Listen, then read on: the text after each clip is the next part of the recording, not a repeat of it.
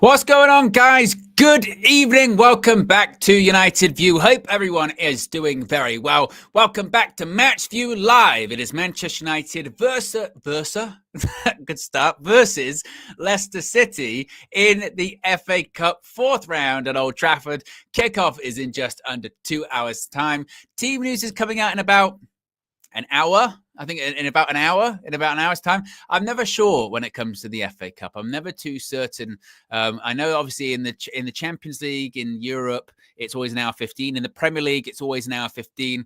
In the FA Cup, I'm not sure if it's still an hour. I'm still not sure if it's an hour. It's an hour and 15. So we will see. If it's an hour and 15, 45 minutes. If it's an hour, then in an hour's time, team news will be coming out. But as per usual, before then, we've got plenty to discuss. So be sure to click the like button. Be sure to subscribe, bottom right-hand corner. We got a little bit of team news earlier on as to who possibly is not going to be involved this evening in this FA Cup fourth round tie at Old Trafford, particularly between the sticks, particularly. Oh, I'll tell you what, it's been a good start. I've stumbled over my words twice in 90 seconds. This is going to be a long stream. This is going to be a long show, guys. Tell you what, it's been a long day. My goodness me. But we got some stuff to get into when it comes to team news.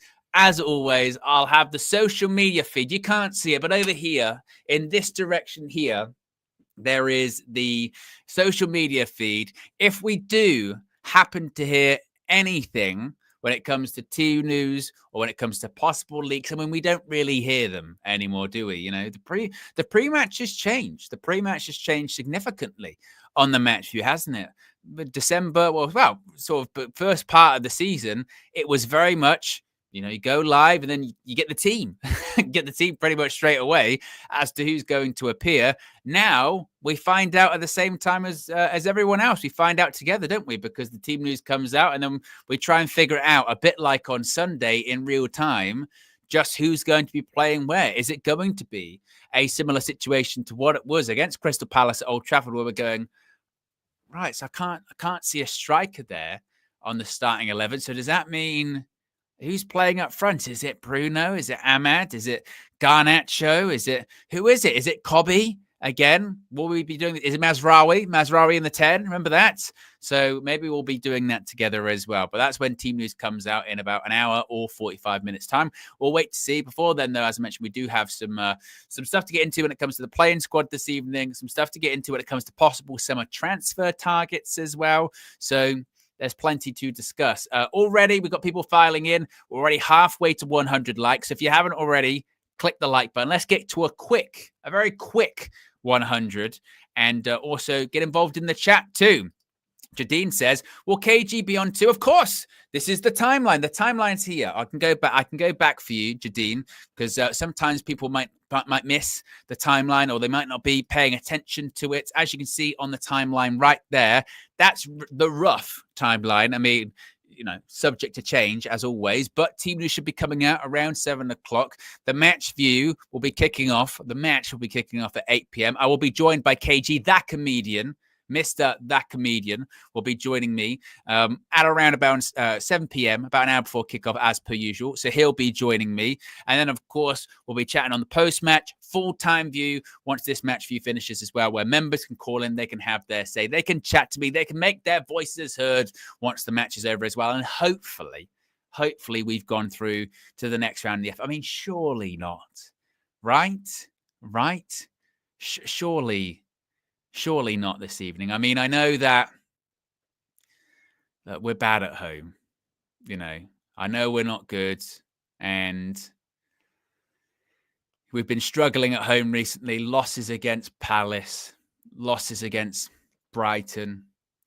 Losses, I mean, just pick actually anyone, really. Losses against whoever at home this season. But, you know, we beat Southampton at home. We've got Ipswich soon at home. Surely Leicester. Surely. But it's Ruud van Nistelrooy. It's Ruud van Nistelrooy returning. Ruud van Nistelrooy played Leicester twice during his spell as interim head coach. He won both games easily as well.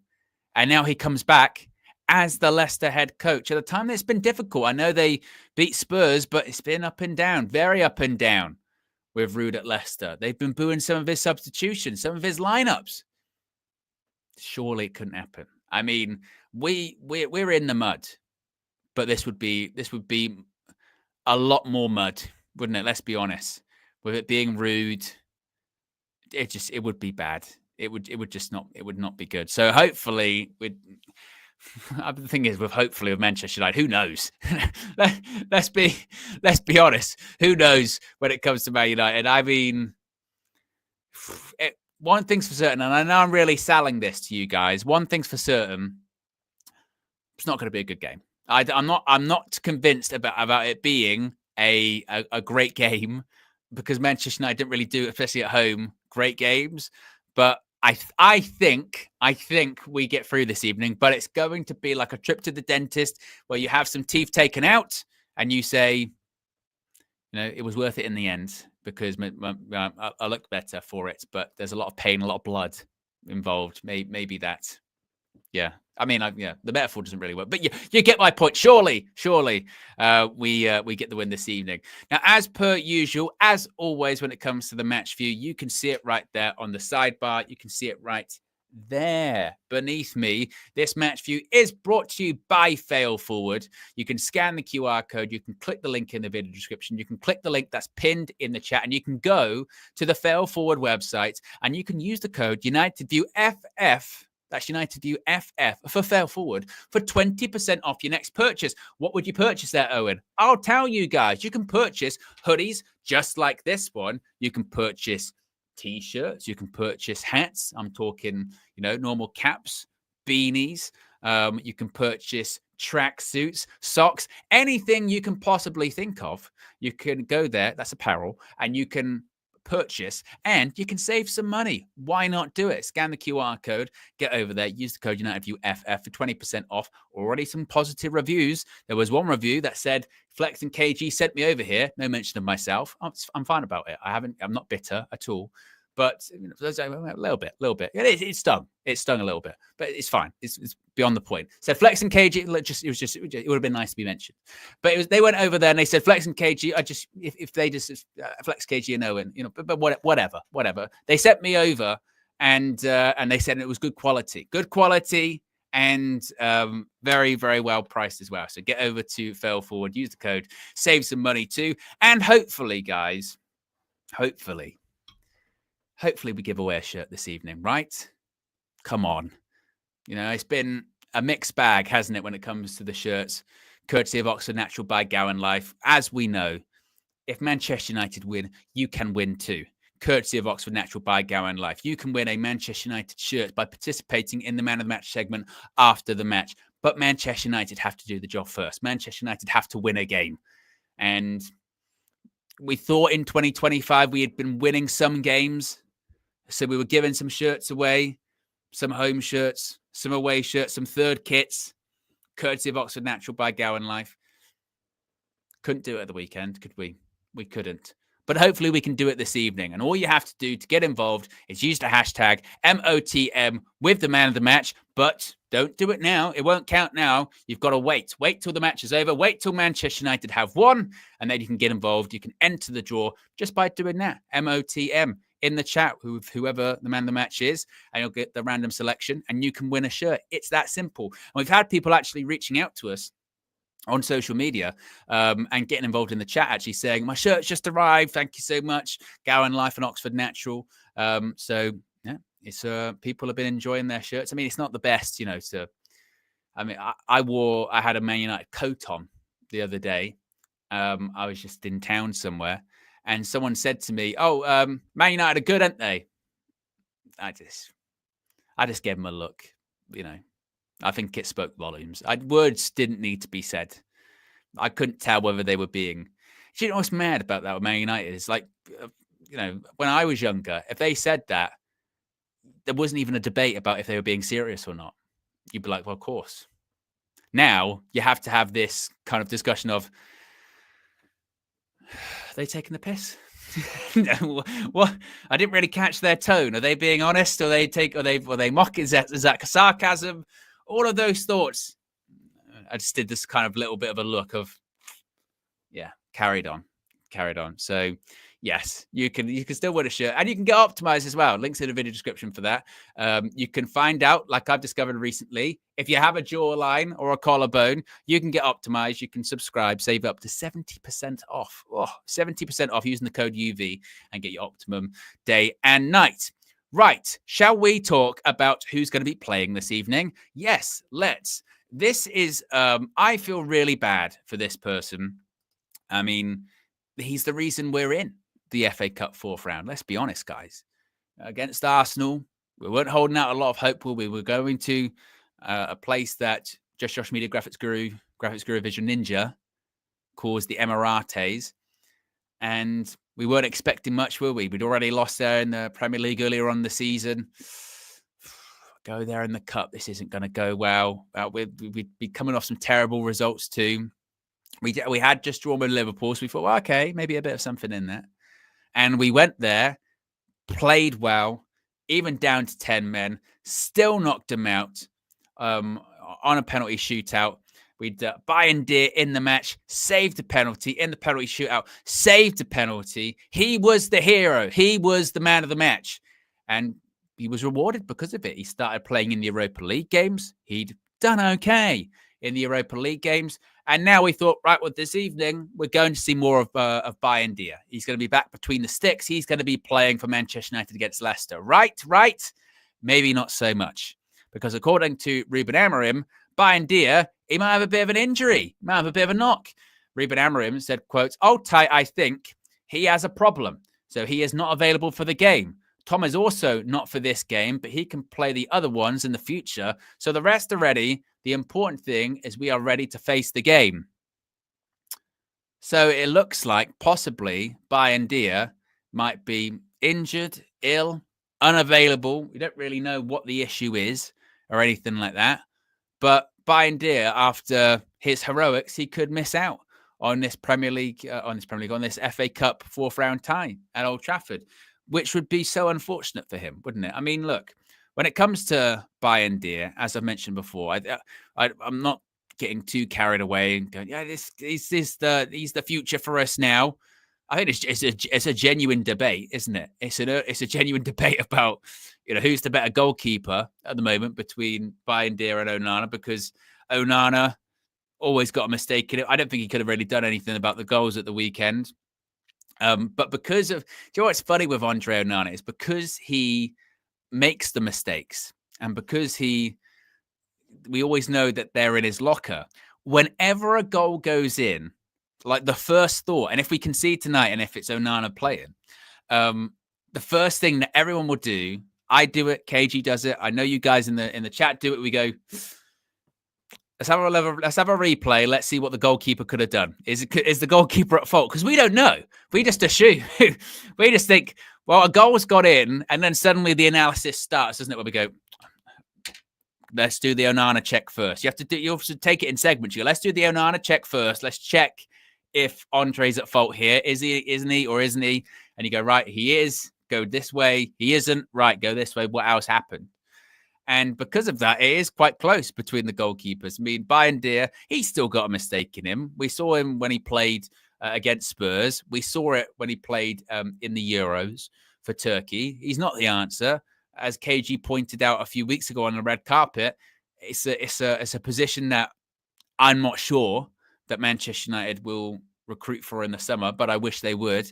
I just feel like there's so much work to do in other positions that will they prioritize that? Probably not. They'll probably look at bringing in wing backs, probably look at bringing in, of course, they'll look at bringing in a striker, possibly a 10, maybe an 8 as well, possibly centre backs too. So there's a lot, you know what I mean? There's a lot of different areas to go from. So I'm not sure that they will, but if Bayern Deer does miss the game this evening, then that's very unfortunate for him. But it will still play in the Europa League, and we still do have games left in the Europa League. Of course, we're not playing in the playoffs. We're straight through to the next stage, whoever that's going to be against. I mean, it's one of several teams at the moment, I think, as well. So, So again, we've got quite a lot of different options, but and games that he could play. But it'll be unfortunate, very unfortunate. So it looks like Andre Onana, I think, is going to be in between the sticks this evening, unless, which you never know, could happen, unless that there is a miraculous recovery for Bayern Deer and suddenly the team sheet comes out and we go, oh, Bayern Deer was was playing. That whole thing was a load of rubbish, which is entirely possible too. So it looks like Andre Onana is going to be playing and Bayern Deer is not. For Tom Heaton, it's unfortunate for him because I'd have still been like, still give Tom Heaton a go, even though he's in like late 30s at this point. But I'm not sure. So that would be unfortunate if indeed Bayern Deer does miss this one this evening. Hopefully it's nothing too bad or nothing too long. Now, speaking of injuries and absences, yes, let's discuss. The Luke Shaw conundrum, the Luke Shaw riddle continues. And the reason I call it a conundrum, the reason I call it a riddle is because there is very conflicting information on all of this at the moment, isn't there? And the conflicting information is, it goes back to, let's start with United Menace. The United Menace report, which was Luke Shaw had suffered a setback and he could potentially be out for 4 more weeks. It depends on training. It depends on recovery. It depends on all this kind of stuff. That was the report. Clearly, that word of that then spread around like wildfire on social media. And a lot of the more mainstream journalists from sort of major publications started reaching out to Manchester United. And they started to say, hey, there's someone saying that Shaw's had a setback and he's going to be out for 4 weeks. This person's been reliable on a lot of insider stories. So what's going on with all of this? And clearly the United brief to the journalist was, yes, he has suffered a setback, but it's not too bad. We're just being really, really cautious with Luke Shaw. In fact, he's going to be back in training on Monday. And everyone went, oh, it wasn't too bad then, I guess. He's back in training on Monday. It was weird because he has suffered a setback, but is it much of a setback if you're just going to be back in training at the start of next week? It's not that much of a bad thing. It was okay, maybe it was just something that, was said to be really bad, but it wasn't too bad. Oh, okay, not too bad.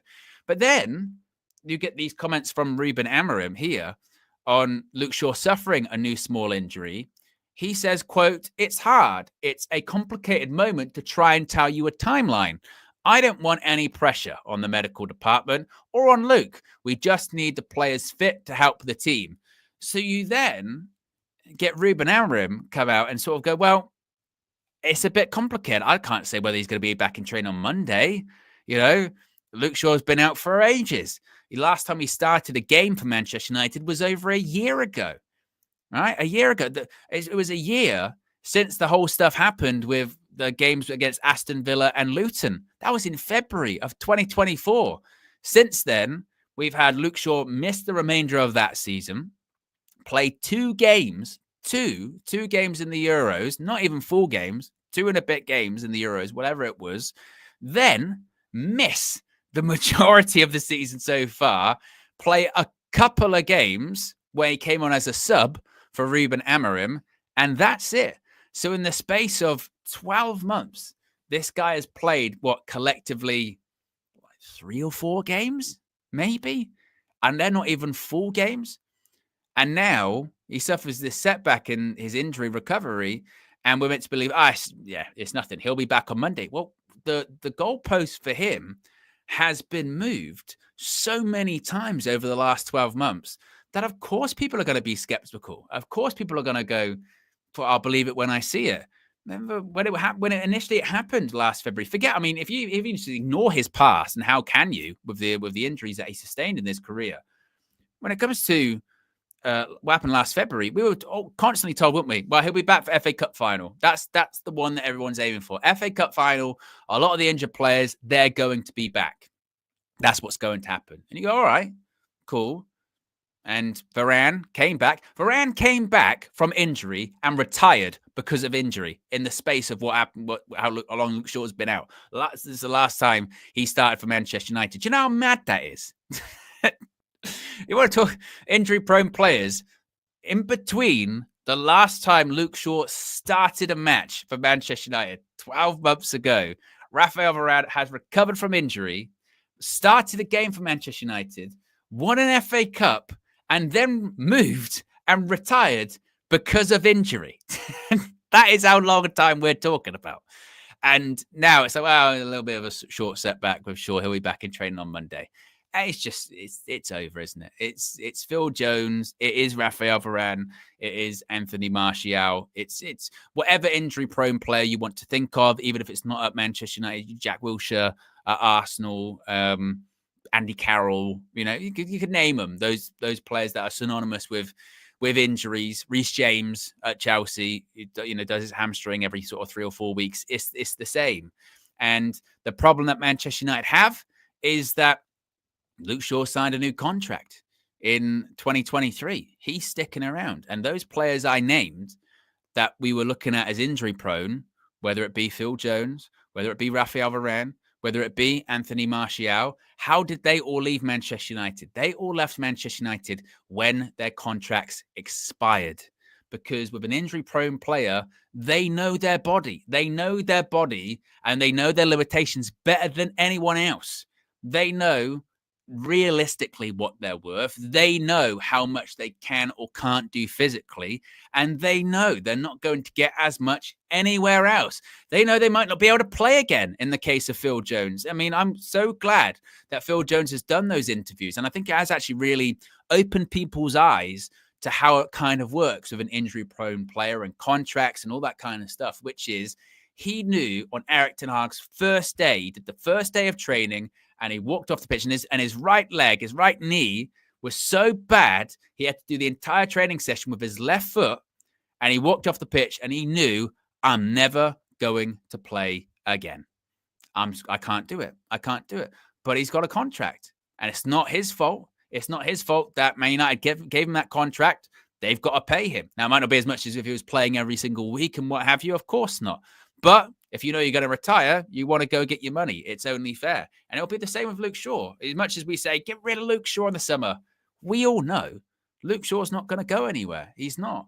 So I don't know the solution. Thankfully, we've signed a left wing back in Patrick Dorgu. Not that Shaw was going to play there anyway. Never in a million years is Shaw going to play at that left wing back spot because physically, again, he can't handle it. Left centre back, sure. No pun intended. But at the same time, even when you got him out on the pitch, it's a ticking time bomb, isn't it? You're waiting for the injury to come back. It's not even, manageable at this point. And, with certain players, you almost do tolerate it because of the quality. With Spurs back in the day, Ledley King wasn't good fitness-wise, could train like once a week and then play on the Saturday or Sunday. But if he played or not was basically, that was the difference between Spurs winning or losing. So they played him. A bit like Edwin van der Sar towards the end of his career at Manchester United. Comes at 36, but doesn't train pretty much all week because he's old. But you want him in goal on a match day because he's that good. And also he didn't get injured. But it's not that like that with Luke Shaw. And we're not in that position. We need continuity. We need players that are consistently available. And it's just kind of over, isn't it? But the frustrating thing is that we all know it's over. We all know that how long it's going to take, to sort out Luke Shaw and get to that point. But unfortunately, it's just going to be so long before he goes. And then I have no idea where he would go after Manchester United. I don't think he goes anywhere, probably, actually. I think he probably, and it probably does sound callous, but I think he probably would retire because I just can't see anywhere he goes. They'd maybe take him on a, pay per play deal, perhaps, or pay as you play. But I don't know. So that's the Luke Shaw update. We've already got close to 800 people watching, which is fantastic. We're nearly at 200 likes. So if you haven't already, click the like button. Be sure to subscribe as well whilst you're at it. Now, Flex is currently on his way. He should be there, hopefully, in Manchester. He had a lot to say on his road trip earlier on. His prediction of the team news, his thoughts about if we were going to win the game, Here's what he had to say. Under the lights, and we need to make sure we're not in for a rude awakening, yeah? Ruud van Nistelrooy's return to Old Trafford after his 4-game stint as interim boss earlier on in the season. Beat Leicester twice as well. Once in the Carabao Cup, emphatically, with some dodgy goals, and then once in the league as well. I think that was 3-0 that day as well. I can't really remember. But both of them were fairly routine, easy wins, and Leicester are really, really struggling this campaign. And to be fair, Van Nistelrooy struggling. He got a good win against Spurs, but other than that, it hasn't really been too much to shout about from them. My thing tonight is, I'm going to be honest, just play a striker. Play a striker. I'm not saying drop Cobby, because I want to see Cobby Mainoo in the 10. I want to see him given that chance against Premier League opposition, albeit Leicester isn't the one. I know Ruben is basically admitting that he's a little bit confused, or trying to find, no, not confused, but he's trying to find solutions and trying to find ways to help us score more goals. So he has to experiment, which is another word of saying, you know, the confusion is there because he doesn't really know who to pick. And I understand it. I get it 100%. Højlund and Xerxes, you know, individually, collectively, they're not it. But as the manager, you got to find a way. You got to find a way to get something out of them. We've seen some glimpses from Joshua Xerxes, and they've been very slim glimpses. But we've praised him for coming off the bench, holding the ball well. We're posting up memes of him twisting up Saliba 3 weeks ago, and now we're back to saying don't start him. You know, obviously he came off the bench, you know, confidence low, and gave the ball away for the second goal against Palace, and the game was over. It's those fine margins with those two, isn't it, really? Like, I think Xerxes might have a little bit more in the tank in terms of if he can get his confidence going, we might be able to see a little bit more. Højlund's more raw, probably will shoot more, but no hold-up play. And I just think, as a focal point, if I had to choose one, even though the bar is low, the bar is extremely low, I would at least just give Xerxes maybe that run.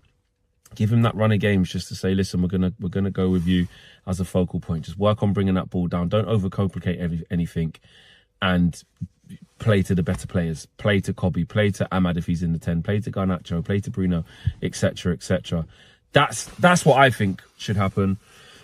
Obviously, like I said, it's slim pickings and the bar's on the floor. You guys watching could literally be saying, what's the point? Cobby Mainoo was better than both of them for that first 20 minutes, so go with him again. And that's fine. We could easily play Cobby Mainoo in a false 9 again tonight, and because we're against worse opposition, and instead of hitting the post like Cobby did in the first 5 minutes against Palace, he scores. Then all of a sudden it's justified. So I understand it's small margins, but I just think Cobby should go to his, not rightful position, but the position that Ruben Amorim was gassing up after Steaua Bucharest, because he did look comfortable there. He did look free there. He got a goal and assist from that position. And apart from the first 15, 20 minutes against Palace, which he did do all right in, I just didn't see the best from him there. So, look, I would prefer we just go with a striker today of some sort and go from there, and just try and keep drilling it into them that, you know, they need to improve. I know there's, you know, Ruben's trying to make a statement and saying you don't trust them, etc., but they're here now to the summer. So you've got to try and find a way to use the tools you have. You can't just say, I ain't going to use none of the tools. What's he going to do? Not field the team then? Do you know what I mean? Come on, guys, let's get real. So he has to try and find a way with what he's got, which he knows. At the back, can Dorgu get in? Dorgu debut. Do you know what I'm saying? Dorgu debut. I would love to see it. We would love to see it. Of course, we want to see him go straight in. I want to see him go straight in. That's probably, I don't know, as a new signer, sometimes you're like, can they do it? Can they not? But let's get real, mate. When times are desperate and you're not playing well, we've seen other teams do it, mate. I see Marmoush come over here from Frankfurt straight in. Kushinov, I know he had a stinker, but he was straight in. Danso, their dire straits, he was straight in, and he signed him on Sunday or whenever that was. So, like, you can get players straight in, and Dorgu's been playing right up until the game before last. I don't think he come off the bench in that game, but he was named on the substitute bench. So he's fit. He's been playing all this season. Get him in. Get him in at home to Leicester, FA Cup. Do you know what I mean? Get him in, man. Just give the crowd a little bit of a lift. It might not even work. It might be the same old shite. But at least it gives us something in the first 5 minutes to just have a look at and just get a bit excited and see what the kid can do. Interesting to see if Aiden Heaven's on the bench as well, because Ruben Amorim was saying they're both, you know what I mean, what we need right now, profile. Hayden's obviously really young, 18 years of age, I think he is. Hasn't played any first-team football this year, apart from 10 minutes in the Carabao Cup against Preston North End for Arsenal. So he's been in under-23s or under-18s, whatever you want to call it. Actually, which one was he? Under-21s? which I think was under 23s. But you have to say that he clearly is someone who's coming into the first team, and he's left-footed, and Ruben Amorim is saying, listen, Leach is out, so we need that type of profile right now in this moment. So let's see if he uses him. But obviously, to start the game, I mean, look, if you play Maguire left centre-back, there should be no problem against Leicester.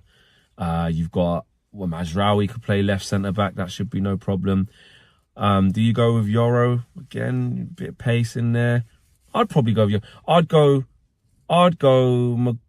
Maguire weren't great in the last game, was he? He weren't great. He wasn't great at all. He was good until he started making the mistakes near the end, and it was his fault.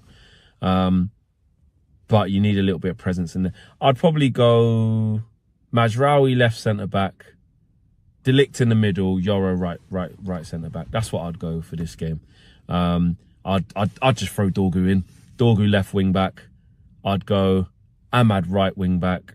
I'd go Kobe and Garnacho in the 10. No, I'd go Kobe and Bruno in the 10s. And then I would go... Actually, no, I wouldn't. No, I wouldn't. I'd go with Kobe definitely in the 10. I'll go Kobe and Garnacho, and I'd go with Bruno and Ugarte. That's what I'd do for this game. And I'd go with Xerxes up front. That's what I'm on. That's what I'm on today. But listen, we all know that the team selection... And listen, like I said, the all-out attack against Palace, it didn't work, did it? It wasn't great. It didn't work at all.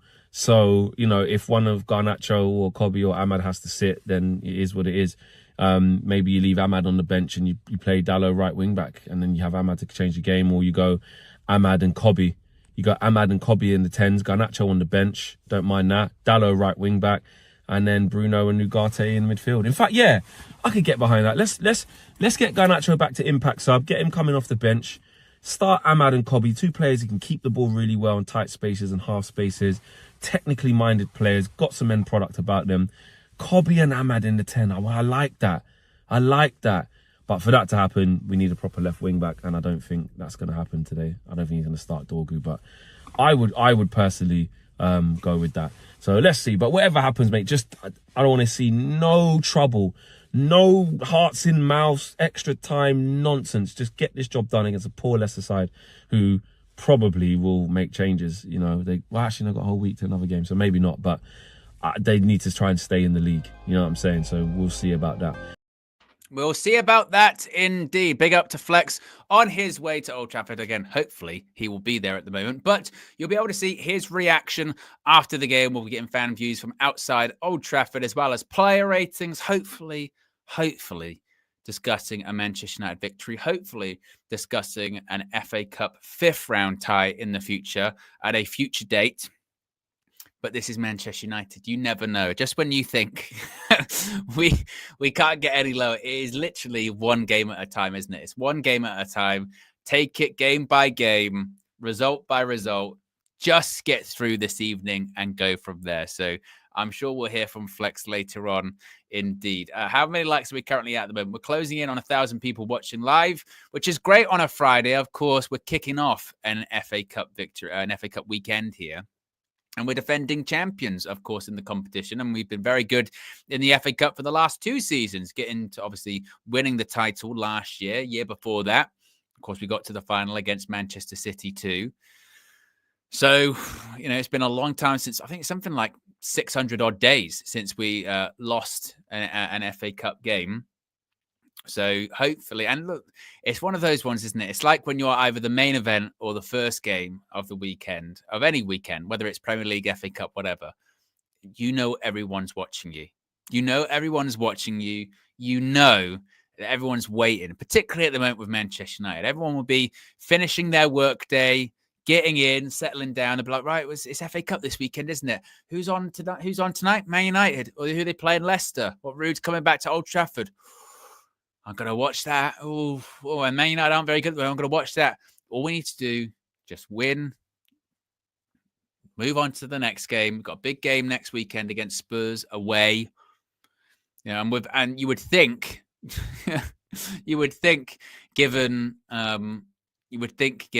how they've been playing recently, we would have a chat. But again, it's Man United. You just never know. So all we got to do, focus on ourselves this evening, win, get through to the next round, and then we can have a worry-free weekend. Oh, and I know they say, and it's true, don't pin your weekends or your life on Manchester United doing well, because if you do, my goodness me, particularly recently, you won't be in for a good time, will you? But when it comes to this weekend, if we win tonight, then you got tomorrow. Can watch the football. You can do whatever you want.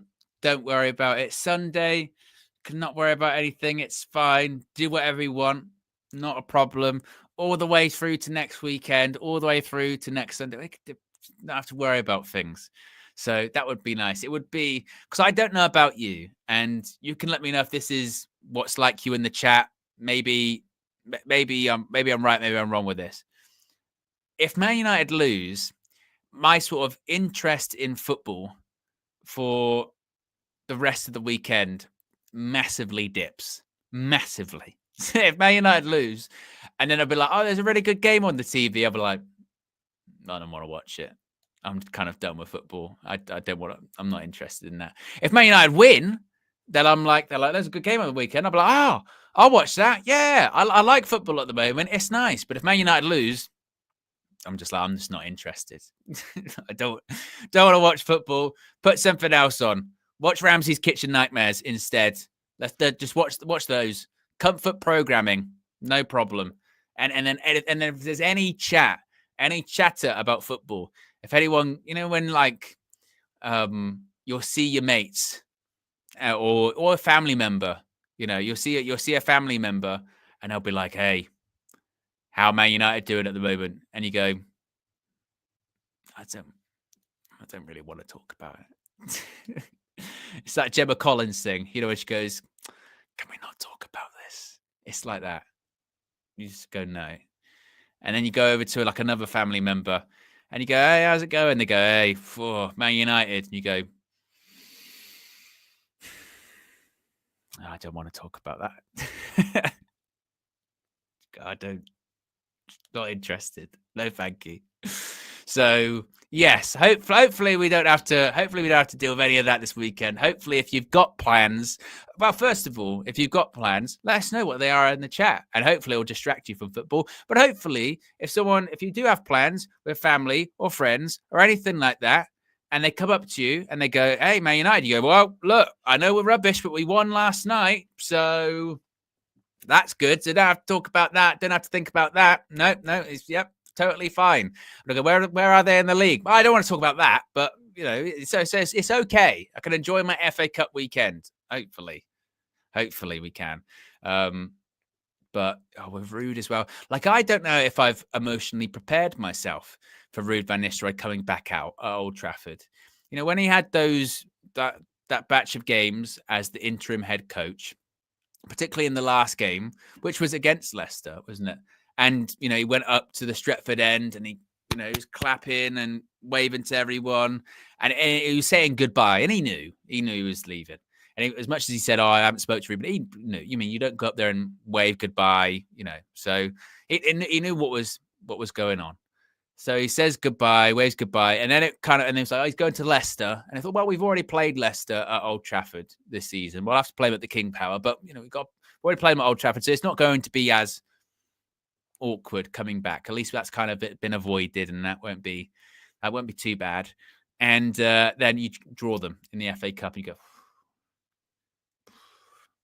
And I remember back in the Sir Alex times, it didn't matter which ex-United player came back as a manager, because they always just used to lose. Whether it was Steve Bruce, whether it was Roy Keane, whether it was Gordon Strachan, whether it was anyone you can think of that had played under Sir Alex, they always came to Old Trafford and they always lost. And they always go, well, can't get one over on the old master, can they? Can't get one over.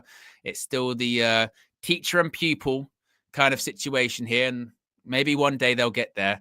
And then now you see ex-players or ex-managers come back. You're like, oh, God. Just nothing bad happen. Please, nothing bad. So it'll be emotional to see Ruud. I'm sure he'll get a fantastic reception. Why wouldn't he? He was loved before all of this stuff, earlier on in the season. But he did steady the ship before he left. We just didn't realize that the ship was steadied after hitting an iceberg, but there was a bigger one to come. And it was like, well, we didn't sink then. Bang! What was that? I think we hit another one. Oh, shit.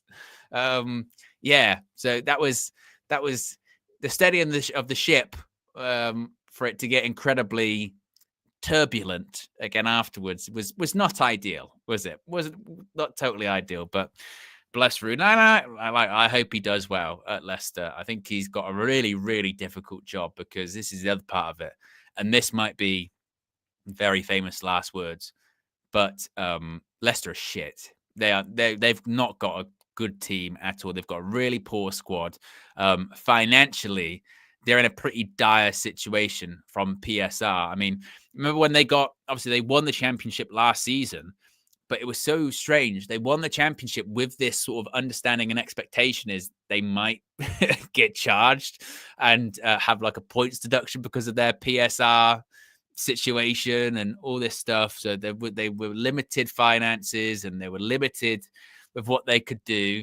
Obviously, they then lost their coach, goes to Chelsea. They bring in Steve Cooper, doesn't really work out. Get Rude. Obviously, they've had a couple of results. Like I said, recently they beat Spurs, but they drew with Spurs earlier on this season. But they're not great. And like I said, on top of that, with Rude, some of the fans are already starting to turn, booing some of his decisions. There was a substitution he made a couple of weeks ago. I forget the player he brought off, but it was like Leicester's best player on the day, and it got a negative reaction from the King Power. And there's a big chance they go down. And I hope that if they do go down, I hope that they stick with Rude and they come back up. But it does feel a bit strange, doesn't it? That, you go down, win the championship, and then, you're limited financially. So you go back down and then come back up. You just yo-yo, don't you? So yeah, it's quite strange, but I hope it does work out. But no room for sentiment this evening. Got to win, got to get the job done. The cups are all we've got. And I know that you can say the likelihood of us actually winning them might be small. We're a cup side. And I know that you said, oh, and that's copium or it's hopium. Maybe it is. Let's face it. If we come up against a really good team, particularly at home, we're screwed. But we've shown in the last few years we are a cup side.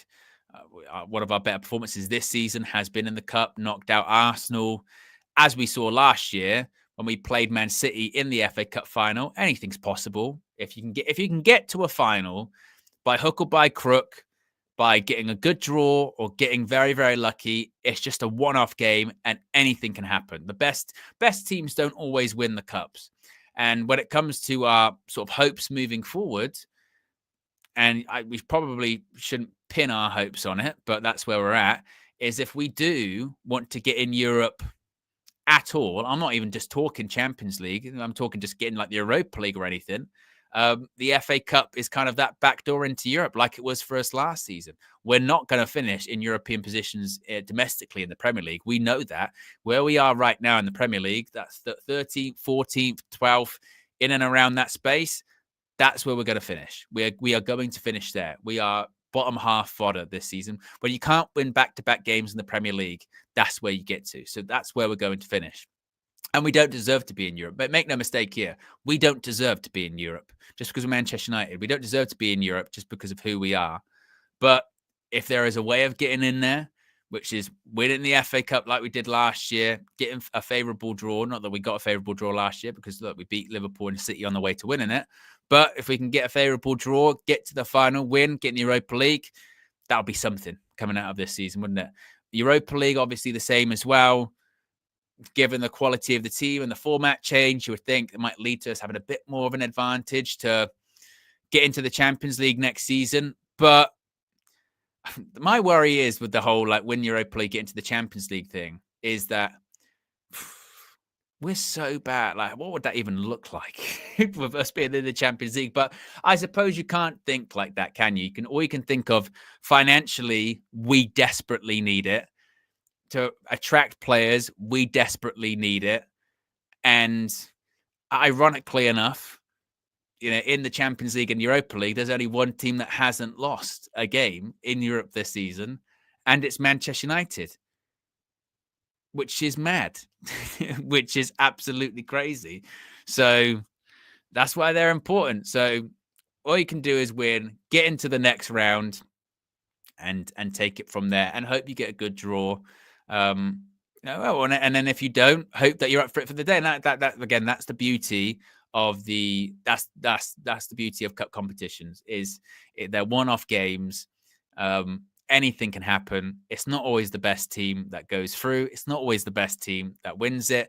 We are proof of that. We are living and breathing proof of that, because we're the reigning holders of it, and we're absolutely shit. So hopefully we carry on. Hopefully we carry on with that. So yes, we've got over 1,000 people watching. We're 11 likes away from 300 likes. If you haven't already, click the like button. Let's see if we can get to 300, 400, 500.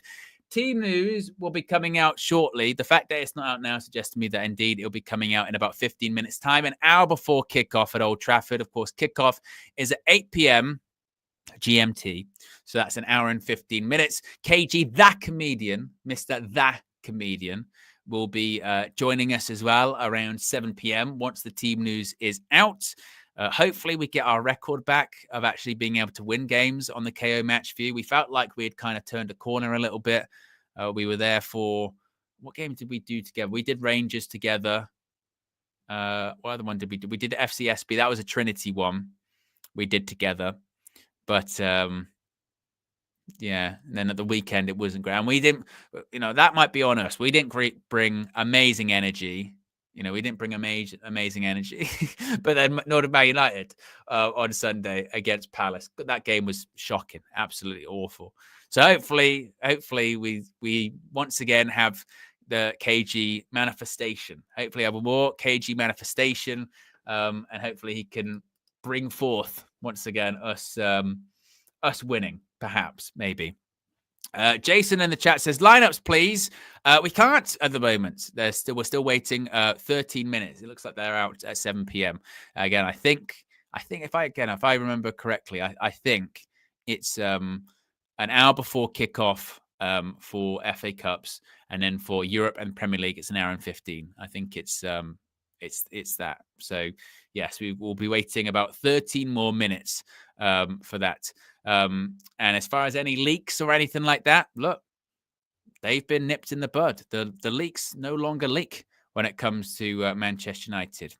Doesn't happen anymore. Earlier on this season, used to be a madness, used to be a free-for-all. Manchester derby, of course, we had the entire Manchester United team before the night before the game, and we actually won that game. So it is one of those ones, isn't it, actually, that, like many people pointed out, the narrative about, the leaked team news is giving the opposition an advantage, isn't it? That's why we're losing games. It had nothing to do with us losing games or anything like that, did it? Let's be honest. We lose just as many games. And now that the team news comes out at the same time as everyone finds out the team news at the same time, there's no difference. We just, we still just, it's the same. So, and as many people pointed out too, leaked team news, leaked team news, we're still pretty easy to play against. Yeah. So we'll have to wait, but we won't have to wait long. It'll be 11 minutes. And then we'll wait for, then we'll find out who's playing. Jason says it's an hour before every game. It is not an hour before every game. It's an hour and 15 before games in the Premier League and games in the in Europe. Last season, it used to be an hour in the Prem, but this year it was moved to an hour and 15. I can just see images of Ruud van Nistelrooy returning to Old Trafford just a few months after he left the club. Of course, he was an assistant manager. Then he was interim head coach, assistant manager with René Haake under Erik ten Hag. Then he was the interim head coach prior to Ruben Amorim being named the permanent head coach of Manchester United. It's going to be an emotional one this evening, no doubt about that. I heard, I don't think this ever went anywhere, but there was something a while ago being like René Haake was going to become the West Brom head coach or manager, and then it just never happened. So is he still out of work? René Haake? I haven't really heard much about him. I tell you who we haven't heard anything from as well. Erik ten Hag. Have we? We haven't. Many people are still waiting and wondering for the Erik ten Hag post Manchester United interview, very quiet, very low key. I think, when was the last time I've seen anything of him? I know he went to an Ajax game, didn't he? He went to an Ajax game and they sort of went, there's Ten Hag, but not heard much. So maybe the NDA is NDAing right now, a bit like with Solskjaer, prior to, because people forget with Ollie that obviously he got the sack in 2021 and he signed, was it, how many years contract extension was it? Was it 3 years? It was a couple of year contract extension, wasn't it? Because it was right after the Europa League final earlier that year. And he signed a contract extension. So it's no surprise that his next managerial job came after that contract expired. You know what I mean? And you ended up getting paid. Because, of course, if you still get paid off the rest of your contract, and that's why sometimes you see managers stay out the game for so long. Sometimes they just want to get back in, they'll get back in. Sometimes it's a case of, well, I'm still getting paid. I'm still getting paid. I'm still technically an employee of the club because I'm still getting paid off my contract. So I'll wait because another club will have to pay it off and I might just want to take some time off. So, yeah, and now Ollie, of course, Besiktas manager. And it'll be the same with Eric. Technically a couple of years left of getting paid. Depends where he wants to go. He might go to a club in the off season, perhaps. But as of right now, still getting paid by Manchester United, still on the payroll. Imagine that. But I tell you what, that must be good in a way, mustn't it? You avoid the stress of Manchester United, and you just sit there. Still every month, your pay slip comes in the post. Thank you very much, Manchester United. Done, and you can just relax. Not bad, is it? Not bad going at all. 8 minutes until team news comes out from Old Trafford. Rafa D says, Owen, who's more injury prone, Luke Shaw or Mick Foley? Look, Mick Foley, he went through a lot of injuries in his career, but he still wrestled. He still competed. Yeah, he still... I wouldn't describe Foley as injury prone. I mean, his career ended early because of his style that he had, which is obviously people think of him coming off Hell in the Cell and all that kind of stuff. But the real stuff that ended Mick Foley's career is the fact that when he was effectively nobody, he was doing, backdrops on concrete and stuff and elbows off the ring into concrete when he was opening match. Just guy's insane. Guy's absolutely nuts. So I'd maybe go to Luke Shaw. If Luke Shaw tried to do the things that Mick Foley did, good Lord. Good. Oh my God. Yeah, he wouldn't. Yeah, it would. No, that would just be impossible. Wouldn't happen. Wouldn't happen. A better person is to be like, who's more injury prone, Luke Shaw, like a Kevin Nash. Then you go, oof, I tell you, wow, that is an interesting one. Kevin Nash, he was always torn quad, torn bicep, done this, done that, shoulder, neck. It was always everything. Only in for a few months and then get injured. So maybe that's a more appropriate one. But Mick, you could never criticize Mick Foley's testicular fortitude, as he used to say on WWE programming, indeed. And hopefully we're going to be KG the Comedian, who'll be joining me shortly. Hopefully we are going to be doing a WrestleMania watch along on my channel. A lot of people enjoyed the Royal Rumble watch along last weekend. It was a madness, like a complete and total madness. I mean, that is genuine. I think we were live. It must have been for like 4 or 5 hours doing the Royal Rumble watch along, and it's the fastest 4 or 5 hours of my life. That was chaos to another degree. I can't even describe it. I've seen people in comments say to me that they went back and watched the Royal Rumble and then basically lined up our watch along next to it to try and match it with our commentary, which is crazy. But yeah, it was insane, but a lot of fun. So hopefully we're going to do that for WrestleMania 2. Maybe Elimination Chamber. I think that's on March 1st. I think it's on March 1st. And yeah, that was a lot of fun. So if you haven't already, be sure to subscribe. It will be, it'll be fantastic. Indeed. I can see more pictures and images of people arriving at Old Trafford. Bruno Fernandes, of course, probably set to start this evening. An interesting stat, which you'll be able to see, as always, the stats are always on the scroller at the bottom of the screen.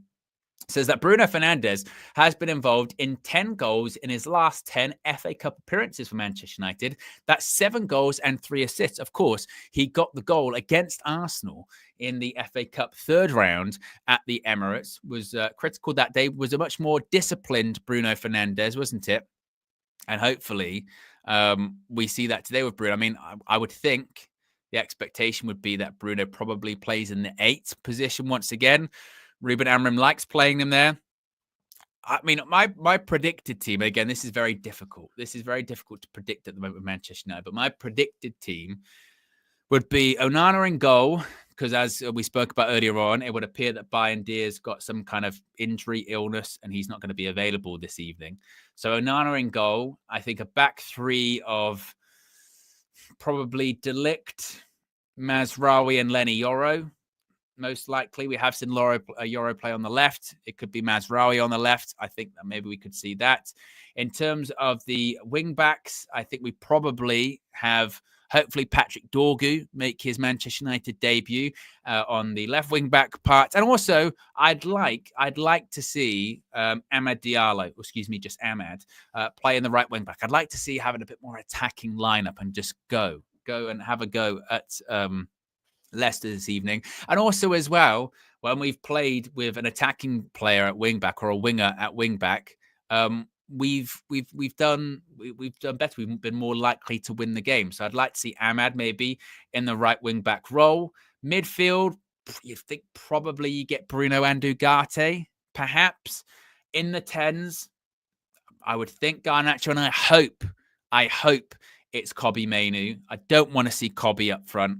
We saw him impress against FCSB in the Europa League, and then for him to be moved into the 9, it was an experiment by Ruben that just didn't work. And then you're looking at in the number 9 position, it's Højlund or Xerxes. I think he might go with Højlund. Maybe he'll go Xerxes this time around. Again, it's much of a muchness. You know, they both have massive deficiencies. Obviously, with Xerxes, he's got better touch, better hold-up play than Rasmus Højlund. Doesn't score as many goals. Højlund doesn't really score many goals. He does in Europe, but you know, recently, I mean, I saw some clips of Højlund when he first came to United, and the regression there is quite staggering. You know, it is. I mean, the game he had against Fulham was just mad. They were just honestly absolute like that game against Fulham when he literally could not hold up the ball for the entire game was unbelievable. I can't, in terms of football basics, you learn when you're playing Sunday League or when you're just playing, you know, junior football. Receive the ball, touch, lay it off. It's basics, and he couldn't do it. So, and now you're hearing the reports about he's effectively on trial until the summer in the eyes of Ruben Amorim and Jason Wilcox and everyone else at Manchester United. I think there was some quite superficial links of him being linked to West Ham. Whether or not I buy that, I don't know. But I do think that there is a chance, probably quite a high chance, that Højlund and Xerxes, either or, maybe both, you never know, but either or, might be on their way out in the summer. They both have still a pretty good reputation in Italy by all regards. Obviously, Xerxes was wanted by the likes of Milan, Juventus in the summer, last summer, ended up at United. Højlund, you know, was at Atalanta. It's one of those ones. The Højlund one is a bit like the Antony one, isn't it? The more that time goes on, the worse that price tag looks, isn't it? You know, when you talk about like 72 million, and look, that's not Rasmus Højlund's fault. I totally get that. But even if we had signed him for, and I think initially it was like people thought we were going to get him for like 40 million. So let's say we got him for a similar price to what we paid for Joshua Xerxes, which is sort of around that sort of 35, 40 million. We'd still be saying the same things, wouldn't we? We'd still be saying the same things of, yeah, but you know, as a Man United player, you know, Man United striker, I mean, I don't really know about that. You know, is he really that? I'm not sure. So yeah, we need a striker in the summer. My goodness me, do we need a striker? No doubt about it. Right, we wait with bated breath for this Manchester United team to be released. Hopefully, we find out very, very shortly if and who will be starting for Manchester United. Indeed, and there it is. The team has been revealed, and we have some debuts this evening. Right, in goal, we have, as expected, we have Andre Onana. We have a back three, seemingly, of Harry Maguire, of Lenny Yoro, and also Nusay Mazraoui is the back three. Going to be interesting to see who plays where for this. Again, we have seen Lenny Yoro play on the left and right before. I'm going to say it's Mazraoui on the left, but time will tell. So we've got Yoro, Maguire, and Mazraoui. Wing backs, we have Diogo Dalot in his more favoured right wing back position. KG will be thrilled. We then have on the other side a Manchester United debut for our January transfer signing, Patrick Dorgu. So Dorgu does start from the off at left wing back. In midfield, we have Manuel Ugarte and we have Bruno Fernandes. Up front, who have we got? Up front, we have Rasmus Højlund. So that makes sense. We are starting with a striker this evening. So Rasmus Højlund up front. In the 10s, we have Kobbie Mainoo and we have Amad Diallo. That is the Manchester United starting 11 this evening. And I can get on board. I can get on board with that team. It looks like obviously Garnacho is going to be on the bench, but we are starting with a striker, which I think is positive. I don't think anyone wanted to see, did we? I don't think anyone wanted to see a situation where it was like, are we going to have no striker again? What's the situation going to be? I don't think anyone really wanted to see that. In terms of people on the bench, let's get to the action. So the substitutes are, now this is going to be a challenge for me. This is going to be a challenge for me to get this pronunciation correct because it's a youth goalkeeper. It's called Grasic. I'm going to go with Grasic. I think Grasic is the way to pronounce it. I could be wrong on that one. I'm going to go with Grasic. We've got Lindelof, De Ligt, Aiden Heaven on the bench. He could come on and make his Manchester United debut. Casemiro, Christian Eriksen, Toby Collier, Alejandro Garnacho, and Joshua Zirkzee. That is the Manchester United starting 11 for the game against Leicester City in the FA Cup. I will get the graphic view on the screen very, very shortly so you can take in with your own eyes the Manchester United starting 11. But just by that, what are your thoughts? Are you happy with that? Are you happy with who's going to be starting today? Are you unhappy? Do you think that's a good team? Are there any surprises in there for you? What do you make of it all? Let me know in the chat. I mean, again, hopefully, it is Kobbie in the 10 position. Look, there's a very good chance it still could be Bruno. We don't know until the game kicks off. When it comes to, you would hope, given that Kobbie has been playing more further forward, played there against FCSB, obviously played up front against Palace, which didn't work. But in all of them, we've seen Bruno play deeper. So it would make sense, wouldn't it, that Bruno's going to be in that role? Perhaps, maybe, hopefully.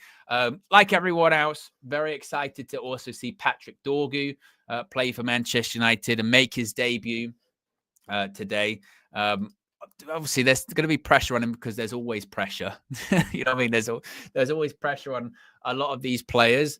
But look, he's still very young. He's very raw. So we're not going to get if he plays really, really well, that's great. If he struggles a little bit, that's also fine. He's still very young. So again, we can't get too carried away with it all because that's sometimes how these things go, isn't it?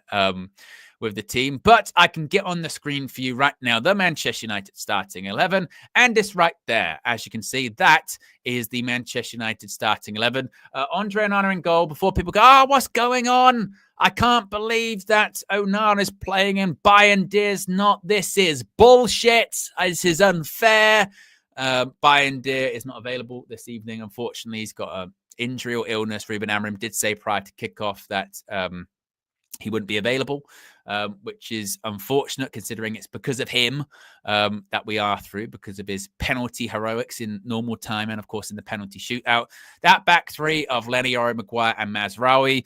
With Yoro and Mazraoui, could be the other way around. We've seen Lenny Yoro play on the left-hand side as well as the right-hand side. Obviously, we know that Mazraoui is very versatile too, so could be either or. Wing backs, Dalot on his preferred side of the right-hand side. Patrick Dorgu making his Manchester United debut on the left-hand side. Guys, we've got a left-footed left wing-back playing at left wing-back. How exciting! That isn't Terrell Malacia, of course, as well. No disrespect to Terrell, but obviously coming back from injury, and even before came back from the injury, he was the backup. So we've got someone playing, at left wing back with a left foot that we bought for a bit of money. That's exciting, very exciting. In midfield, it's Ugarte and it's Bruno Fernandes. I would assume playing in the deeper position, which Ruben Amorim likes to have him play in that deeper role. In the 10s, we've got Ahmad and we've got, I'm assuming, Kobe. If it was the other way around, look, if it's the other way around with Kobe in the 8 and Bruno in the 10, I wouldn't be furious, but I would be sort of going, but why? You would be going, but why, Ruben? A lot of people hoped and expected to see Kobe play in the 10 at the weekend. You didn't. For whatever reason, you decided not to go with that. And you experimented for a bit. You probably experimented a bit too long. Brought on, obviously, Højlund and Xerxes. By that point, it was too late. They made no difference. They really made no difference. But okay. Why there doesn't seem to be any reason, does there, to move him back into the sort of 8 position, where he's also, let's be honest, struggled a bit this season too. His best performance of the season probably came in that 10 position against FCSB. So play in that position for this game and see how it goes. And hopefully he kind of continues from where he picks up from where he left off when he played in the 10 before. So hopefully that is the position. But again, you never know. You never know with these things, and you never know until the game kicks off who's going to be where. And obviously at the same time too, with these things, it could be a situation whereby, obviously, Ruben Amorim has got a surprise for us. But what we can do, we can bring in a Mr. The Comedian. And there he is.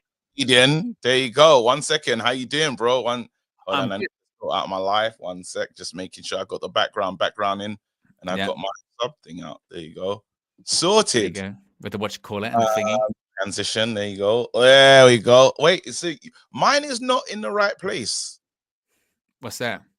It's not kind of like aligned like yours. There you go. Put it there. Transition. Just got there you go. Just move. KG. I noticed this recently. I noticed that you moved back to your green screening again. Green screening. You changed it up. Just trying to take it evolve. Yeah.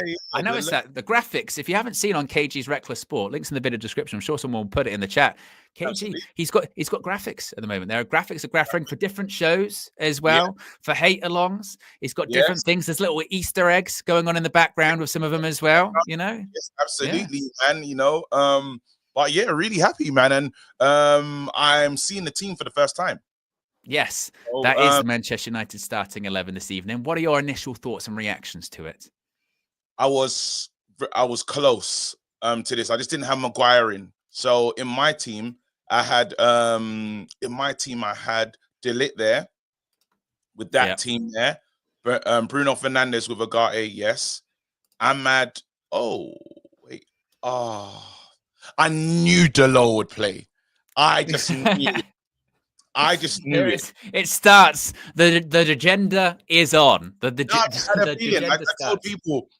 told people. I said, look, Dalot, you just have a feeling that he's going to be there regardless. But I was hoping for more. Let me see the bench. Garnacho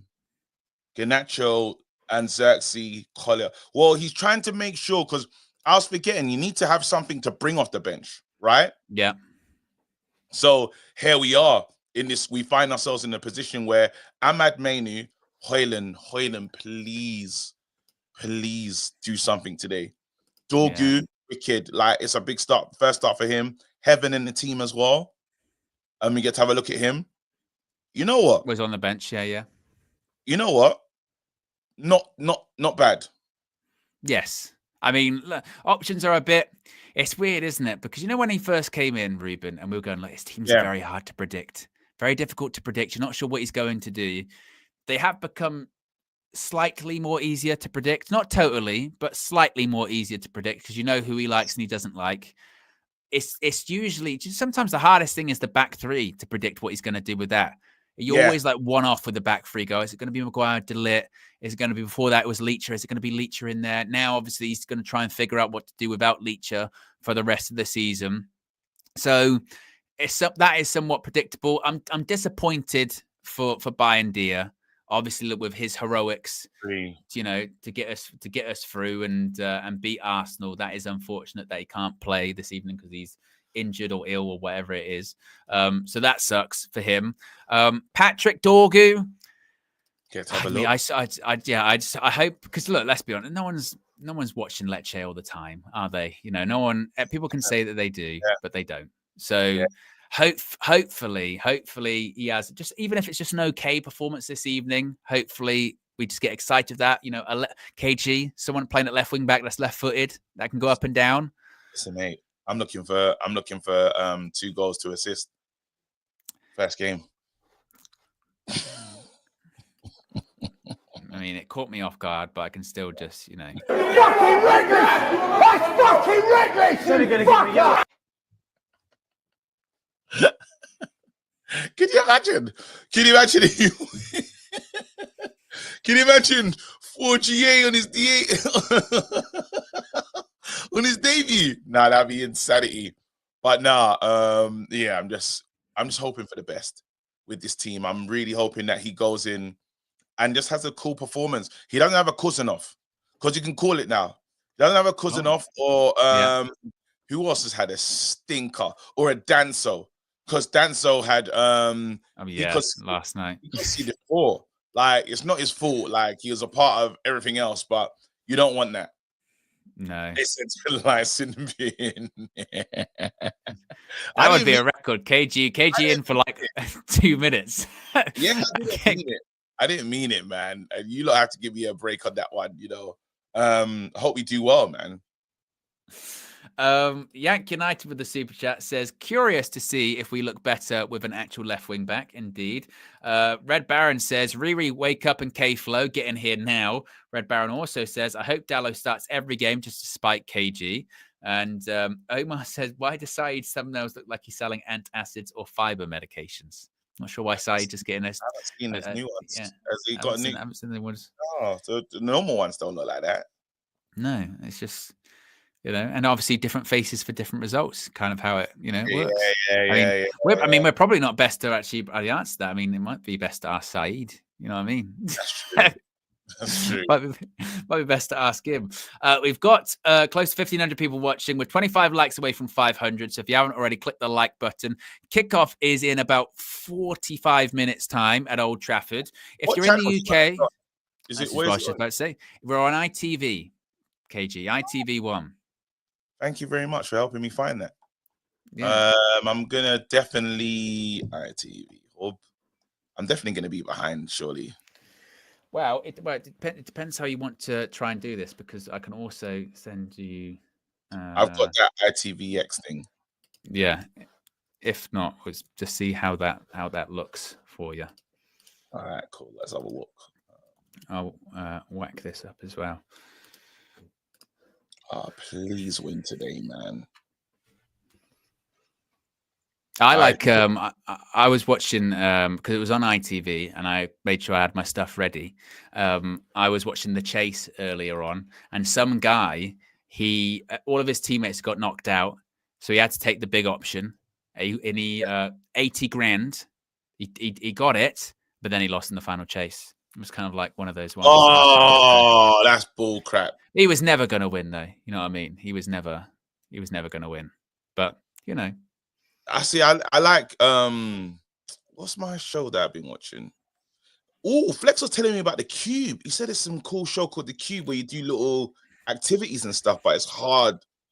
You never seen The Cube before? You never seen The Cube? No, That never. was classic. I mean, it was presented by Philip Schofield before, but you know now, but it's still the games they used to have on there were like proper like I don't know the best way to describe them, but obviously you're in this cube, and there'd be stuff like you've got you're spinning around on the spot, and you've got to throw a red ball into like a bin Yeah, or something. that looks wicked. Flex said he Or went to one played it live. where you've got a straight line that you've got to walk across to, but they blindfold you, so you still have to walk in the straight line. And obviously, once you're blindfolded, you start walking all over the place, kind of thing. Ah, see, we need to. I would love to do that. Yeah, That'd be fun. Did you know? Speaking of game shows as well, did you know that you were a pointless answer the other day, KG? Shut up. I'm not even joking. You were on an episode of Pointless as Go a on. pointless answer. Wait. It was something like name some actors that have been in X amount of episodes or more of Ted Lasso. And then it was like obviously Kevin Gary. No. Yeah. What? I've made it. I'm pointless. Yeah. Yeah, that's Well, something you've heard many a time in your life, obviously. I made it though. Yeah. Yeah. So I made it. I'm telling them to delete my number. They need to not understand I was on a game show as an answer. That's ridiculous. Yeah, Oh and my dad said the same thing. He was like, "KG was on Pointless the other day." I went, "I don't remember him filming that." He went, "No, he was an answer. He was an answer." Wait. Oh, I want to tell people. They're not gonna care. Yeah. Let's say books. Let's see. I don't know how recent it is. So it might be how far they go back on iPlay. I'm sure someone will be able to go find it. I don't know how recent it was. I think it was a couple of weeks ago. Let's call her and see what she says. Yeah. Hello? Nope, that's not her. Let's call me wife.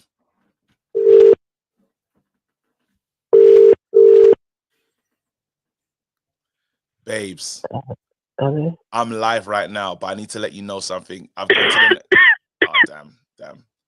Babes, I've gone to the next level. Oh, Owen's here, by the way. Hello. But yes, babes, it's not about Owen right now. It's about me. And guess what? It's always about me. It's always about me. Guess what I did? Apparently, I was an answer on Pointless. Hello? Yeah, I've made it, babes. Now, I'm not saying I'm leaving you now, but I'm saying it will take success. We're a few months out because the success is successing. So you know what comes with success. You know where to find me. I'll be at Owen. Oh no, she's killed me. She's killed Owens. Oh my god! I should never play these games with her. She said,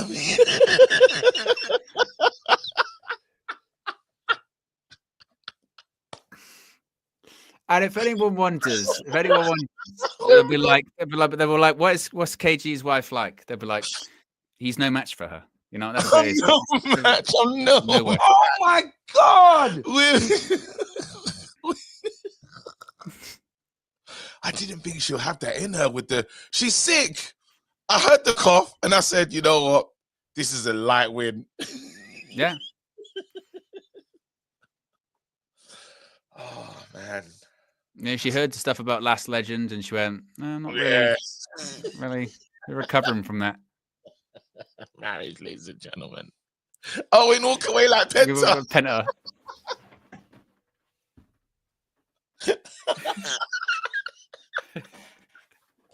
Hey, I'll tell you, some people will ask you, raw KG man, how's your wife do with you, brother? Just meet her. Just meet. Yeah.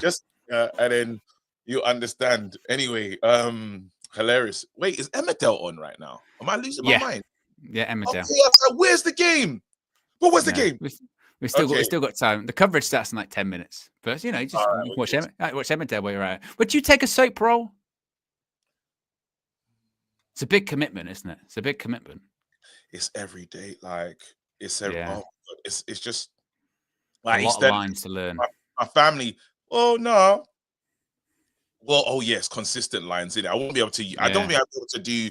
I wouldn't be able to YouTube and be on like a show like EastEnders. Or Yeah. something. Because that's regular everyday job. That's like, you know, Yeah. yeah.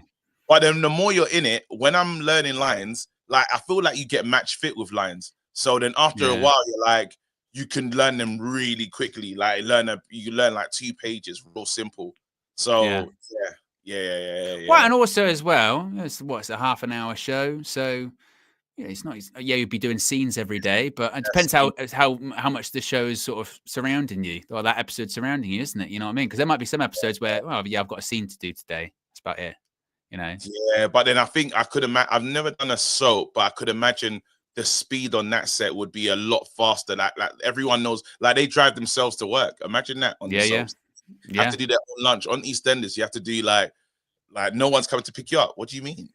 What? Like what's going on? Like what are we doing here? Yeah. Like Yeah. what is this? Yeah. I would. Oh, there's one. I would have loved to be in Suits. That's the show that. Oh my goodness. Suits. Kristen said in the bill. Would you have done the bill? Nah. What about EastEnders? Not a long-term role, but they said, look, we want to bring you in. We want you to be a villain for like a couple of months, kind of thing. You know, short-term, beautiful work. Yeah, I'll probably do that. I'll probably do that.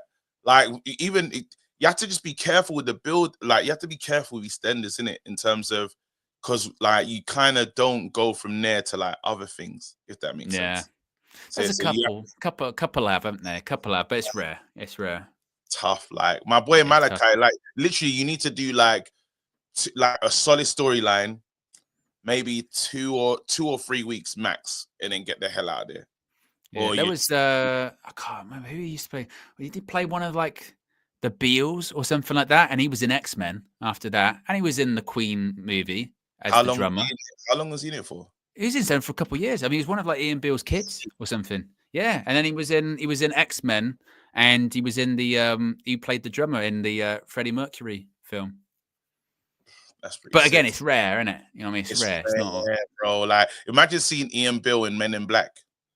You still don't expect it, innit? Well, you don't expect to see Ian Beale in anything, do you? You know what I mean? Because it's very like that's Ian Beale. You know, he's had like every job in Wolford. But yeah, like so. I think one day, so even someone like was telling me, like my family members was like, that show Traitors, call your agent, get on it. And I was like, okay. Have you seen that Traitors show? But that's how they said it. Yeah.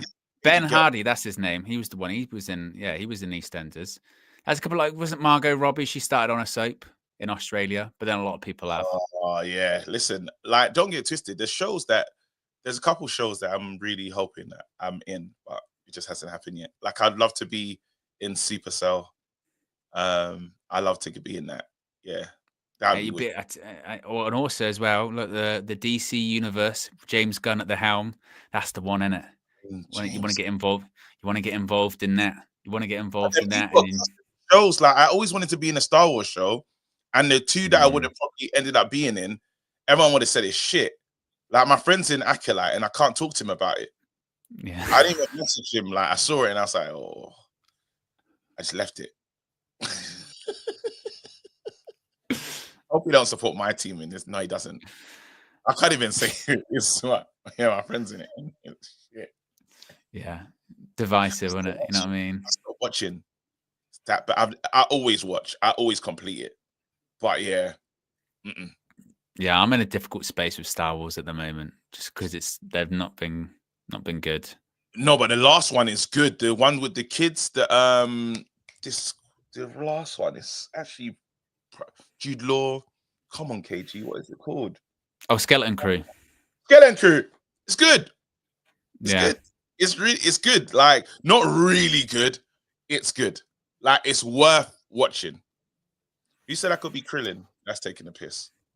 There was a super chat from Red Baron says, Katie, would you play how do you say this? Kakarot? Kakarot in live action Dragon Ball Z? No?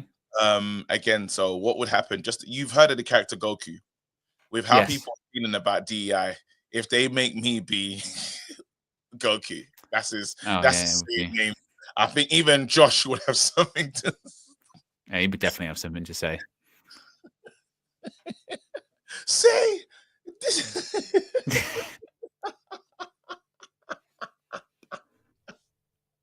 That'd be furious. And with how active you can be on social media, I think you would take to the news and the backlash very, very well. No, and then it wouldn't be good because I'd see it from my own community as well. My own community would be like, this is ridiculous. This is someone called me bloke eater. That's crazy. Okay, let's move on to back to the football stuff. Yeah, back to the football stuff. If you're on a player watch this evening, KG, who are you looking at? Well, I think both of us must have a look at Dorgu.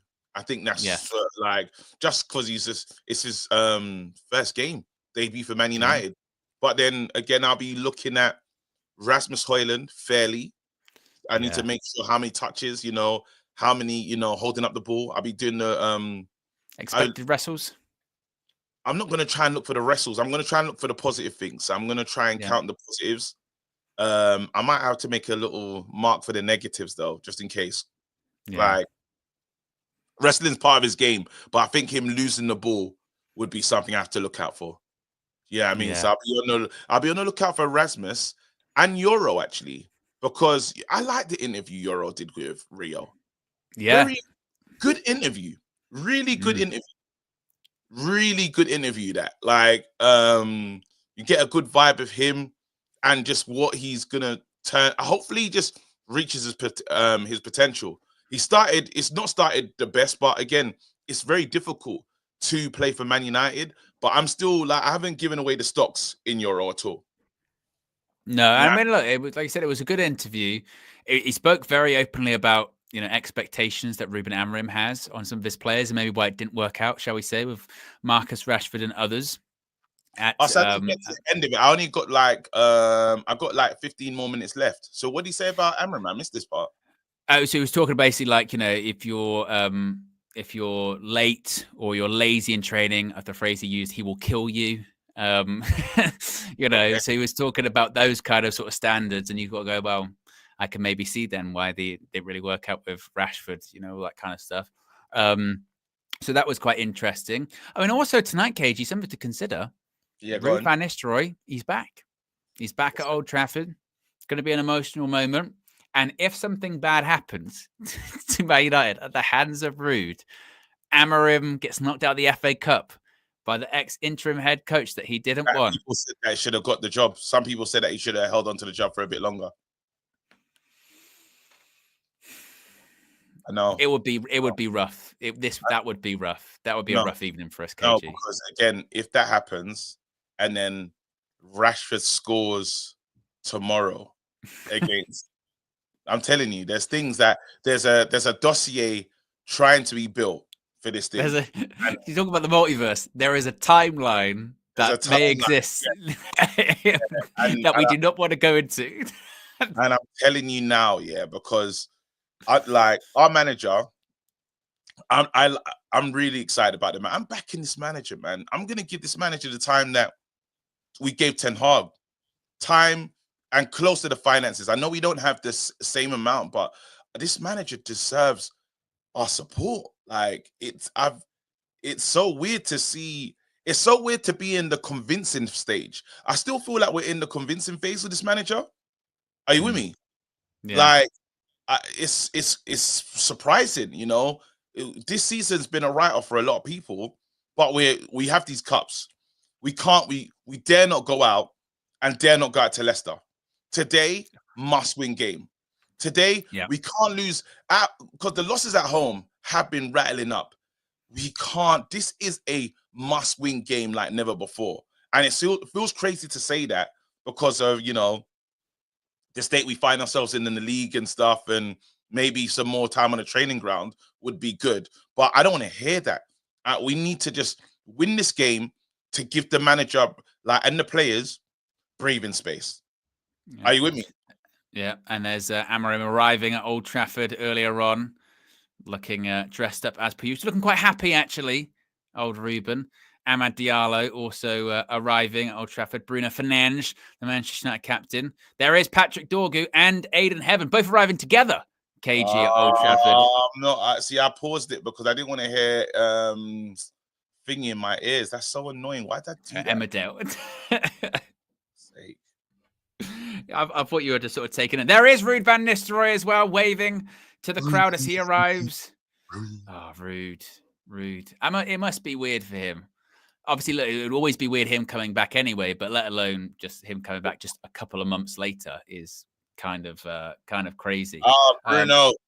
Oh wait, hold. Oh no, I saw them coming in together. That's bad. I just saw that. Yeah. So maybe a little bit behind. Not good at all. Should I try and see what you sorted out for me? Yeah. See if that works. Cool. It's in the private chat. Yeah. There is Ruud. He's walking out down the tunnel. Old Trafford. Oh, we got to have video packages. You know what? I don't like looking at these video packages, KG, because it just reminds me that we used to be good. You know what I mean? No, but sometimes you have to look at these things just to give you hope. Yeah, it's just a bit. You see Ronaldo cross it to Ruud van Nistelrooy there. It's Ruud van Nistelrooy scoring in the FA Cup final against Millwall. We won that year. What do you want to do? Do you want to? Can you pause your situation? Yeah, I can. Yeah. Yeah, let's do that because it's grainy. We'll do what we did before when I'll pause it at kickoff and then you'll give us the cue to go. Perfect. That's we'll go from there. Mark Pugac and Ian Wright are both going with the sort of flat cap situation this evening at Old Trafford. Rio getting getting interviewed right now, but I'm not even. I'm seeing your version now. Oh, I wonder if I should go for this. Nah, it's gonna get grainy. It's gonna just do me in. What? Because you can, because it's all right at the moment. Now, but because again they're on. Yeah. Let's not do it to ourselves. Perfect. Yes. KG, are you glad to see Cobby back in the 10 today? Obviously, he was in the 9 because I saw you pushing back quite a lot about the whole 9 stuff at the weekend. Because obviously, Amram got a lot of criticism. Shouldn't have done it. He experimented. He got it wrong. And your point was, and I saw this pushback you had with, I think it was even Flex on the Flex and KG show, where you got quite angry and you said, okay, fine, maybe you shouldn't have done the Cobby at the 9. But let's be honest too, whoever came in and played in the 9, there was no difference. So isn't that a problem in itself? Absolute. This is the thing. These guys, there was a lot of talk about the manager doing what he did, and people said he should try and adapt. He tried to adapt, it didn't work, and everyone got mad at the adaptation. So again, like we got to pick what it's going to be. It just doesn't feel consistent in some of the stuff that we are saying about the guy. Like, I thought that was a good thing to try. It just didn't work. He hasn't done it. If he stuck with it again today, then you can say, that was crazy. I think he was sending a message as well in that game to the board, like while the window was, because look, they're not going to spend money. And I think you kind of have to force their hand. I was listening to the financials about some of the stuff that's happening at this club. And Kieran Maguire, that stuff. Yes. Yeah, it's mad. And when you hear that, when you hear how it could have been solved or it could have been sorted and they chose not to, it just leaves like, that's why you should be doing what he did. You need to force the hand of the people making the decision upstairs. Make it difficult, because that's going to catch the eye. He's not that happy. Well, who isn't happy? Your manager started no strikers today. Really? What? He did, like, you know what I mean? I don't know. Imagine in NFL playing without a quarterback. Like, what do you mean? What do you mean there's no striker? What do you mean? Like, and this team's struggling for goals. So I was behind him on that decision. I hope it sends a message to the strikers as well. If you don't play, if you don't start scoring goals or bucking up your ideas, you won't play. Like, I won't start either one of you. So yeah, I'm with it. I'm with that. I'm with the program. Simple as that. It was interesting to hear Kieran Maguire talk about that, because he was basically saying like Man United have made this sort of 300 million loss over the last, I think it was like 3 years. And he effectively said, he went, that 300 million loss is actually interest on loans that were sought out by the Glazers. So 250 million pounds of it. So he said the majority of it actually isn't actually money that Manchester United have spent on players, training ground, stadium, or what have you, and it's just interest off Glazer loans. That is insane. It's absolutely insane. And he was basically saying that, you know, that as bad as Manchester United have been with some of their spending on players and contracts and all this kind of stuff, he was saying sort of the bigger picture, the grander, wider scheme of it is Manchester United are so financially in a bad place because of their majority owners, because they've leveraged the entire club, everything, for debt, for loans, for everything else. And it's insanity. And now it's just getting to the point where taking 1,000 loans. That can't be true. It's well, look, they've obviously loans come out, like Kieran Maguire was saying, 250 million pounds. That's just interest. It's not even the loans itself, just the interest alone. It's incredible. And bear in mind, Manchester United had zero debt when the Glazers bought them back in 2005, when Malcolm Glazer purchased it. It's horrid, and that's why when it comes to PSR, it's horrifying, because PSR really has got nothing to do with the wealth of the owner. Because if wealth of the owner had something to do with it, then Newcastle, say, would be untouchable because they've got the richest owners, the Saudi PIF. I mean, their wealth is unlimited. But even they have PSR problems because Newcastle, as a business, don't make enough money that they can spend all this amount of money. Man United do. Man United make more money than most clubs in the world, and we have PSR issues because other parts of the club spending and interest and debts are so out of control. It's just horrifying, absolutely horrifying. And we find ourselves in a position where we're at now, where we're going win the FA Cup just to get in Europe next season, KG, let alone Champions League, just to get in Europe again. And if we don't, financially, what happens to us? It's mad. But it's incredible that this club that's happened. It's incredible that this has happened here. I don't think you'll be able to even do something like what they've done. It's illegal. You can't even buy. You can't do a leverage buyout like how Malcolm Glazer purchased Man United anymore. They don't allow it. But we are still an existing part of that happening, and we still have the problems and debts to be done about that. There should be something done, honestly, in regards to that. That can't be right. Like the fact that they're still they should be forced to sell. You know, when a situation where what you lot have done, you've actually crippled this great club. It's incredible when we really get down to the bottom of this and just understand these guys have come in and broken the club. It was a club that didn't have debt. It's a club that could buy what they wanted. It's a club that was cash rich. And now you're telling me because of these guys, and it's not like they put money back into it. So if things are better, it's worse. The facility. Did you hear the Andy Mitten story about players not going to sort of Tampa Bay? Like one of the stories was about how they'd been asked about why didn't Man United ever play in sort of Tampa Bay or Florida that often, considering that the Glazers own the Buccaneers, because any other Premier League club that's got American owners often go and play at other venues that they own, whether it's like Liverpool, they'll go to places where FSG own clubs in Boston or whatever, you know what I mean? And they were basically saying that they didn't want United to go to see the Tampa Bay Buccaneers training facilities because they'd realize how good they've got it versus how bad they've got it. And there would be a mutiny effectively, which is insanity. That's insane, yeah. But then after they said at the same time, their facilities is rated one of the worst in the NFL. I was speaking to I don't know if it was watching or a few. There was someone talking to me saying they run their clubs, they run everything they own like this. So people they're charging people for things they shouldn't be charging for. The players, by the way, in terms of where they stay, the players have to pay to stay. Like it's incredible. Like they're like like the worst type of landlord, like slumlords. They're like the worst. They're the worst of the worst. So they're only rated highly because of the coaches that gets them to I think, what's it, 27th or something? And out of how many teams in there, it's a disgrace. Basically, they are the worst everywhere. Only in America, they try a bit more. Yeah, they stink. When it comes to the warm-up today, KG, for Manchester United, the players will wear special warm-up shirts in support of Leicester Martinez, who, of course, has done his cruciate ligaments. It says, "Stay strong, Leicester," on the Man United warm-up tops. Of course, Martinez not only out for the remainder of the season, possibly the remainder of the year. It's a bad one, and he will be missing. You know what's so unfortunate about it, obviously, is that he's missing the season, and with cruciate ligament injuries, you never know what we're going to come back from it like. But he just started to sort of settle into that left centre back spot well, and he'd had a difficult season anyway, hadn't he? When we were going, is he all that? Isn't he all that? But he started to grow into form, and then that, and he's going to be a big miss, massive miss for us.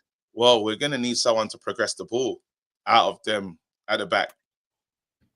We don't know who it's going to be. You know, them passes that he's been like kind of fizzed into the midfield. We don't really build up, obviously, through Agate, this, that, and the other. So I want to know who that player is going to be. I know Maguire does the switch, but you know those between the line passes, those ones there, I don't know who's going to be that person that does that for us today. Yeah, I mean, depends who's going to play in that left centre back row. As I mentioned, I mean, we've got it down as Mazraoui. Could be Lenny Yoro. We've seen Yoro play off the left. Maybe with Mazraoui's both-footed, technically proficient. Maybe he can do what Leicester does, but he is going to be a massive miss. And he just misses Dorgu, doesn't he? You would think if we had on that left-hand side, we could have had a situation where Martinez behind Dorgu, playing those balls out wide to him, playing those balls over the top for Dorgu to run onto. Cobby's now back in the 10, probably will be off the left with Ahmad. He usually comes off the right. So you'd have had a bit of a sort of stronger left-hand side there. They could have got a bit involved. So it's the timing as well, which is, it's not great. Just, we just see the highlights. Euro might be able to, good on the ball. So that was such a disgraceful decision to give Arsenal that penalty in that game. I just saw it back again. It's such a fucking joke. Such a joke. And then Kai Havertz missed in the end anyway. Justice in the penalty shootout. Take us back, KG. Back when we thought there might be hope. I'm not even there yet. I'm still in the breath. There you go. I'm just seeing it now. Here we go.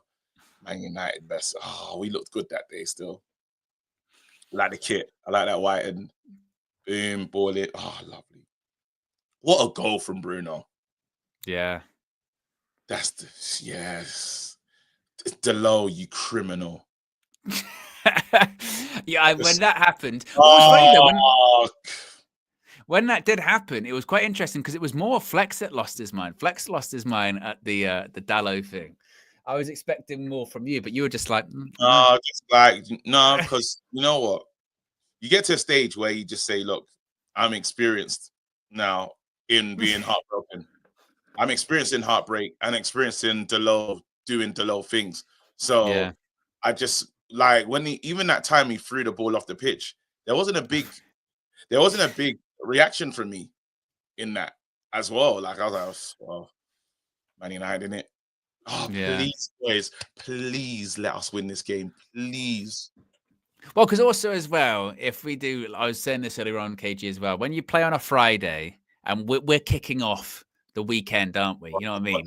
And if we do win, it's one of those ones you go, I tell you what, I can have a great weekend now. I'm totally relaxed. Tomorrow, watch football, do whatever you've got planned. I've got Ruben. Let me see what he's saying. Yes. Whilst KG does look at Ruben, we've got a members chat from Lucas, been a member for 31 months, says, we're a cup team now this season. Let's just get into the next round and get out injury-free. Glory, glory, Man United. Keep up the good work, UB crew. North London, Jabu. Ooh. Okay, as KG's doing his best. Who's the person that presents on CBS Sports? Not is that... You did the Garth Crooks nod. Yeah. Debut for Patrick Dorgu. What do you hope to see? What can you see his impact? He needs to start playing very well this week. We need wingers. You are doing the Kate Abdo. Kate Abdo, when she talks to like people in different languages and then she translates on the spot, she goes, we played very well tonight. Looking forward to the game. And the person speaking in like German. Yeah. He's going to be nervous. So, smile. He's going to try and be simple in the beginning, but he's a talented kid. There you go. Rasmus Højlund back up front. He's been asked about this.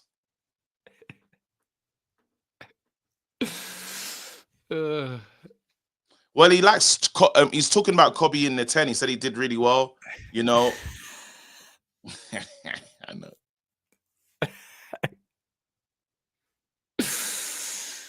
Oh yes, Kate Scotch got married, didn't she? Yeah. Look at what Ian Wright's wearing. When it comes back, KG, look at what Ian Wright is wearing. That is outrageous with the leather gloves and the jacket that he's got on. That is something else. Oh my God. I'm so desperate to go through this. Oh, we need to, please, Lord, get us over the line. Please. It's a madness. Our main goal is to win the Premier League, he's saying. Oh, wow. Actually, you know what's funny? My wife's got that jacket. But with the leather gloves as well? I mean, it's... She's got it. Yeah. It looks like she's in a Missy Elliott video. But let's have it right. It is chapping outside. It is cold, It is chapping. Yeah. Cold. yeah. Pray along. Oh, man. She's a woman. It's going to be okay. But it's... and apparently my future wife. Fuck off. Hey, her words, not mine. Fuck off, mate. That's a team-foot tackle. She said it. Oh my God! Now you've got mainstream on Pointless. I left that to go. Oh, that was too quick, mate. Because of all reasons, he was a pointless answer. Oh, there we go. Oh, that's the Leacher message there. Yeah. Oh, I feel like I'm cold. I feel like I do need to put on a hoodie. Yeah, I'm gonna have to put on a hoodie. Let's do it. He's going to put on. He's going to wrap up. It is rather cold as we just see images of Marcus Rashford standing next to Aaron Wan-Bissaka at last year's FA Cup final. Wan-Bissaka swigging on some champagne at the time as well. He was in tears, of course, after that match, apparently because he thought it was going to be his last game for Manchester United. It wasn't, but it was part of the end journey for Marcus Rashford, certainly. First game since his loan to Aston Villa was confirmed. I hope it's not a thing where it's constantly, brought up over and over again. I tell you what, if he comes back, actually, that's a good point. If he comes back wearing that jacket, I will die. Oh, no, he didn't. Oh, he thought I was going to wear a green one. No. I thought if you come back wearing your wife's jacket. Your missus' jacket? Oh, that would have been funny as hell. Oh, that would have been funny. Oh. I would have done. Oh, that would have been good. I should have the whole stream just in it. yeah. Not at home, man. Oh, look, I think they're talking about Marcus right now. Marcus Rashford, Yeah. But you know what? Like, I'm actually way happy that that's not the big conversation anymore. We just have to focus on ourselves. And what did you think of the presser, actually? Because he was really like... This is interesting. This is interesting stuff. So according to people at the ground, Patrick Dorgu is positioned at right wing back with Diogo Dalot at left wing back, KG. Oh, do you know what's so funny? Inverted there's wing a backs. guy, I think he's in here, called Chad, and he was like, he's gonna be like, he's talking about him. And I was like, no, we bought a left wing back, bro. You know what I mean? He's like, he thought he's just here to play on the right. And I was like, nah, that's not right. Even though I know you can do both. But that's interesting. So he was right. Chad, you're right. Shout out to you. That's mental. Bloody hell. So you can see you'll be seeing more of Dalot at left wing back. Your favorite position, KG. I don't know if people are gonna be happy about that though. Well, I remember. And again, I don't know if this is accurate or not because I can't say again. I've watched a load of sporting games, but I remember people saying that the wing backs were one of those ones where they were sort of opposite foots, on the other side. Is that true? Is that the case? Do they flood the midfield? I don't. Well, we'll see. Look, end of the day, man. I can tell your reaction to it is kind of. It's just the low, innit? For someone that's acted, you know, I wouldn't recommend Yeah, playing yeah, poker. yeah. It's the low, Because- innit? Like, it's just the low. It's just the low. The low is just a scary. Oh, Lord, please. So they're saying Quenda, or Kenda, I think it is, from Sporting, was a left-footed right wing back. So that does make sense. So maybe he wants to get to 2 left footers. I'm not sure. That can't be right. Because we're gonna go for Quenda, right? Yeah, probably Yeah, for the that's- right wing back spot. We'll see. So what maybe, happens, man. so maybe he's trying to get to again, like he had at Sporting, where the player at right wing back in Quenda's is a left-footed player, and the player at right in the other left wing back position is also left-footed. Maybe he's getting towards 2 left footers. Maybe that's what he's looking for. Owen, honestly, we just need to win this game, innit? Yeah. You know, like I can't even express it anymore. You're starting to get some nerves, KG. Right. You're starting as the reality of the situation just dropped this in. game. And you know what? Because I was on Best of Enemies today, and Yeah, I was arguing with Don Robbie, as you do. And it's like, I know, take out the ego and take out all the other stuff, but I really don't want to lose. I don't want to lose this. I don't want to lose this game. don't you It's just just- know though, when you've got Best of Enemies coming up on a Friday, and then you see Spurs play on a Thursday, and what happens? You must just go, I'm okay tomorrow now. This isn't going to be about me. Yeah, definitely. But This then isn't gonna be it about me. became everyone started throwing stuff at each other, and yeah, it just became literally it was a free for all. It was Royal Rumble. Literally, we went into Royal Rumble, like we all declared our teams for the Royal Rumble. Everyone Yeah. rubbish, and oh my god, oh please, man, we don't need from Friday all the way to Sunday, and then wait, we get a break as well. Hold on, the next time we play is when? It's a bit of a break now. So we've got Spurs. Well, I think it also depends on us going through, of course. So we've got Leicester today. Next weekend we've got Spurs, and then 6 days later on the Saturday we've got Everton against Manchester United, 12:30 kickoff. Then 4 days after that we've got Ipswich, and then on the 9th Is that of in the March, Ipswich Premier League? yeah, in midweek That's in a the Premier League. relegation 6 point of that. And then we've got Arsenal at Old Trafford on the 9th of March. Again? And then Wait, Yeah. oh for fuck, what is going? I thought we played. How many times we played Arsenal? it'll be 3 times this season. We played them twice at the Emirates, one in the FA Cup, one in the Premier League, and then we'll be playing them at Old Trafford. Arsenal again. Yeah. Oh, that's just bullshit. Like again, Well, bro. you're talking about best of enemies. Yeah, we've still got to play Spurs. We've got to play Spurs and Arsenal in the next 2 to 3 weeks. Could be a rough 2 to 3 weeks for you. And we're playing Arsenal at home. Arsenal at home, Spurs away. Oh.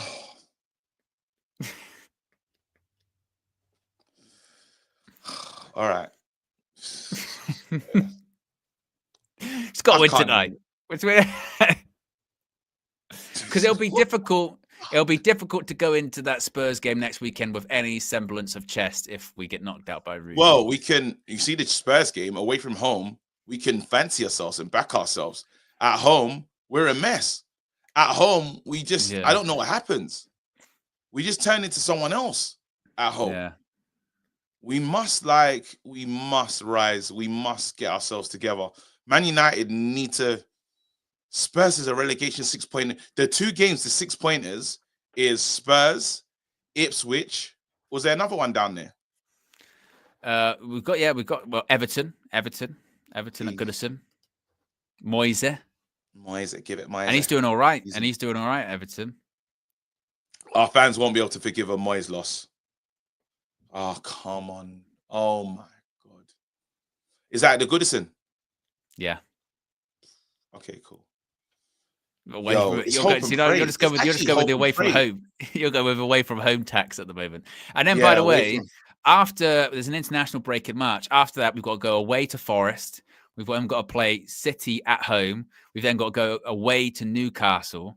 Play Wolves at home. Away to Bournemouth. We got some shit games coming up. Some proper shit games. We need those 5. How many wins do we need for 41 points? How many wins do we need? We are on how many points are we on at the moment? We're on 29 points. We needed 11. So we need what, 4 wins? Right, 4 wins. Yeah. We need them 4 wins as soon as possible. Oh my goodness. We need them 4 wins. Just those shit. All right. That's not made me feel better at all. No, I didn't think it would, to be fair. I thought this probably isn't gonna, get KG where he wants to go, but it's where we're at. There we go. In our boxes. Oh. This is ridiculous, man. We're on 29 points. We've already lost 11 games this season, but we just got to try it. We got to try our best to deliver. Oh, I can't believe where we've become. Look at what we've become. Look at us. We've got close to 1,600 people watching. We're currently at 717 likes. If you haven't already clicked the like button, let's see if we can get to 1K likes. Remember, if we get to 1K likes, we say that means Man United are going to win. It doesn't, but still, It's on the left. Wait, am I usually on this side? You're always on this side. Yeah, why is it's always your side? Yeah. Okay, cool. This is I'm on this side for every show. I don't like being on that other side. Yeah. And then when we do the Trinity, I'm in the middle. Where am I? I'm in the middle and you're on the right. Okay, yeah, there you go. All right, the boys are in the tunnel. Please do not let me down, boys. Oh, no. I need you to have a good game. I need you. Don't let yourself down. I want everyone to finish this game fit. I would like to score some goals as well. Let's go. I mean, this is the mad thing, KG. When we played Leicester twice this season, we scored goals. We beat them, was it 5-2? And we beat them, was it 4-0 as well? I think it was. I'm not comfortable, Owen. No, I can tell. I don't know what's happened to you in the last 10 minutes. You've really wobbled. They need to have a good feel of that ball. See if Arteta would approve. Did you see Newcastle with that tweet? Hilarious. Oh. All right. Shake it off, KG. You've got to try and shake off. I got to shake off the nerves. And I just hope that we just don't get anyone sent off. You know what I mean? Yeah, just nothing that makes us go like, oh no, what's happened kind of thing. You know what I mean? Just because we're a cup side. We're relying on cups. That's all we've got. That is all we have. This is all we have. You're talking about 41 points. Like, we'll get there. We will get there. But like, this is our season now. It's these cups. It's the FA Cup and it's Europa League. That's all we have. So we got to get there somehow. They keep saying that I'm not on the right side. It's mental. No, they're Red Baron. I don't know why Red Baron's doing this weird. I need to go back and look at our last stream just to prove. Yeah, they always. I mean, go and have a look, guys. It's always here. It's always here. Yeah. Because it's always closer to the formations. I think you're biting in, KG, just a little bit. You know what I mean? Yeah, I'm all over the place. It's nerve. I think it's the nerves. Yeah, it's the nerves. It's just. Oh. Yeah, it's okay. There's no VAR apparently this evening, by the way, guys, as well. Oh, we're about to get fucked over. You know it, innit? Which usually means that we're going to concede some offside goals. There's going to be some handball fuckery. You know what I mean? Yeah, we're about to be, because do you want the rest to look after us in real time? Yeah. Oh my goodness. Yeah. All right. I'm getting ready.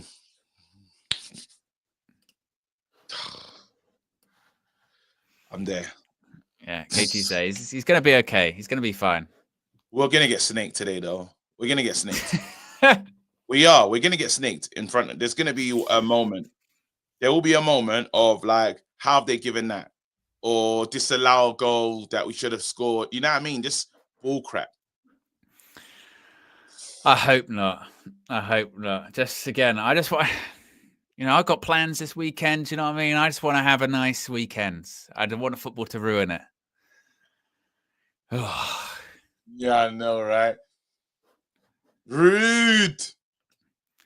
Kid Rude. says, So- KG, what if we beat Spurs and Arsenal?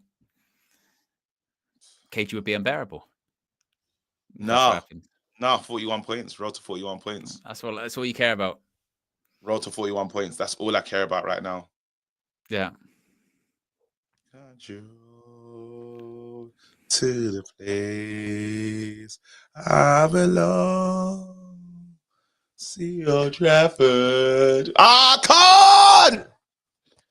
Right, KG, you just have to give us the cue as to when we kick off, and then everything will start. I will do. They're in the huddle. Just got to believe, KG. Just got to believe.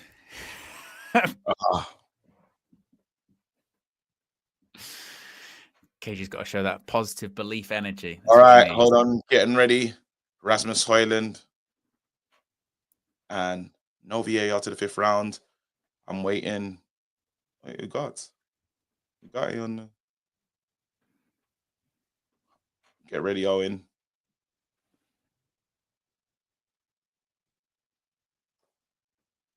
Kick off. Sorry, it was weird because there was weird starting positions. So I didn't get it. All right.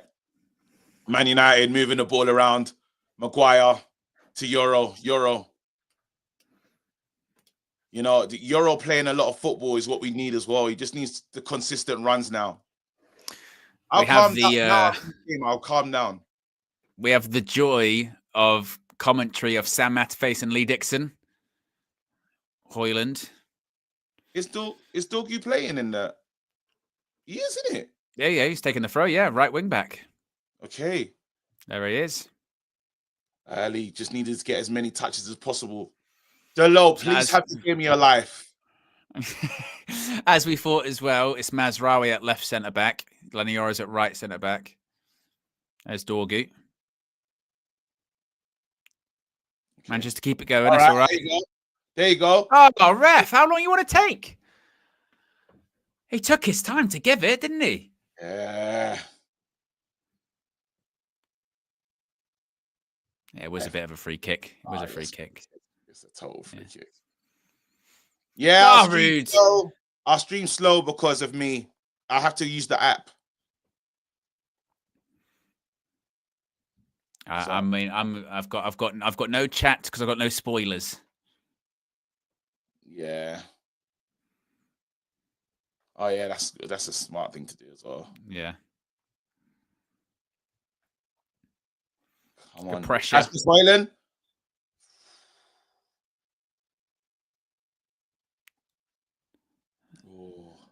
Just need to settle. Yeah. I would like to see who's going to be the player. So we have a good look at Mazraoui today and Maguire. Who's going to be the person that's going to punch the ball into the midfield?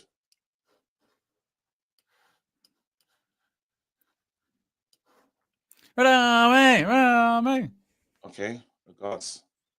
Nice. Dallo. Straight away.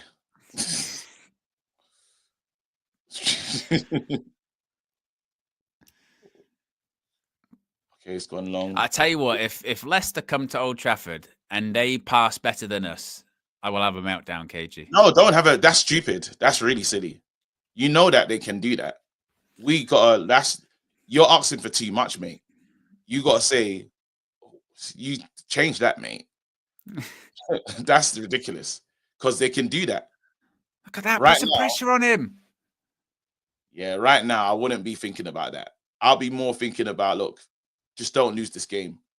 As bad as it's gotten, as bad as it's been, don't lose. Just get through. Yeah, because that's like saying we want us to play beautiful football. And you got to be... Euro gets pickpocketed there. Watch the... All right. Ball in. Wait, he's by himself. Do you know, KG? I was just thinking we've never lost an FA Cup match view together, have we? We've never done it. Yes. What is that about? Because we've never done it. Because like last year, obviously we did a lot of the match views for the FA Cups. Yeah. We won the whole thing. Yeah. And and the year before that, it was the final, and you were at the final. Yeah, so but Owen, that just felt ridiculous. You doing that? Do you know what I mean? Well, it's like, go on. Who got? What are you gonna do? Deflection. Oh, no, deflection. Gets it back. Go on, Agate. Good. He's doing. At least someone wants to go up there, though. Look at that. Yeah. It is interesting, isn't it, that Dorgu's on that right side? I don't know why, but good pass by Maguire. Oh, Ahmad, I don't like that touch. Ahmad, don't take it. Don't. Be careful. Be careful. See, Ahmad did that. He had a really poor game on the weekend. Yeah, really poor. At the weekend, he was off. I mean, everyone was, in fairness, but you're right. Last couple of games, sometimes he does have that touch, can bounce off him. Yeah.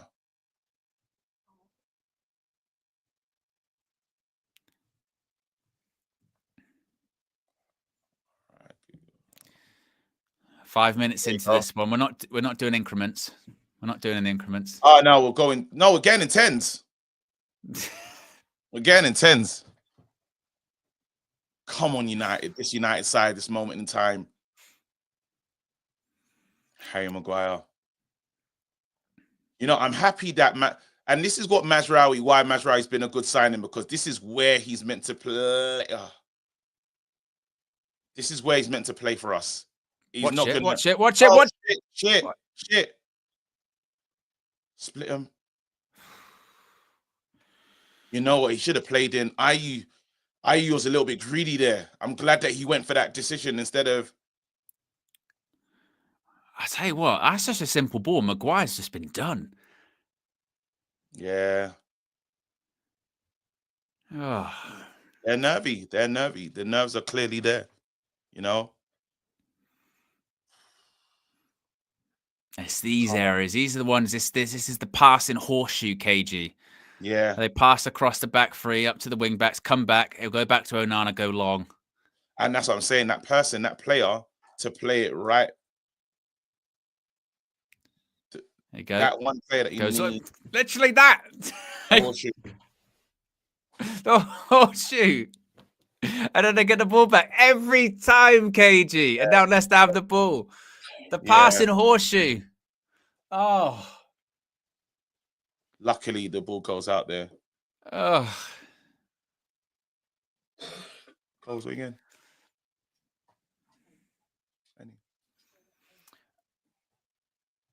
We are less than 200 likes away from 1K likes. If you haven't already, click the like button. Let's see if we can get it to 900. The Leicester City fans singing, "Is this a library?" at Old Trafford. Yeah, I understand it. Well, the players are giving them nothing to scream about. Ball over the top, good run. That's nice. Diag. Hey, ref, was there a push there? In the back of him? No. You can't give that, ref. I knew you was going to do. If you're giving that, I don't know the other one.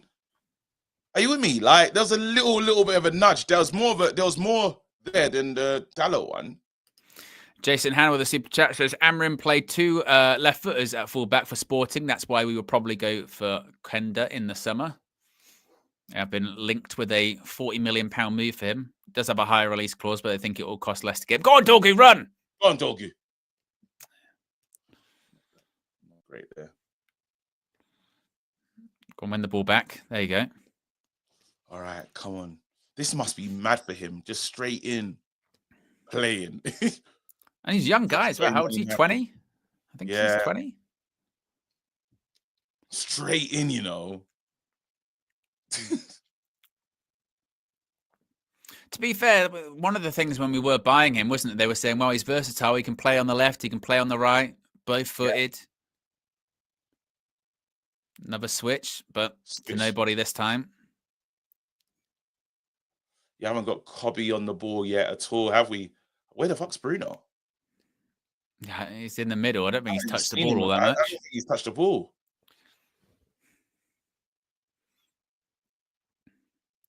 Yeah, I haven't got a single touch of Bruno on the ball.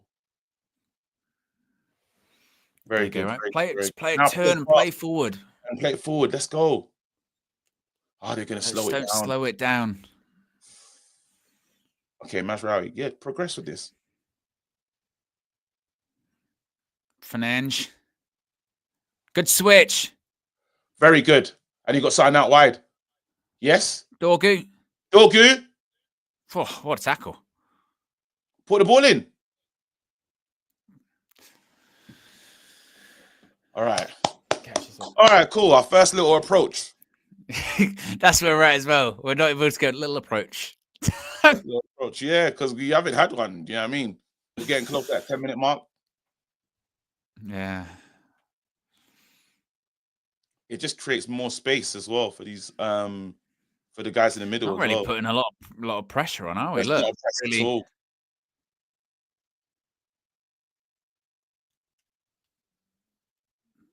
Really We're intensely just not pressing. really, yeah. But again, maybe that's the people said they want the little changes. This is us not playing like a ridiculous. There you go. So that's basically adapting a little bit in terms of how we're playing. Because someone said that it's a man. Oh, that's 1 second. Good. All right, Man United getting a calmness. You know, that man to man. We say we play a lot of man to man football and stuff, but high intensity. And I'm like, no, we don't. There's moments we choose to press, but we're not like a heavy pressing team, consistent. He's gonna go that switch again. Mazraoui. It's so slow and labored. It's really slow. It must be And so it goes- easy to play against. Yeah, like literally, you can see like the Leicester team. It goes back to these centre backs. Let's get back in shape. They're not even Yeah. running to get there. Look at this. Look. It's just so slow. Go back to Onana. Is he going to go long or is he going to go short? Horseshoe special. There you go. Continue with the horseshoe. You have to do something. Yeah. Put yourself in trouble. Hello. Oh, he's missed it. That was shit. In the box. Don't turn. Be careful, Maguire. That was a shit. That's a foul.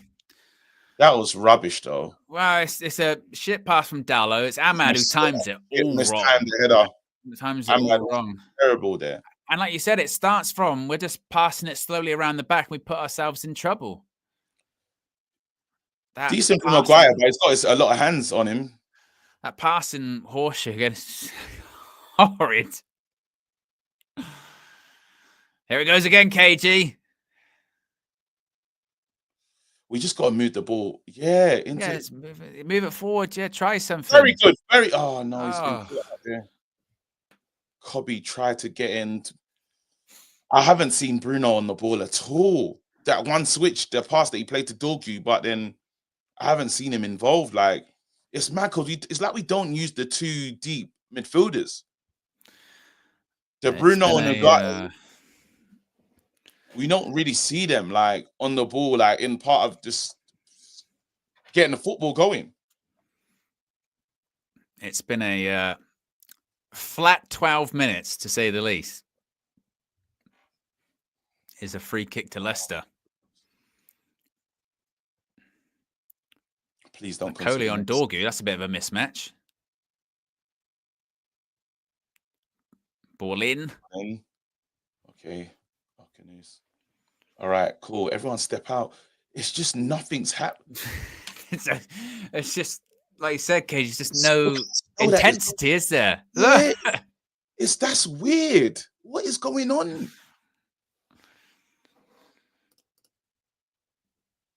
Nothing's happening.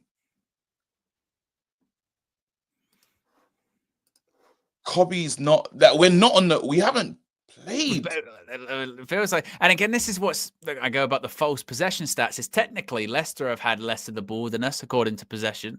They've had 47, we've had 53, but it just feels like Leicester have had more than the ball. They've looked more active. Here we go. Bit of a mistake. That's what we should be doing. And they get out of it. There's no way they've got out. Oh. Well done, Agate. Right, you've got some space. Go forward now. Don't go back. You've got some space to play into. No, and look, it's just slower.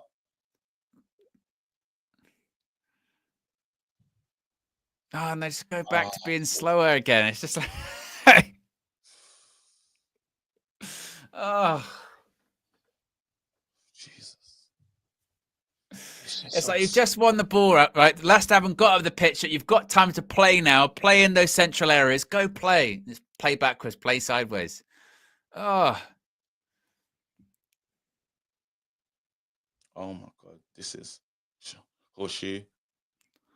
It's got to win that. Fuck me, that horseshoe is killing me. And you know, it doesn't make sense doing it because Rasmus can't win. Doesn't win the headers. Doesn't win headers. So it's actually a stupid thing to do, really.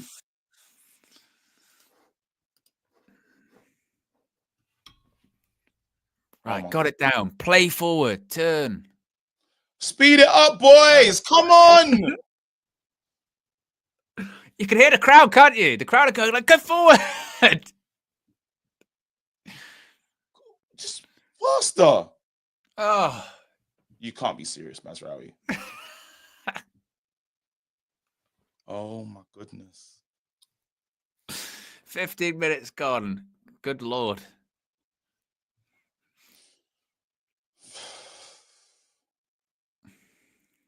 What is wrong about that? Are we just not being brave? Like, what is this?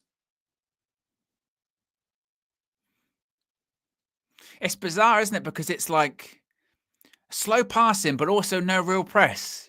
You know. Yeah. Can we win They this? go long. Now pressure. I swear to God. I swear to God. Well done. Oh, it's referee. I swear to God, yeah.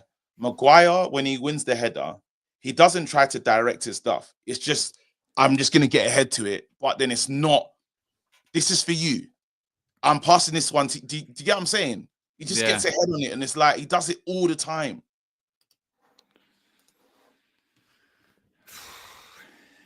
Just a bit of direction, mate. All right, finally. Forward, please. I go out wide.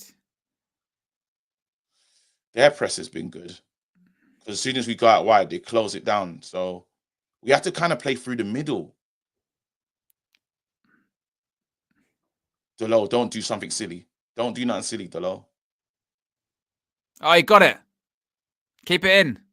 He did keep it in. Get it in. Dorgu. Dorgu. Find Rasmus. Find Rasmus. It's an option. It's the first time. That's a bit better. That was good from...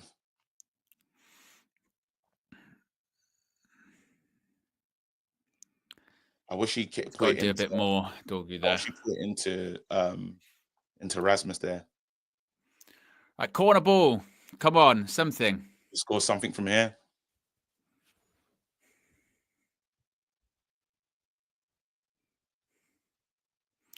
Ball in. Dealt with. Don't go backwards. Keep the pressure. Play it forward. Play it forward. Come on. Don't let them get into shape. Let's go. Let's go. Don't slow it down. No, no, no. No, no. Come on. That way. Oh my God.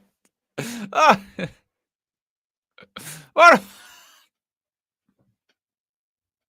Oh my goodness, Ahmad. Oh. Oh my goodness, Ahmad. Fuck. Man. We've balls come in, we've won it back in a good position. You're like, right, they're pressed up on the edge of their box. We're back passing backwards. Let's go back to the horseshoe. Oh, God.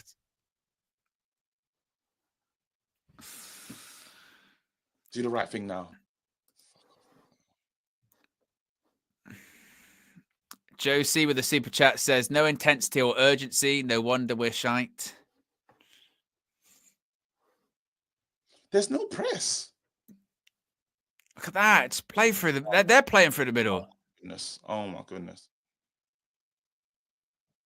We're not pressed. We just Look, let look that how ball much go space he's through. got. What are we doing? I don't actually understand.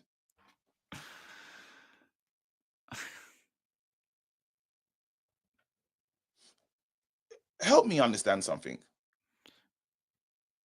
All right, well done, Dorgu. Go Ahmad. forward, go forward, go forward, go forward, boys. Go forward. You can hear the crowd, can't you? Going, come, move. Dude.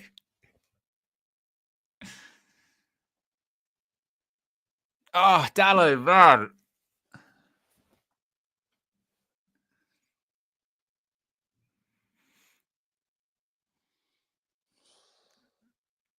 Right. Travel, move. Forward, run, Keep going. run, run. Perfect Overlap, Dorgu. Overlap.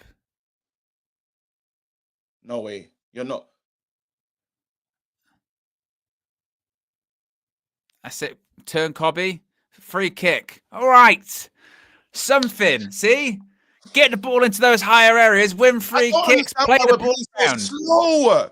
I don't Oh. understand why we're playing so slow. Ahmad, come on, man. Get together, bro. You're not where you... Ahmad's just not playing how he usually does. Man, these games are painful to watch. It's like, oh. The world is watching this. This is a shit advert. Yeah. Right, decent ball in, please. Quiet, please. Anyone, I don't even care. Because the thing is, if you're playing slowly, passing it around, but you're 1-0 up, then you'll go, okay, fine, you'll take it.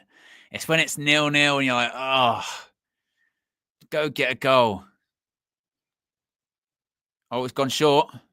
Shoot, shoot, shoot, shoot, shoot. Deflection, corner ball. Cool. All right. Something different. Oh. We're less than 120 likes away from 1K. If you haven't already, click the like button. Be sure to subscribe as well whilst you're at it. Less than 250 subscribers to go into 189K. As Amorim watches on from the bench. I think the referee's having a look in the box. Bruno, beat the first man. Good delivery. Expected yawns, number one. Oh, no, that's you already. Ball in. Oh. Come on, do it again. Do it again. Again. Delivery. Good delivery. Ahmad. Ah, the touch wasn't there. What's wrong with him? Shoots over the bar. What's wrong with Ahmad, though? Like, Been a bit off it, hasn't he? Yeah. Yeah, the last game, like, at least it's a bit... Oh, you wish you just got that under control. Can you imagine if he scored that? Oh, my goodness. Oh, we'd go crazy, wouldn't we? Oh, my goodness. It would be like Shawberto Carlos, be like Dorgerto Carlos. Really works. No, it doesn't. Dorgerto. No. Dorgerto. Dorgerto. Not bad. Don't. You criminal. For fuck's sake. And they just bounced. That was shit from Mugarte there. Oh, man. Can we get there first? Please. Yes. We got to speed it up, boys. Now we got to... There's got to be a difference. Right, play it. Oh, Dallo was on. Go on, Masraoui. Like, have a go at him or something. No.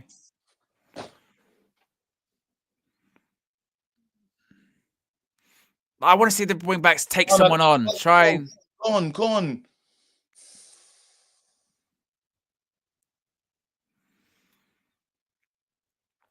Yoro. It's a foul. Oh, it's been... Okay, 23 minutes gone. We just got to speed it up. Gaffer, you got to tell them to speed the fucking tempo up. Guy looks pissed off, doesn't he? Like, He must sit down and be like, these players are shit. every single time, like, I don't want this. Like,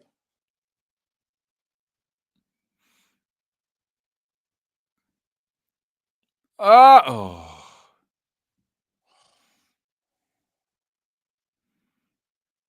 Couple of clever free kicks from Bruno so far in this. Crash Illustration with the super chat says KG expected yawns, Owen expected pen drops. Big ups to the reckless delegates. come on, Crash big up, Illustration, always representing. yeah, man, he's proper. Oh, come on, boys, give me something. This is why, you know, like that like 5-10 minutes before kickoff and you start getting like nervous or whatever. That's where you sort of go, oh, what am I getting nervous for? Right? It's just been a shit advert though for the FA Cup. That'll be a good game. Brighton versus Chelsea tomorrow. Yeah, I see we lost the ball already. Plymouth versus Liverpool. Would have been good if Rooney was still manager for that game. Shit. Come on, everyone get into position. Get it. We need to play with a different tempo. You're right, though. Like 25 minutes in, this game is shit. If I'm in the ground, I feel a bit better about it. But watching it from home, because you're just happy to see your club in it, so you don't you let a lot of stuff off, or you just kind of maybe it's the nerves that have you, and you're just Although I remember I was a season ticket holder in Van Gaal's last season, and those games were a bit like this. They were bad. And you know, on some of those cold nights in Manchester, and you're sitting there in the seats, and you're like, referee's not giving us a free kick. He's giving everything else as a free kick in this game. That's ridiculous, ref. He's in.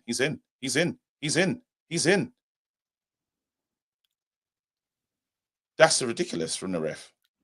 He's giving everything else as a foul in this one. Look how easy, though.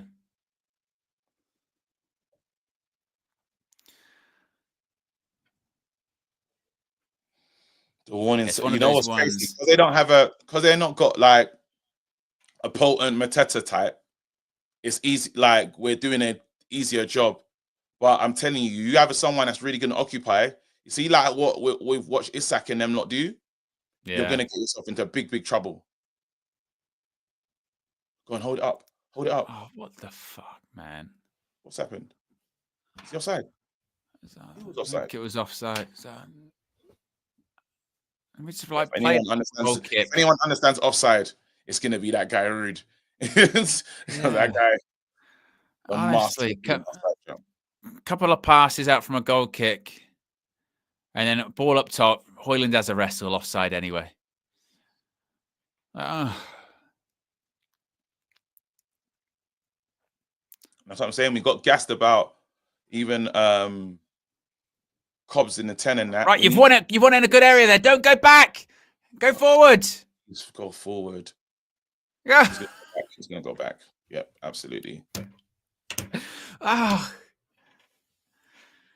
You know what I mean? You just want it in a good area. Turn, play, and we've gone all the way back to Onana in goal. You know when he said we're going to have to suffer, he meant the football that we watch as well. Yeah. Oh. Please play it faster. Game Fanatic says, why is Dorgo on the right and Dallo on the left? He likes those inverted fullbacks or wingbacks. But we got the ball back. Referee! Ref! How? That's ridiculous. You saw that one, innit? I was reading the chat. It's fucking... We're less than 100 likes away from 1K, guys. We've got over 1,600 people watching. If you haven't already, click the like button. If you get to 1K likes, maybe Man United might pass the ball forward. Oh, and now 1K likes. You lot need to do that so we can win the game. because that definitely works off recent Yeah. evidence. Yeah, well, look, because they're moving mad slow. Look what we're getting through. Your club Right, needs go you, on then. boys and ladies. Oh, flew into that. Yeah, referee. That's ridiculous. I heard it. I heard the noise. Look at that. Scissor. This referee's a joke. Pawson, though, innit? Not- It's not Pawson, actually. I don't know who Not this allowed guy in the modern game. on the modern game. Sloppy. Sloppy. Sloppy. Sloppy. Sloppy. 29 minutes gone. Still 0-0. Man United just edging possession, KG. 51% to 49. We've had 2 shots, 0 on target. Leicester, meanwhile, have had 2 shots, 1 on target. I can't remember either. Any of the shots have happened in this game already. Oh, come on, boys. Okay. Oh, Okay. Whoa! Copy! forward. Who's that? Is that Cobbs? There's no way. And you heard the crowd literally pass it backwards. The whole crowd went, fuck's sake.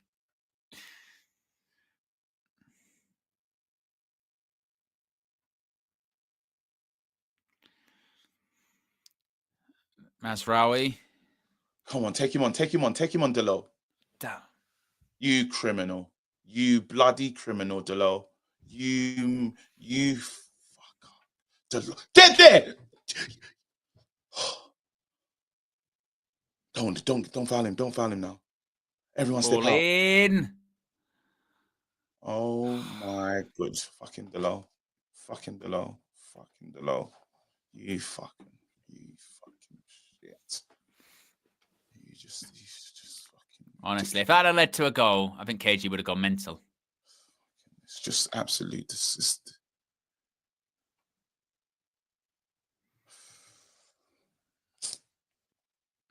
But look at Ruben. He's got his hand out going like that. Just bullshit. Have the wing back switch side or something. I want to see my wing backs attack, take on players. We need to. Do you know what? I would. I change it at half. I change it at halftime.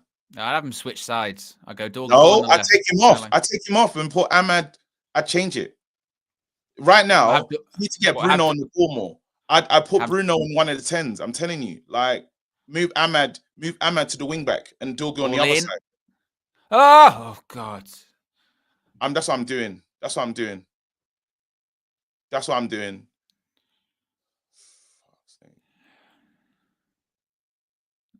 How close was this? It's a good header in the end from Mazraoui. It was a good ball. I'd literally try and get.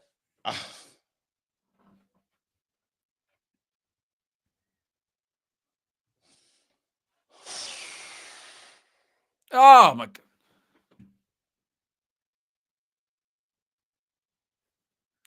Fuck! I don't know what I'm watching. It's not a foul. Carry on. Travel. Right. Turn out, Bruno.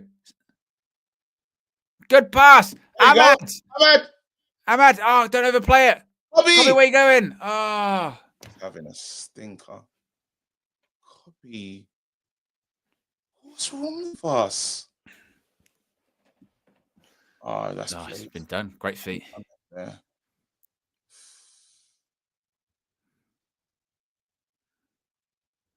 Press him.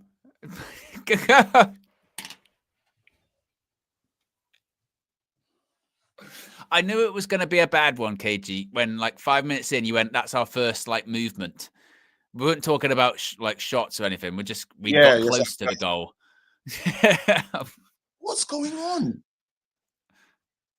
Have you got that? What's going on here? Have you got? Yeah, I do. Yeah, so you need the tie. What is going on here?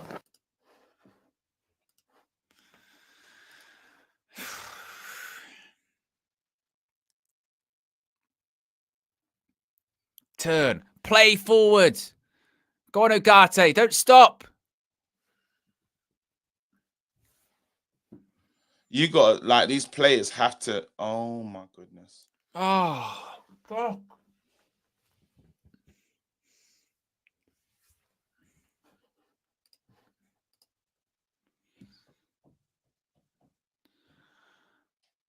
I feel like the manager right now.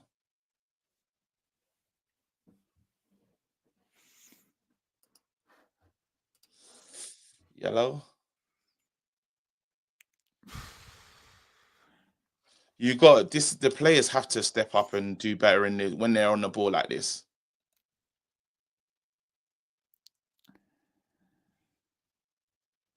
This doesn't make sense.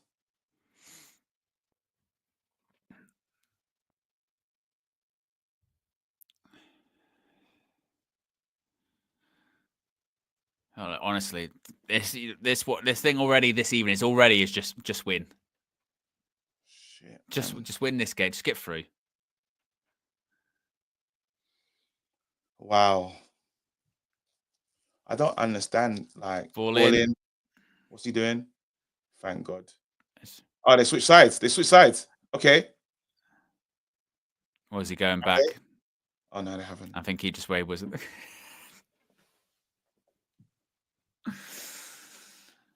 Oh.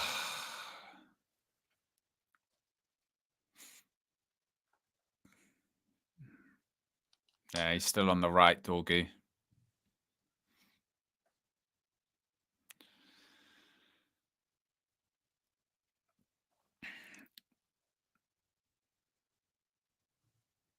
Get the ball.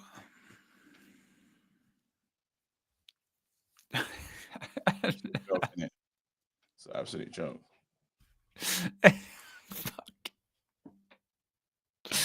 Oh, I feel like I'm on the verge of a KG breakdown. Honestly, You might be. I feel like I'm on the. This is maddening. Oh, come on.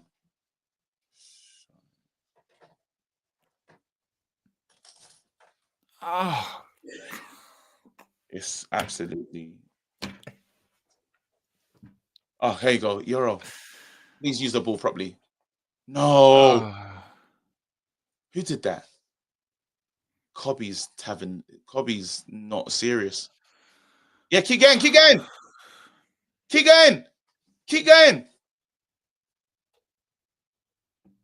Oh, please. Dorgu.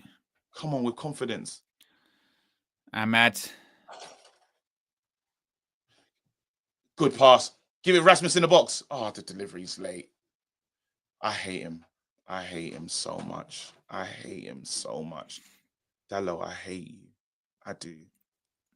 What's your timer say, KG? 36, 21. I think I'm like a second behind you. 25, 26, 27. 31, 32, 33, 34, 35, 36. Oh, I think we're on the same time.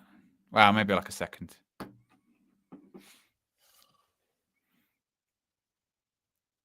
Dorgu's not started. Dorgu's been the better of a really terrible terrible. Yeah.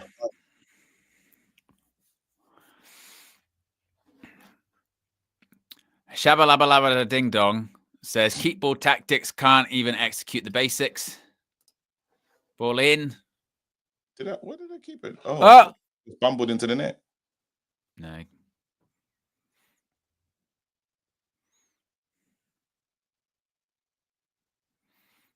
Drop it.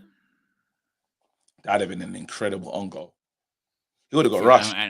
And again, also as well, we'd be looking at like recent games. We're waiting for goalkeepers to literally throw the ball in the back of the net because we can't score. Butland against Rangers. This one against Leicester. Get it. That was shit. Oh my God. I do not recognize. They're playing better. They're literally playing better football than us now, KG. They've been playing better football than us the whole time. Crisp, like they can crisply pass it. What is going on with us? Like, what? Like, I don't understand. D Trizzy with the super chat says, "Are we backwards FC now? It's falling apart." They just done enough. They just played around us. Cobby can't get there. Cobby, not the speed. Ball in. Thank you very much.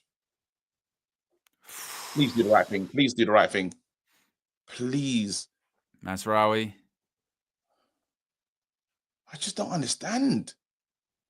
I don't understand what is going on.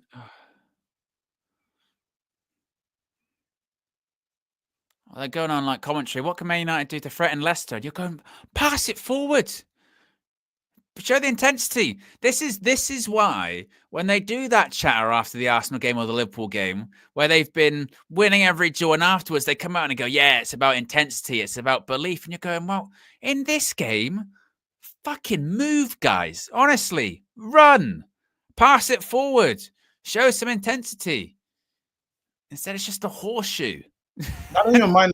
Like, I'm not even mad about the horseshoe. I'm mad about we have to try and get a take on. Yeah, go at someone. Or try stuff. Try pass it forward. Like these central areas. Drive. Oh my God. You can't give him a thumbs up for that. Don't give Euro a thumbs up for that. It's getting about as a goalkeeper.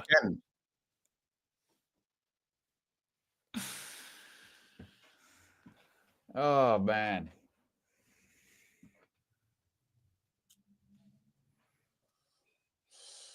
And I don't. Okay, so we're not. There's a lot that we're not doing. N248 says Garnacho left 10. He will drive the team towards goal.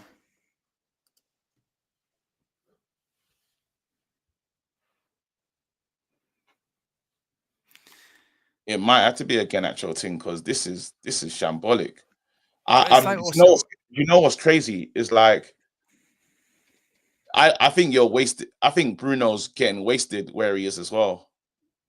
I think Bruno's not on the ball at all. This doesn't make sense. Whatever we're trying to do is not working in this one. We need to just. David T says the players need more time to bed into the system. They don't, David T. It is very obvious, and this is the thing. They can't do it. A lot of these players cannot fundamentally do it. They can't. Like, we look like a team that's, bottom half of the Premier League. Some of these players cannot play. I mean, Ruben Amorim said it himself in the press conference, didn't he? And he said in the press conference, he went like, some of these players I can't manage. They're all 10 inside out, all free, back at it. Set a spot.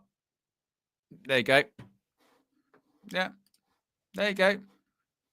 There you go. There you go, KG. You said they played the better football than us, haven't they? Played the better football than us. But the players need more time to bed into the system. We're not. We're shit. We are completely and totally toothless. They've been the better team. They've looked more dangerous. The goal we've just conceded is awful. Ugarte, you take the piss. You have to blame Ugarte. Where's he going? Why is he turning inside like that? Cut it back. Cut back again. Cut back FC still there. Where's he? That's on the. You have to. 7 times in 8 home matches we conceded first. We're fucking dreadful. And what we've just been really subjected to, KG, is 42 minutes of madness. Do you know what's crazy about this? These are relegation people. Yeah, these are relegation people. It's rude. It's so fucking shit. That's why I've been on the verge of a breakdown throughout this entire half, KG. Look, there you go. You fuckers. What was that kick all about?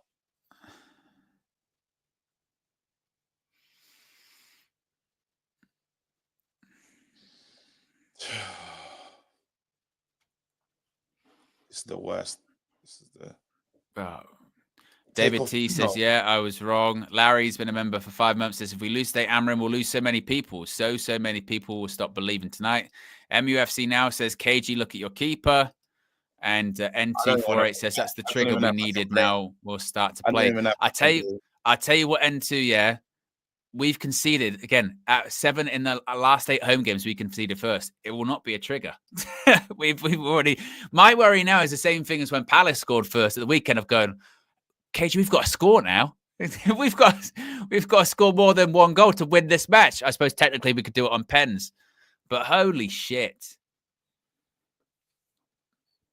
Don Vaughn says, Rashford, the problem, shake my head. The coach sucks.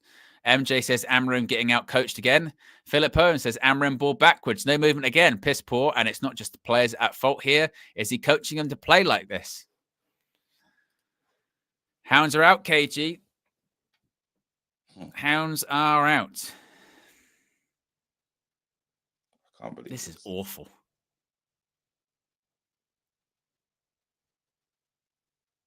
I honestly can't understand what I'm watching. Move these players, please. You have to move them. Oh my God. JP says it's definitely an underbelly colour thing. I can't even do this on Campbell. MWK says Mado just passes back. Crowd booing, awful 10. Crowd's been booing the whole game because every single time it looks like you're going, right, pass the ball forward, turn back into the horseshoe. You have to move Bruno into the 10. I'm telling you, you got to move him because he's not. And yet again, it's 45 minutes in. Forward. We haven't had a shot on target, KG. You have to move Bruno into. I'm telling you, you have to. Right now, wherever he is, it's not working. Right now, where he's playing, and it's not like they're them not passing the ball forward. I can't believe it. Like, let's be honest as well. Like with the how much we've not been pressing and how slowly we've been passing the ball, we've effectively parked the bus against Leicester at home. Do you know how crazy that is? Fuck off on Nana as well. Look at him. Look at him. It goes with his feet in it. Goes with his feet and it bounces up. I didn't even realize how that goal just. MJ says it's not hounds. There are massive red flags. David T says we are known as second half FC. I'm not worried. Philip Owen says don't want a hound, but it's just obvious. Backwards, backwards, backwards.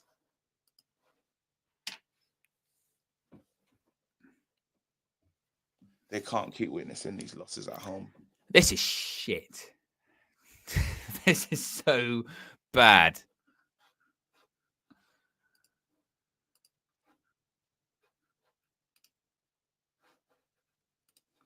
And that's half time. Booze. This is not how we manage our. This is not how we manage Booze at half time. As the holders, Old Trafford. This is an embarrassment. All right, so let's go around the whole thing and discuss how mad that was because it's everywhere. It's everywhere. It's everywhere. Jesus. I mean, where do you start, honestly? It's everywhere. Where it's totally and utterly, completely fucking shambolic. I mean, Manchester United, even before the goal, like if we'd have got the halftime, the only positive of the thing would have been that we weren't losing, and we didn't even manage that. Like that first half was awful. Horseshoe passing around the back, slow. When you do win the ball in half decent areas, turn around, pass it backwards. You want to talk about intensity, and you want to try and pat yourselves. This is again. This is what annoys me. Oh. That's what annoys me with this group of players is they got the nerve to get results against Liverpool and Arsenal and then pat themselves on the back for commitment and intensity. And then they do stuff like this. It's shit. Awful. Absolutely awful. Yellow. Try calling flex. Go on, hold on. Oh, it's Elijah. Young Maresca. 1 second. Against Leicester. How you feeling, bro? It's young Maresca, bro. You better not lose tonight, because if you do, that means that Ten Hag has won the FA Cup and OWEN hasn't. And it's half time, you better not lose tonight, because my team are still in it, and I play tomorrow. You better not lose. All and right. let me tell you something, KG. Yeah, Go on. I saw OWEN Manu as the left winger. How do you feel about that? Manu is the left winger. What? Yeah. Yep. I don't know. You're talking about me, not young Maresca, bro. Listen, I'm getting back to the game. Piss off. I hope you lose tomorrow as well. See you later. Well, try calling flex at Old Trafford. I want to get the view of the people inside the stadium, because he'll be livid.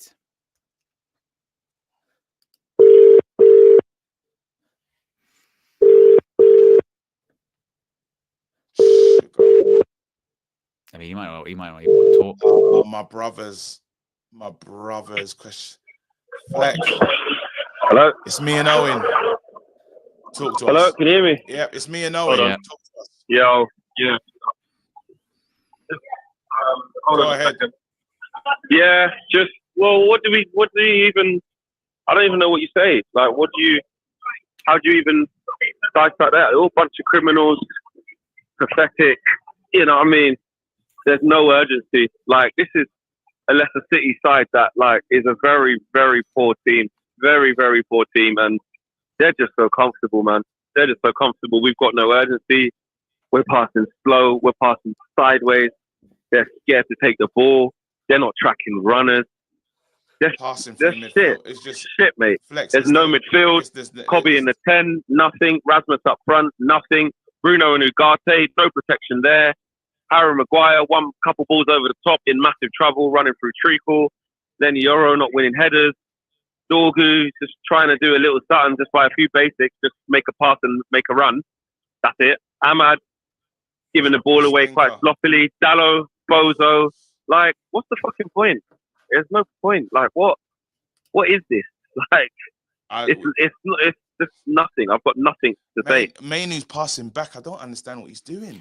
Everyone's passing back, KG. Everyone's passing back. We're just playing in that pissing horseshoe every time. We win the ball halfway up the pitch. What do? We pass it backwards again every time. I don't know if Højlund's touched the ball. Bruno's, I don't know if he's touched the ball. It's so bad. Like, it's so. What's worrying me is, like, let's be honest, guys. Yeah, as a 45 minutes there, that is right up there with as bad as we've played under Amorim. And I know, like, you know, because we've had some terrible stats, but that is right up there. That is shocking. And that's the thing. Yeah, it's right. That's the thing. It's right up there. But it's like you can pick out another 3 or 4 games where it's been like that. Like, this is not something that we're seeing where we go, this is out of character. It's who we are now. 0 shots on target. What's crazy is Flex. What's crazy? Yeah. There's issues all over the park, but I would say the main issue that you're having right now is we're just too slow. The tempo is absolutely out. Yeah, everything. Leicester, I'm watching them just stroke the ball about. Fucking Ndidi come back off a long fucking injury. Luke Thomas, like James Justin, just stroke about fucking face. About face, bro. Like Patson fucking Daka. I mean, Bobby Decker, all these kind of man. Are you in that? And even the crowd are getting onto it, because you can hear it every time we pass the ball backwards. Everyone starts going. And I'll tell you what, that away end I'm looking at, it's fucking smaller than normal. There's hardly any of them there. It's not even a normal fucking away end. And they're going, how shit must you be? We're winning away. Shit, man. We're fucking. Honestly, we're just a joke, bro. We're a joke. How? I don't know how. In 2025, there can be a Premier League team, any Premier League team, like professional footballers, who can't play with intensity. Like, they can't fucking move with any urgency. They can't pass and then follow the ball. Basics of football. They can't pass with a bit of zip. They can't track a fucking runner. Big pros. Amorim can't get that out of them. No one can get that out of them. No man, nobody. They can't do anything. They're null and void of everything. Like, you're professional play. Like, I know you're shit. Yeah, you might not be able to score. You might not be able to cut this. Look at this goal. Look at this shit. It's crazy. Look at that. Ugarte, what the fuck are you doing as well? Inside. What are you doing? That goes on at the byline. What are you doing? Ugarte turning inside. And then the runners run off Kobe. Indeed, he's run off Kobe because that's the nearest man to him. Like, what are you doing? Wake up. There's a fucking game going on at Old Trafford. Hello? Our goalkeeper goes with his foot. Shit. Oh, shit. Look at this. Ruben Amorim's going behind the thing with his thing. He's probably fucking playing Mario Kart. Ugarte, where are you going? What's he doing? Like, what? He's trying to nutmeg him, bro. He's trying to put it back through the leg. What are you doing? That's the maddest Canoe, decision. That's the don't maddest, stop it. That's the maddest decision ever. Mainly doesn't. And then look, it just comes off Onana's foot straight onto Decadova Reed's head. It's calamitous. It's calamitous. Cobby, look, blind Cobby, right shoulder, brother. Oh my! And look at that save. Look, there you go. Fuck off, man. It's like you got to kick that away with your toe, away, not fucking straight back there. And it's been building as well. It's been building as well because they look like a team, United, that just can't be bothered to even play. Oh, Friday, we're playing on Friday. Oh, we're playing Leicester. Oh, and this is when, spare me, when in future, if they do get results against Arsenal or Liverpool, and then they got the nerve to pat themselves on the fucking back and be like, well, we did it by intensity and mentality. Well, you don't just show it in those games against Arsenal and Liverpool. That's what I mean. Because guess what? Anyone can get up for those big games. When you're playing at home against Leicester, one of the worst teams in the league, and you can't be bothered to pass the ball quickly or pass the ball in, it's just not good enough. It's not. It's million miles off. And I tell you now, maybe this is reaction, but it's getting worse. It's getting worse. At home, we fucking getting worse. We stink. It's getting worse. And I'm you can sorry. tell from the crowd. You can tell from the crowd because when we pass the ball backwards, they're groaning. Yeah. There's loads of people shouting, pass it forward, pass the fucking ball forward. But unfortunately, guys, we don't want to fucking talk about this because it means you're hammering him out. No, it's not that. We're behind the manager. You have to find something, brother. You can't keep doing this. Yeah. You can't. Yeah. You can't. I'm sorry, you can't. What was we before? Even under the last manager in the fucking cup games, we pull out a fucking couple of results to get by. I dare you to go out of this. We can't just, and people are going to say, the chat probably right now goes, see, you just hammer him, it's not the thing. He's in fucking charge of the ship. Come on, there has to be something. Players, absolute crooks, criminals. Hammer him, can't believe what he's seeing. 100% agree with him. 100%. Like, what is this? But all the things that he's working on, it's not getting a reaction, is it? It's not doing anything.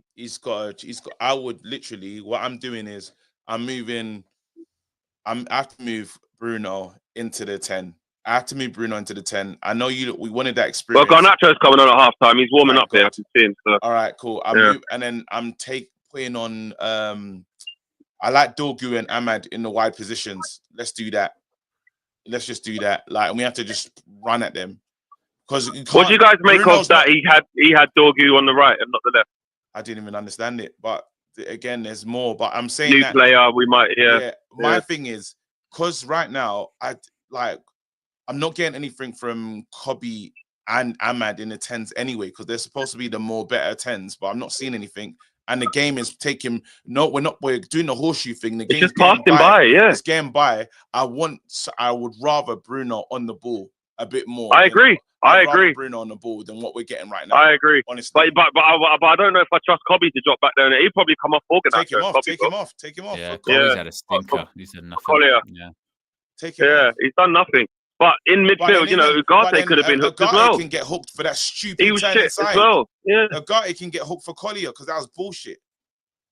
And Ahmad hasn't been good. He's doing his basics, just giving the ball.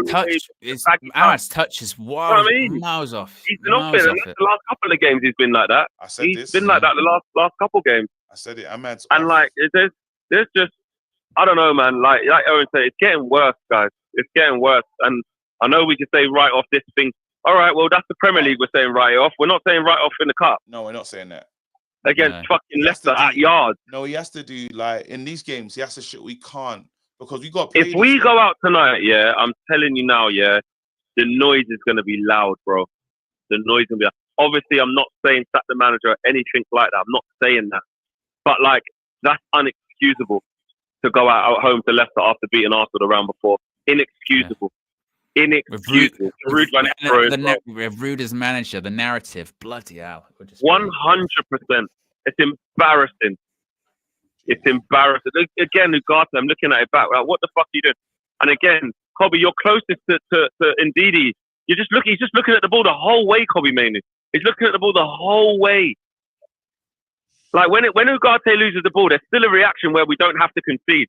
Cobby, get your sprint on. Get your sprint on, Cobby. Get your sprint on. Look, it's there in front of you. Poor, man, poor. They've all got their fucking hands up for offside. The criminals are running back out again now. Fucking awful, mate. I can't believe what I've seen today, Flex. Absolutely Honestly, awful. This has been you've helped us a lot, to be honest, because you just saying the feelings of the crowd and stuff. It must be so bro, quiet. like, Oh my God, what's the environment like? It's awful. Like, and it got booed off. Like Owen was saying, every touch they played backwards, the crowd's going, like, fucking pass the ball forward. Like, and when you have passed it, make a little dart, drop a shoulder and go into a half space, or like this, like Owen said, this U shape, like this horseshoe. Like, what is that?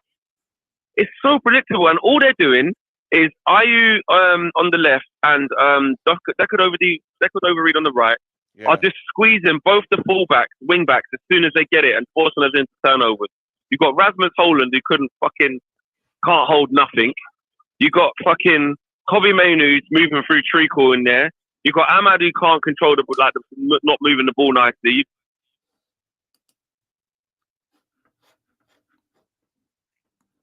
Where'd he go?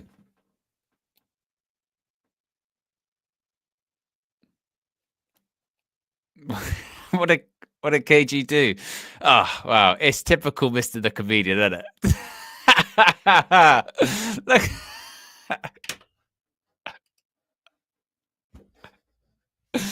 Oh, KG, man. KG KG's had enough. KG just dramatically left. Flex left. I know he was when KG starts looking confused. You go, well, something's about to go bad here. I saw him fiddling. Well, Garnacho's coming on, Dorgu's coming off. I guess KG just has had enough, and he's left. But I thought Patrick Dorgu was arguably our best player in that first half. Bloody hell. I've got a bunch of super chats to get to as well whilst we wait for KG. Hayata says, it's 4:45 a.m. here in Singapore. These players are horrible. MWK360 says, Dorgu impressed me. Only player who wasn't total ass. Jason says, KG, the best place for Bruno is the bench. He's useless, let's be honest. Jose TV says, Amram can't pull a Potter at Chelsea and we just accept it, whereas the coaching, players being bad is not a good enough excuse. Anurag says, maybe Ten Hag was overachieving. Justice for Ten Hag. Man United Enjoyer says, KG, he's lost me if we lose this. No excuse. Mr. Darkside says, realistically, how much better will we play next season? Only a few players will be added. I don't think Amarim is as good as we thought. Biggie Third says, hold on, guys. I'm searching for a formation that will make the players pass forward. I'm sure it's somewhere out there. The entire midfield has to go. Red Shane 1193 says Bruno in the 10, Ericsson in the 10. Second half is underway, but that will change shortly when KG comes back. Dorgu replaced Dallo. Ahmad wing back. Get Collier on for Mainu. On the manager again, this result. And Deal says Mainu experiment makes no sense. Ruben needs to explain why Dorgu is playing right. Abject performance so far. Danny DeFito says, Owen, you asked the other day about following another sport. What about Pogs? You remember Pogs? They're back. I don't know what Pogs is. Kirby, your damn enthusiasm says the manager is cooking beans. It stinks. Don F says sack this manager. He's poor. Crash Illustration says, but guys, Cobby is a 10 though, but because he had a goal and an assist against a dead team in that position. Kirby, your damn enthusiasm says, before blaming players, why is Dorgu on the right?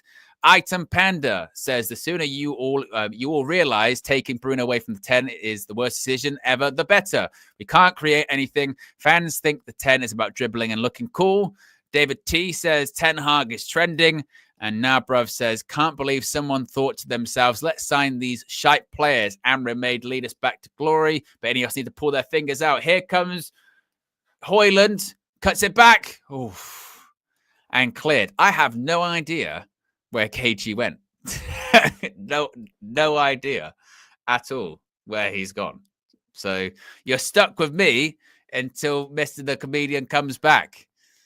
I was going to keep it for the two sides, but we'll see. Waiting for United to win the Prem. Bloody hell. It says, manager clueless. Horrible first teams. Please go. And Nabruv says, I wouldn't say Ten Hag overachieved. I say things are falling apart more than ever. RIP. I believe KG the comedian is back. You're going to have to. What time are you on?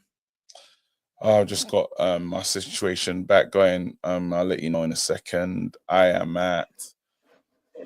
Say, man, I'm pissed off. What happened?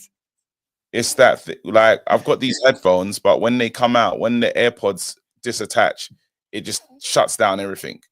Everything breaks. Yeah, I've said before, AirPods are rubbish. I'm telling you now, never again. Yeah. Now what the F's going on? Nothing on my screen, for fuck's sake. You're gonna have to do that thing. Do that thing again that you did for me last time. It's still there. It's still there. No, it's because I had to close the. All right. There you go. It's in the private chat.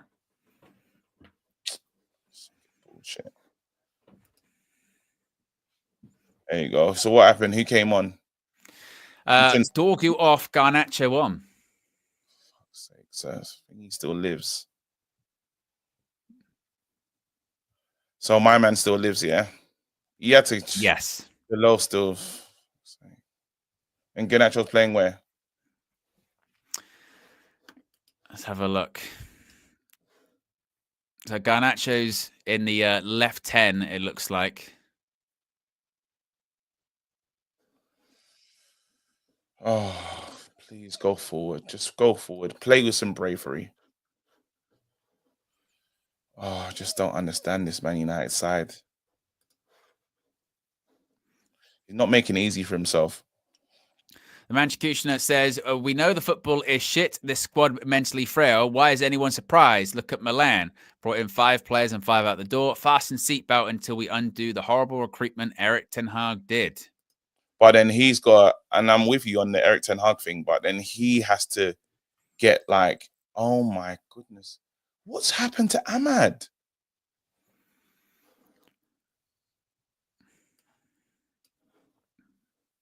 Dalot, please. Oh, Dalot. He's not a footballer. Oh, man. Oh, you're taking the piss. Dallow's against us, bro. Dallow's against us, bro.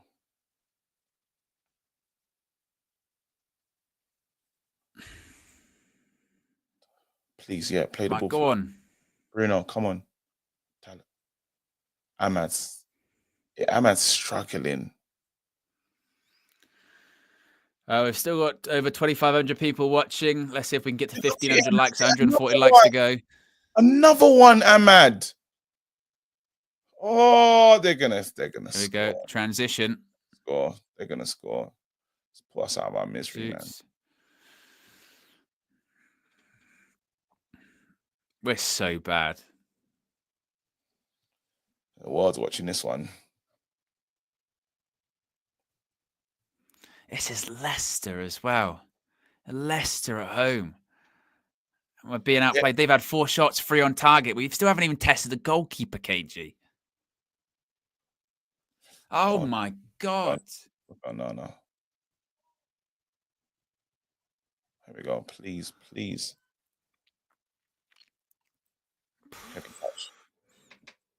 We're just getting out, but we're getting bullied. Like I said, it's getting worse, isn't it? It is getting worse. We are shocking. This is insanity.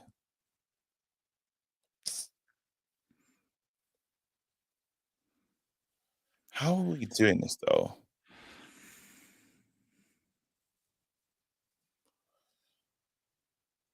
Oh, you fuck off. Oh, no.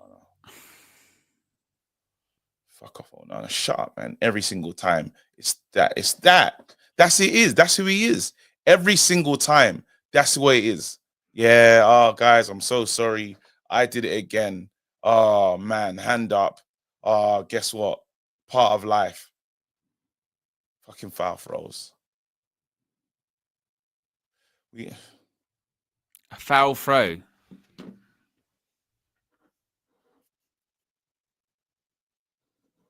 Are we giving foul throws now? I'm good enough. This is incredible. This is awful. You can speed it up, by the way, remember, because I'm watching yours. Oh, this is up to date. Bullshit. Absolute bullshit. I need us to give something that the players can. You need to do something for the players going forward. Please play forward for the love of God. Oh, well done, Ahmed. Ahmed, come on. Well done, Cobbs. Referee. A foul. Tapiwas is just with the contribution. Nathan says, Amarin won't last long, whatever we think. Oh! Amarin won't last long, whatever we think, whatever the excuse is, we are woeful. Dropping players only works if you're winning games to justify it. Sorry, shoots.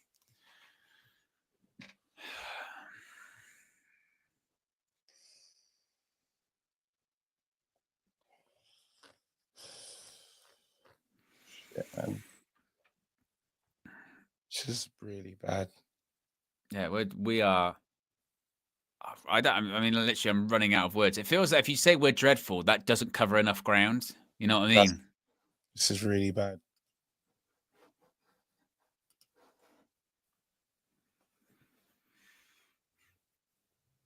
I want Chad was right shirt. Shut up. Just because he played on the right hand side, bro. You said a lot of mad things, fam. Look how they're moving the ball around. Oh my goodness, Agatz. Oh, Agatz, just been skipped past. Oh, back post. Are you gonna find him?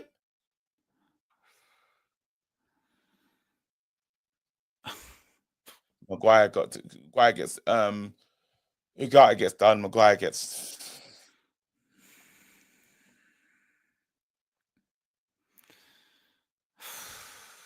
Honestly.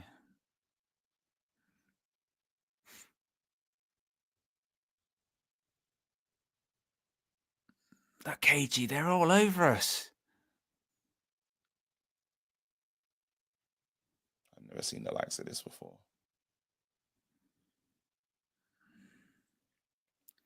This is just ridiculous. Please play with some intensity. Please. Go forward. Travel with it, Dallo. Don't cut back. That's it. Go forward. Finally. Oh, fuck. Rasmus Højlund. Hold up the ball. Don't just wrestle and fall over. Cheeto, oh, man. my God. Where the hell is Cheeto, bro? You can't tell me that. Literally, pass into him. Doing all that. And then fucking ball goes up the other end.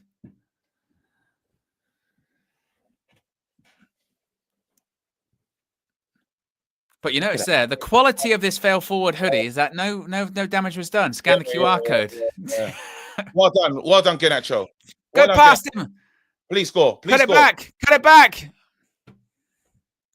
Bruno, bit of magic, please.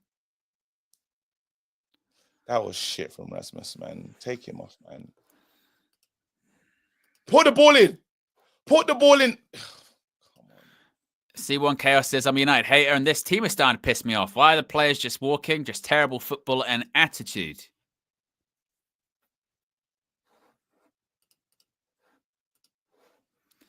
Ahmad. Up a little bit. Cobby. I knew he was going to do that. Bullshit.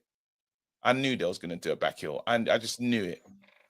They've done the back heel like 10 times in this game, haven't they? It's been working.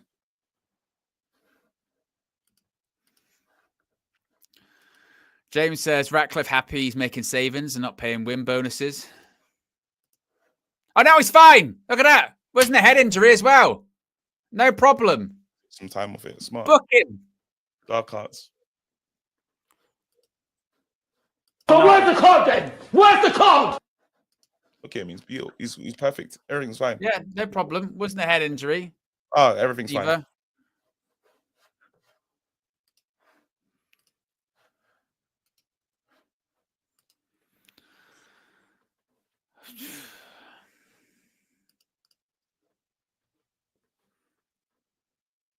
We've still, okay, it's 56 minutes. We still haven't had a shot on pissing target.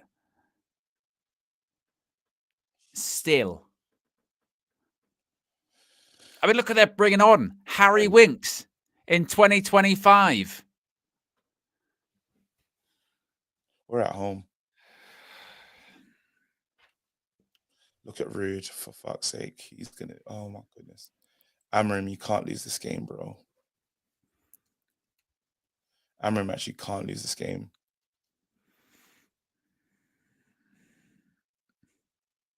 It's a fucking relegation side that we're playing. But again, when we play these lot in the league, be careful.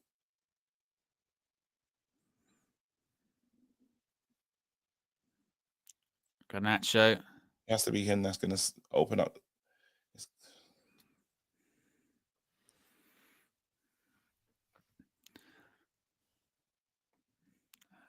Mazraoui.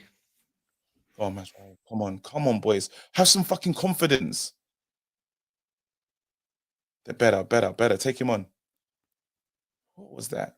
I'm telling you, Kobe in the 10. That doesn't make sense. It doesn't make sense. I don't know what game these two are playing. It's not making sense. The interchange between Ahmad and Kobe at different points in this game has been shocking. These friends, bro. This is bullshit.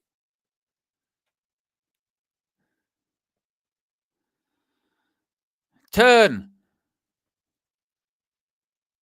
Take him on. Oh my God. Garte. I mean, get a guy off the pitch. He's playing horrible in this game. Right, we got it back. Bruno. Garnacho.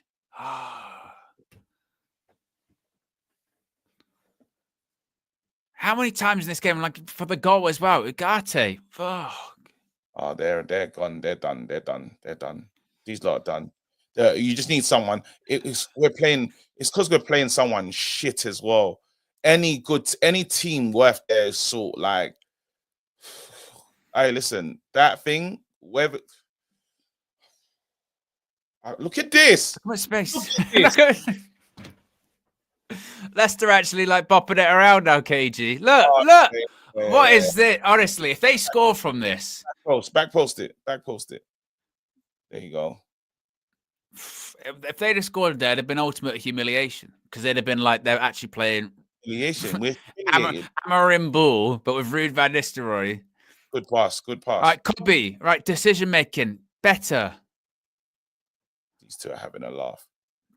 Kobe again. Don't backheel it.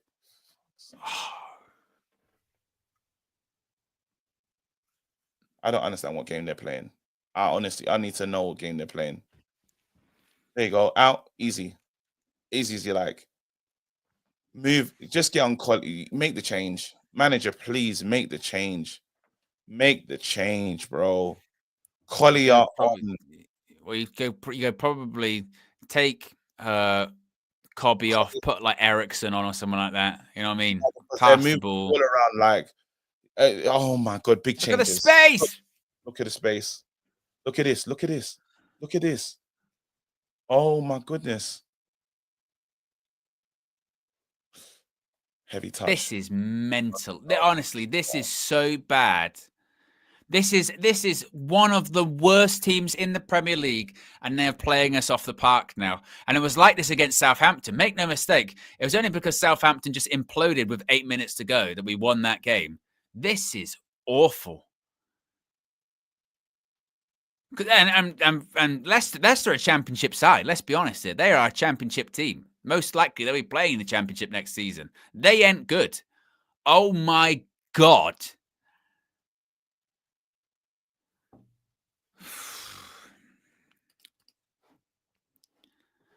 Nathan says, KG, stop saying we're at home. It means nothing.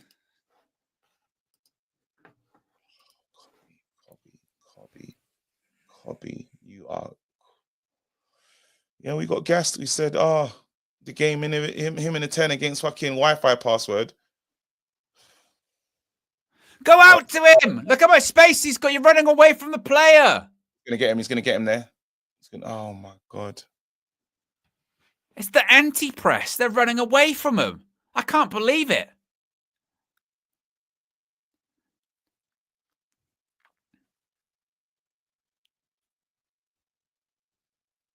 I don't know if I've ever seen that. Like literally, we baby ourselves of like we see a press for 5 seconds. We go look at us for pressing. We're running away from the ball. Running away from the players. Look how much space they've got in the middle. Oh my goodness. And the boys are not believing. Shit. And the boys are not believing. The boys are, oh my goodness. Oh my God. To be honest, the only saving grace we've got at the moment now is that it's Leicester.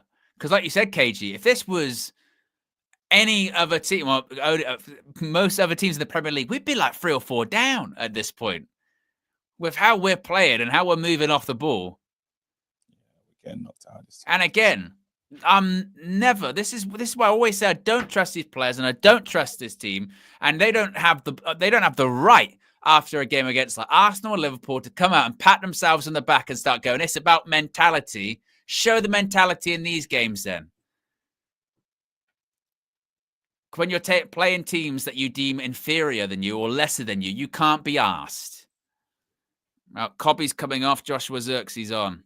Yeah, he's played like absolute pants. This is one of your worst games in the Man United shirt.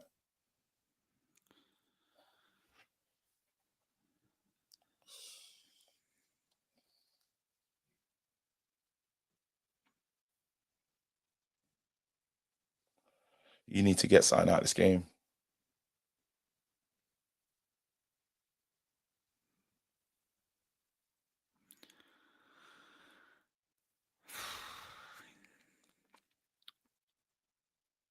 Jesus.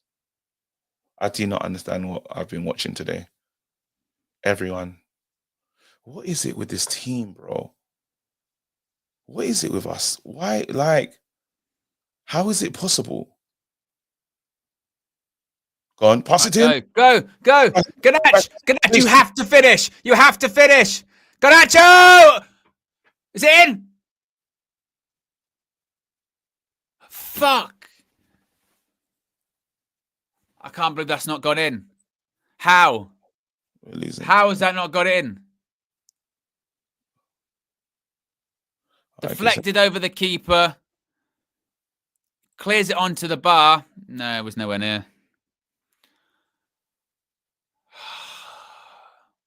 Well, Garnacho's been it's been better with Garnacho.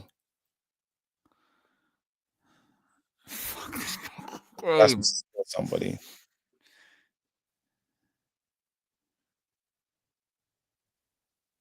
You know what? What can you say? What can you say there? To be fair, I'm not going to have a go at Garnacho because for all intents and purposes, it's going in, isn't it? You know what I mean? It's going in. Yeah.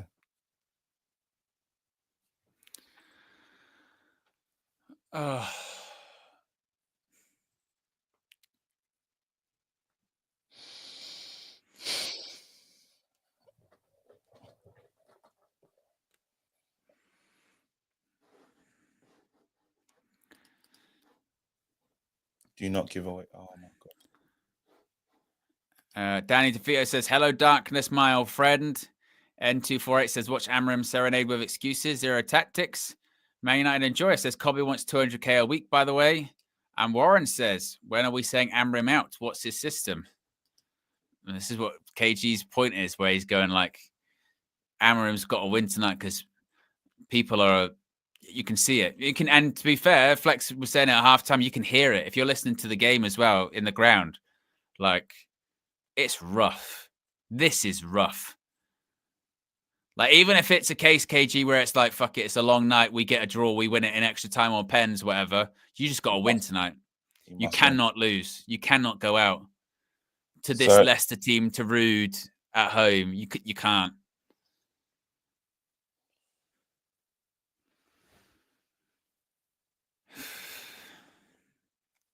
Jesus Christ. I do not understand this, man.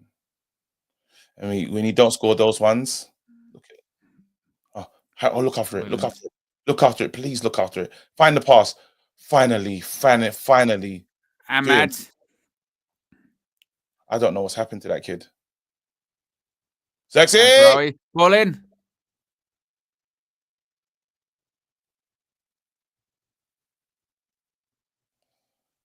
Pull across. Oh, Sexy! Come on! Garnacho, sexy. Thank you so much. Oh, no, Garnacho, look, his subs worked. His subs worked, KG. Garnacho. I'm telling you, sexy. Well done. In the right place at the right time. Garnacho has been going. Garnacho's been going. He's been going. He's looked a threat, hasn't he? He's been going. He's looked direct. Look at him. He's Caused just some been problems. It's a good ball in as well. Garnacho. Cuts it back. Hoyland with a good flick, to be fair. I'll give Hoyland credit for that. Little back heel from Hoyland. Comes out to Xerxes. Just keep calm, put it in the back of the net. Oh, Hoyland tries to score. Like, he tries to. Garnacho's been the. Well done, Xerxes. Please for Xerxes as well. You pussy. This is what I was saying, KG. Like, we just. This, you have to go through tonight. We have to go through. There's no other option. There's not. Even if this is a long night, goes all the way, we have to go through.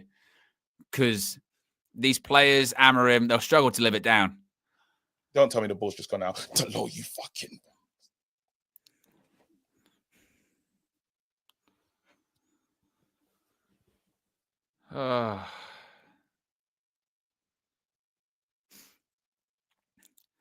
Thank God, honestly, KG, we scored. Yeah. Shit. Yeah. Hey, listen, Kobe and them lot. That was a stinker. Go on. Oh, Garnacho. You got space. Travel. Give it to Garnacho. That wasn't the best ball. You've asked a lot of him. He should have kept on That's going. what Garnacho's saying. Garnacho's going, give it to my feet. What are you playing it into the space for? You don't need to. Yeah, you don't need to play it in the space there, Hoyland. Play it to his feet. Thank you, Garnacho, man. He's come on and been the difference. People are saying, no, Garnacho's, but you need him, bro. Good ball. He's offside. No, he's onside. Garnacho again.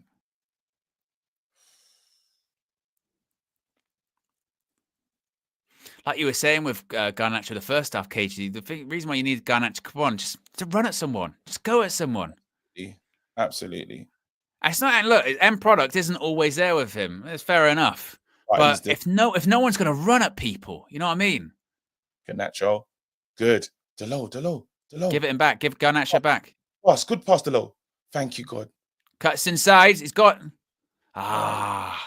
You know what? Let it go. I'd rather that. You know what I mean? Yeah. Go past the player. Try and have a shot. Something.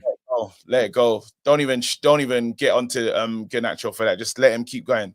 He's the only one playing with a level of let me try and do something. I'm not gonna shit on that, bro. It was dead, but I'm not gonna shit on him for that. I'm not, absolutely not. At least he's giving something. Crying out loud. That was garbage, but at least we've seen a first half of nobody doing anything. Yeah. In the first half, what they would have done there is cut inside, turn backwards, pass it. Please, United, learn to head this ball properly. Don says, Ten Hag won this cup. This guy better don't lose. 20 minutes left. Man United won, Leicester won.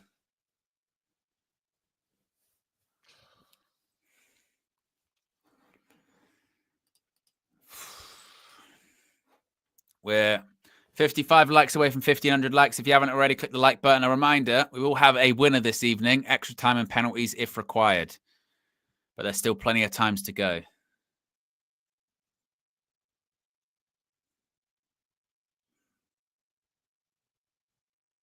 Well done. What are you lot doing? No!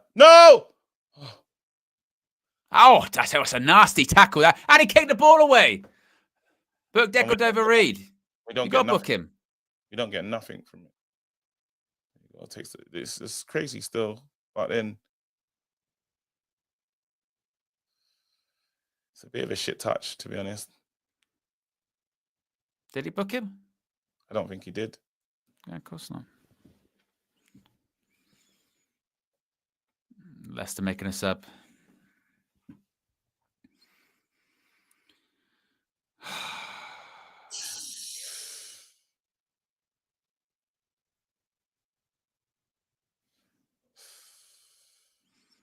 Is that the? Was he from City? This youngster. I think they were saying he was a deadline day signing. Yeah. He didn't sign one kid's shirt because he was wearing a Sheffield. Oh, come on, please, boys. Better. You know what? You're having a stinker. You are having a stinker. Even though you got caught out there, you're having an absolute. Ugarte. Yeah. He's having a stinker.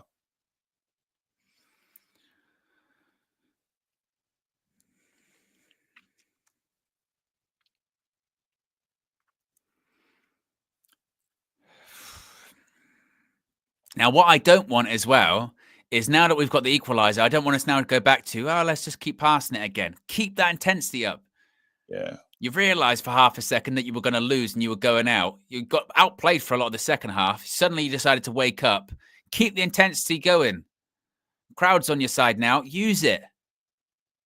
Please get that ball there.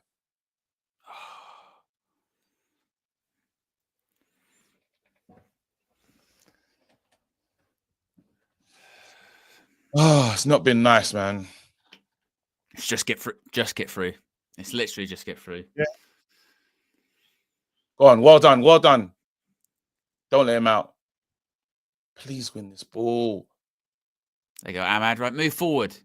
Ahmad, take it forward. Take him on. Just go for him. Go on, Ahmad. Yes, Ahmad. Yes, Ahmad. The box, cut it back. Oh, nearly. Zaxi, well done. He's there. Zaxi's being a bit of a threat as well. But that's a bit better from Ahmad. You know what I mean? Get the ball, go at him. Him and what do you call it? Were taking the piss. Yeah, run towards the line. Cut it back. Him and Cobby were taking liberties.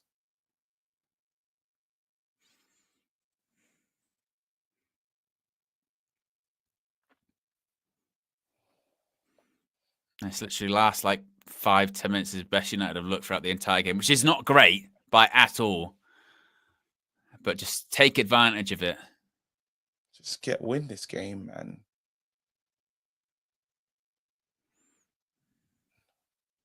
There you go. Space. You got space. Let's go, boys. It's the no pass appreciation as well. Like, better from United.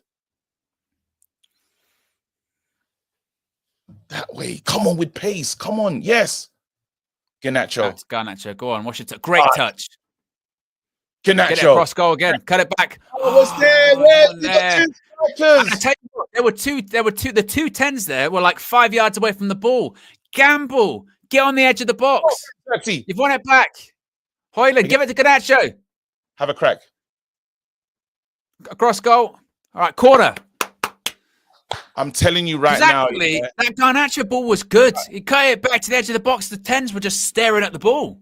Don't tell me that again. And we said, any price. Sell Garnacho, any price. 30 million. This guy is saving our bacon right now. All right, Bruno, beat the first man, please. If there was ever a time to get a delivery good, it's now.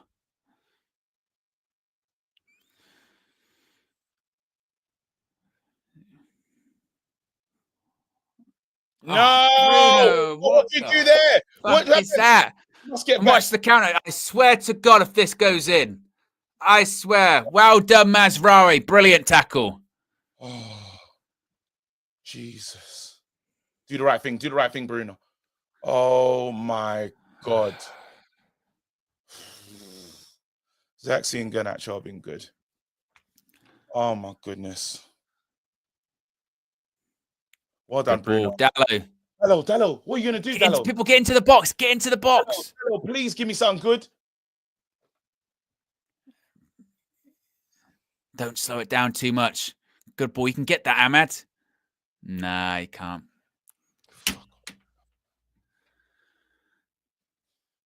Bruno, that's 2 in 2 minutes there. You've done a shitty corner, and then you put out for a goal kick. Yes, true, but he's doing them dags. Look at that.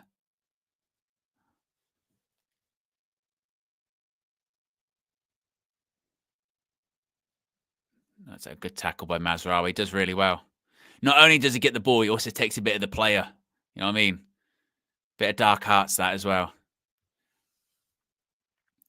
But we need them diag balls that we're getting from Bruno as well. He's playing like it's the bad and it's the good and bad because he's doing those balls into Dallo Garnacho. We're getting those, but then we're getting nonsense on top of it as well. Fucking shit, man. It's a typical thingy performance. They're bad, and then something nice, bad, something nice. Jekyll Hyde.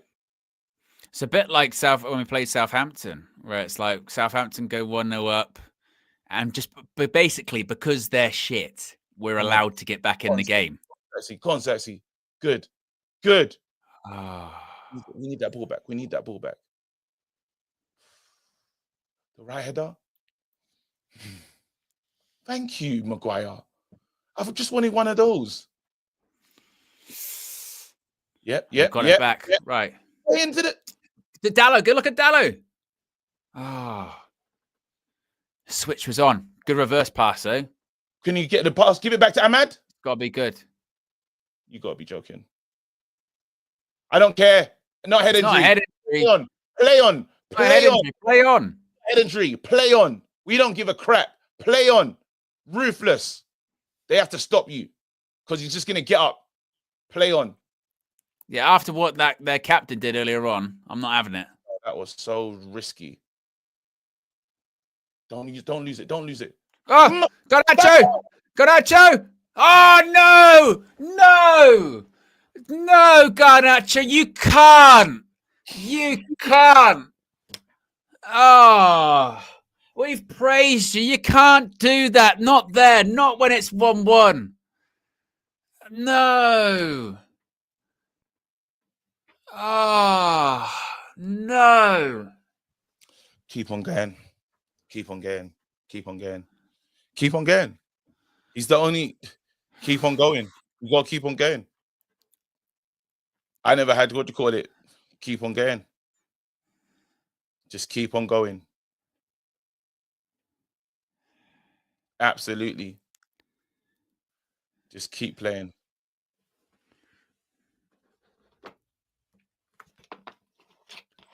You lot say talk about Garnacho. I'm saying keep going. Like it or not, I've seen two different halves. I saw nothing, and I'm seeing someone. Yes, he's stinking at the place, but I'm taking that than what I got in the first half. And maybe I'll take chances over no chances. That's lower than thingy. That's lower than what you call it. But I'm taking that than what I saw earlier. You got to keep pushing. Let it come. It was Fergie's yawning. Yeah, because like you lot want me to get onto Garnacho and cuss him out, but I'm telling you this: I'll take a player trying and running at his man and getting a shot off than the bullshit that I saw in the first half. Well, it's a couple of things, isn't it? It's Garnacho creating something. Cobby came off; he was stinking up the place as well. I mean, literally, the guy that's come on for him, Xerxes, scored. You know what I mean? I know it's a tap in of an empty net, but. It's silly. Like, don't get me wrong. I'm not happy with it, but this is what the standards are low, aren't they? You know what I mean? The standards are low. But I had a crap first half.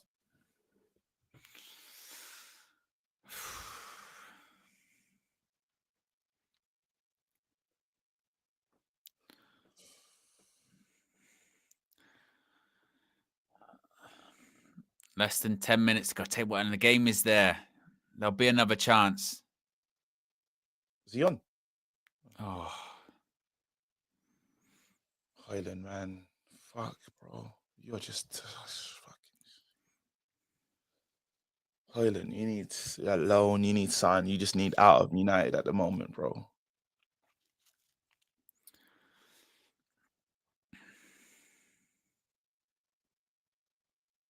There'll be another one. I thought there was a chance that was the chance for I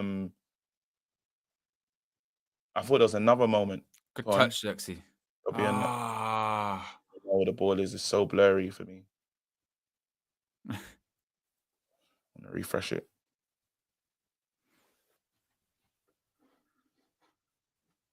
It might actually, if I refresh it, KG, that might help you.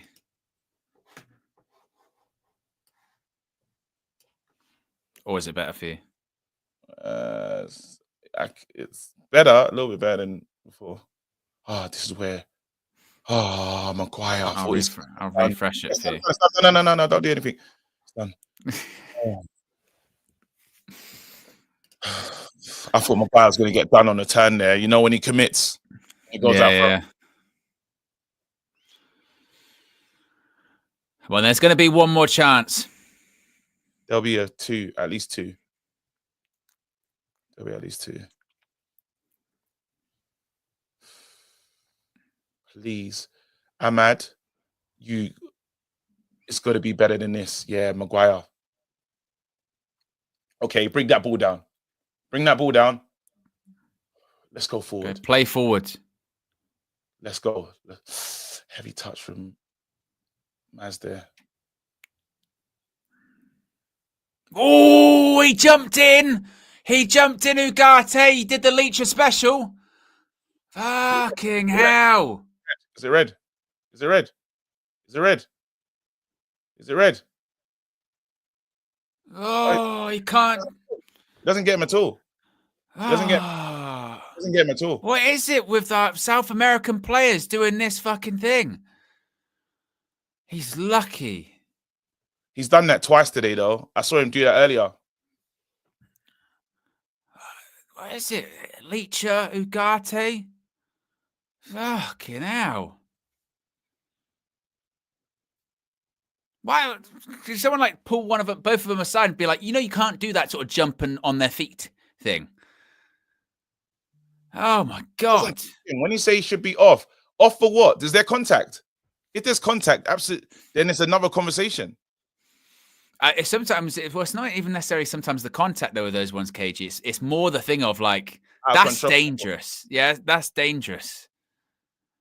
It's like the Leacher one as well. We would have been crying if he gets sent off for and there's no touch. We would have said, see, but it's stupidity. He doesn't need to do it. He doesn't need to do it. Stupid. But then I hear the intent, but again, we're booking for people for intent.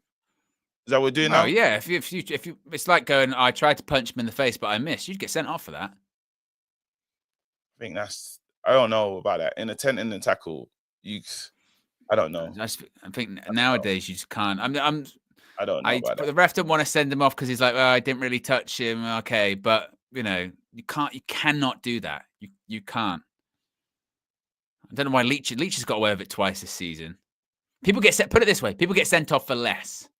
All over the top. Yes, Garnacho. Oh, it's a good one. A bad ball. Great ball. Is that Dalot? My screen's fuzzy. Who did that ball in there? Dalot, yeah. Do you know, Dalot, that's the best thing you've done today. That was a great ball, and I don't know why. I've got. Where's Rasmus for that, bro? Rasmus can't talk about service, bro. That's the greatest ball. Bruno Fernandes.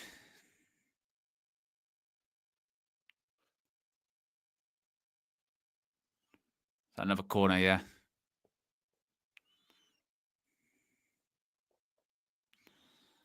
It went a bad ball, actually. Sure. Please do the right thing. Garnacho. I don't know where we're going. Be careful. Put that ball into the box, please. Put that ball into the box. Well done, Bruno. Oh, what a bad one. It wasn't a bad one at all. They should have been onto that. Give it to him wide. Ahmad, you got to take him on. You got to take him on. Finish him. Finish him. There's space. That means there's space. Bruno, that's out of order. You're lucky, Bruno. You're so damn fucking lucky. Do the right thing. So Man United throw. Bruno, man.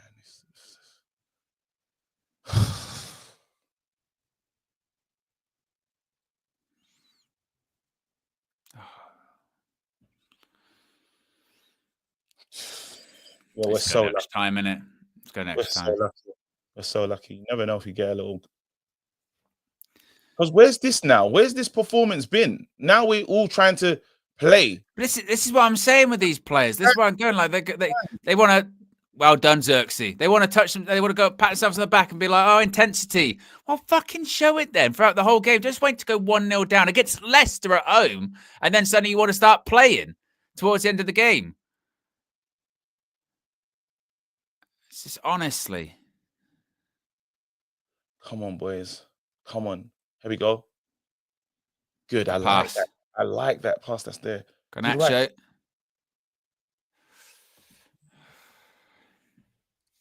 Not the best of moments, but hey, let's keep going. At least that outlet's there and it's the danger. If we score a goal, it's going to come from something like that, to be honest.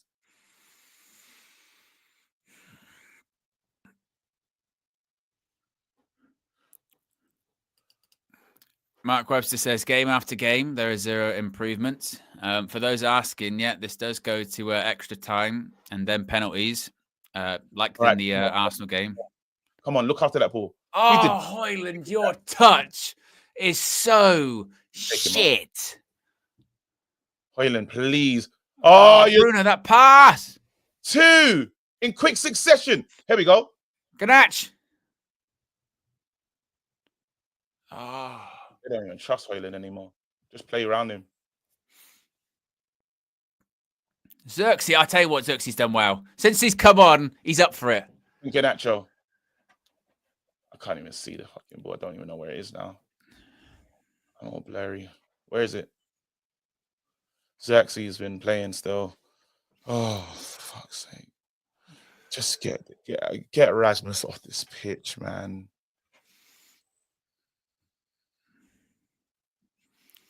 Get him off the pitch. Who else we got? No, not many. We've got Ericsson we can bring on. I don't know about Collier. That's ball. That's on. Let's go. It was poor. Let him take over. Give it to him. Good. Oh, keep getting Euro. No foul.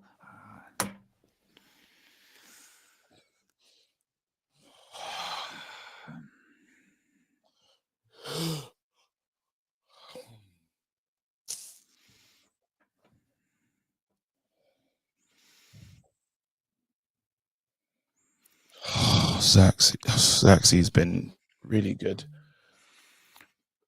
Xerxes been good. Garnacho's Garnacho, to be fair, Garnacho's just been Garnacho, which is literally he'll create, he'll be direct. His end product is the shits. Like, let's be honest, it is. It's not great. But like you said, KG, I'd rather have something than nothing. And in the first half, we literally had nothing. Yeah. 0 shots on target. Oh, please, you boys. 3 minutes of stoppage time. Oh my God. He's an anti. Oh my God. He's playing like an anti-baller, bro. Oh my God. I think he's taking liberties. Rasmus is getting worse. It's getting worse. It's actually getting worse. Aaron Maguire says to think we were going to sell Garnacho, criminal. If we didn't have Garnacho today, Lord knows, because we were creating nothing. We're out. We played that diagonal ball. I need first half. I need Ahmad to get involved in this game as well, you know.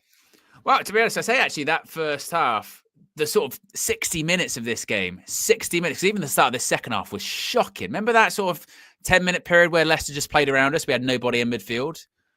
Oh my goodness. Oh man. Hasn't been easy. It's not over yet. We got 30 more minutes of this. No, I just didn't want to go out like that as well. Like, you know. I tell you about him. I tell you about him, innit? That thing that he does. I keep saying, I keep telling you about the Harry Maguire header. It's stupid. It's actually it's borderline criminal. Go on, keep it. Give it Garnacho. Handball.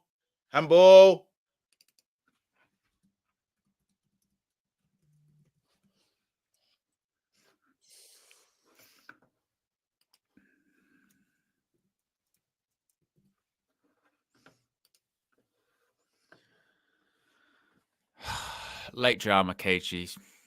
And now, Bruno, no effing around with this delivery. I take a go here. Just because. No messing around. Come Ball in. on! Yes! It's Harry Maguire! I'll take a go here.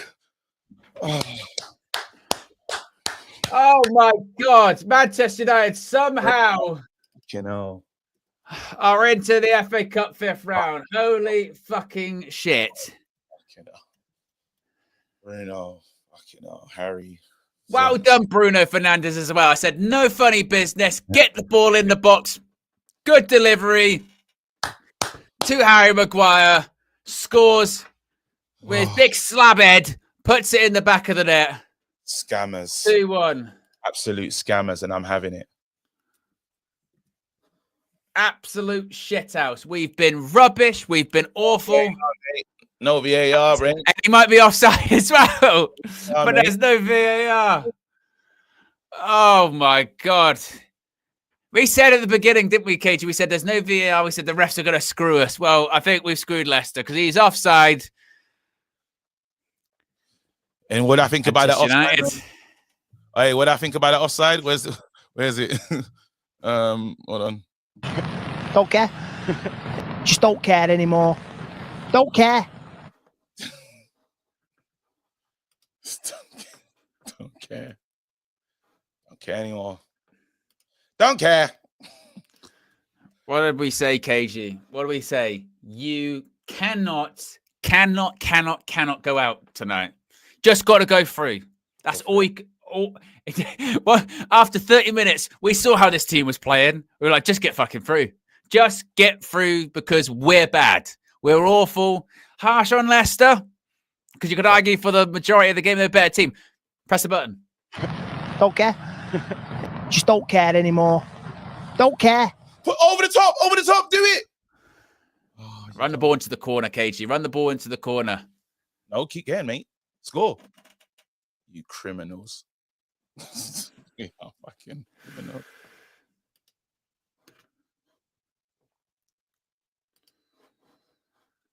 Yes. Called that goal though. Take a go there. Take a go there. No, bro. I don't want to see us go extra time as well. Nope. Oh, Full time. And Manchester United somehow are through to the FA Cup 5th round. Absolute shithouse we've got through. I'll take it. Harry Maguire with an offside goal. We have scammed a victory there. I'll but take it. We'll take it. We said we can't go out. Ruben Amorim, you cannot go out of the FA Cup to this Leicester team against Ruud van Nistelrooy. You just can't. You can't. And look, there are massive worries. I mean, KG. He said that actually. Get up. He's saying you said get up. We're in a thingy. He said, bro, get up. You see Ruud there. Ruud's like, brother, get the fuck up. What's wrong with you? Cracks the size of the Grand Canyon have been papered over this evening, but we have to take it. We have to take it and go through because, my goodness me, that was bad. That was horrific. Credit to Alejandro Garnacho and Xerxes, changed the game when they came on, but my goodness me. No, because let's have it right. We've not got the rubber, the green with some of the decisions. I'm taking that one today. I'm taking it. Yeah, but I know. Okay, I get that. I get that. Okay, but we can't. Look, we can't. No, I'm with you. It doesn't pay for the cracks, but I'm saying to you, I'm taking that. Of course, we can't go out. We can't go. Not like that. I didn't give a damn. Call it criminality. I'm taking it.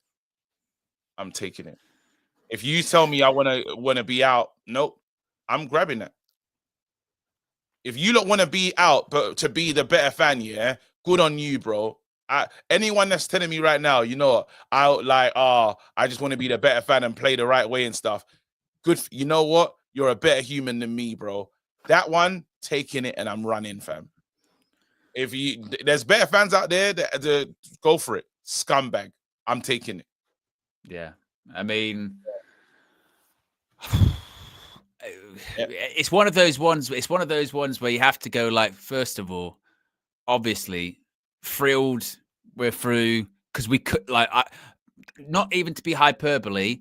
People would have started to turn this evening, I think, on Ruben Amorim. Honestly, No, you saw it. You saw it. People, it started, and even to be honest, I'm not sure even us winning will change people's minds. You know what I mean?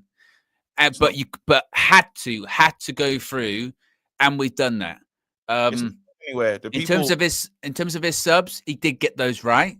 Starting selection, he got that wrong. There's probably more questions than answers, honestly, coming out of that game. And there's massive concerns because, once again, it's the same as the Southampton game where we've played a really bad team. They've outplayed us for large amounts of the game. We've shit out to win with an offside goal to boot. So once again, that's us. That is us. We can't do you know what's so crazy? We're actually giving away a shirt today. Now let's get into it because there's so much going on. We was going out of that competition. We was a second away from getting out of that competition, and somehow we scumbagged to get through. Yeah, Garnacho, and fuck it, I told you so. Garnacho, selling for all the thingies because you need more than one. I know Ahmad has been our best player, and Ahmad will return and be good again. But guess what? You need more than one person that can offer and give something. Everyone's like, well, Ahmad, forget about it. Nothing else to worry about. Well, you've seen it. And I'm not saying that Kobe will never work well in the 10 again, but it just didn't work in this. He was terrible. He was terrible, but we played a Romanian side. Let's not forget. Let's not forget that. It's an exercise that we do this all the time, don't we? It's an exercise to remind ourselves that if someone has a good game in the Europa League, like you said, KG, against a Romanian side or whatever, that is no guarantee that issues are fixed. We have to take it step by step, be calm, and and be understanding that we're shit. we're bad. Ready. I know you lot said. I know you had that figure about the youngsters and that. What Rasmus was doing today, the man of the match isn't sexy. It isn't, guys. It's Garnacho. It's Garnacho. Come on, guys. He had a good game, but that outlet was, and Xerxes was good. I'm not even Xerxes was our second best player on the pitch. Yeah, the outlet was Garnacho. We found the switch and we played the switch to Garnacho every Ross Clark time, every time. I mean, honestly, and look, I'll give credit to Bruno for that delivery at the end. Look, I mean, throughout the whole game, Bruno. That's remember I said he does that thing. But you remember after literally 30 minutes of the game, KG, 30 minutes in that game, I said, F this performance, just go through. Because you could see it. You could see this team. You could see it. Again, we know these players. And also as well, just because we won, don't let them off. Don't let them off. Because we saw what they did for 60 minutes. Hey, Big Stricto was waiting. You look at them, bro. The man them were waiting. My enemies are waiting for me. My enemies are waiting, bro. Lord have mercy. My enemies are waiting, bro. But my Lord said my enemies shall not prosper. Hey, my enemies. And I tell you what, if Spurs go out, when does Spurs play in the FA Cup? Oh, we got three, bro. Spurs, we got three. Spurs, Aston Villa. If you go to Best of Enemies next week, KG, and you're the only team left in the FA Cup. Oh.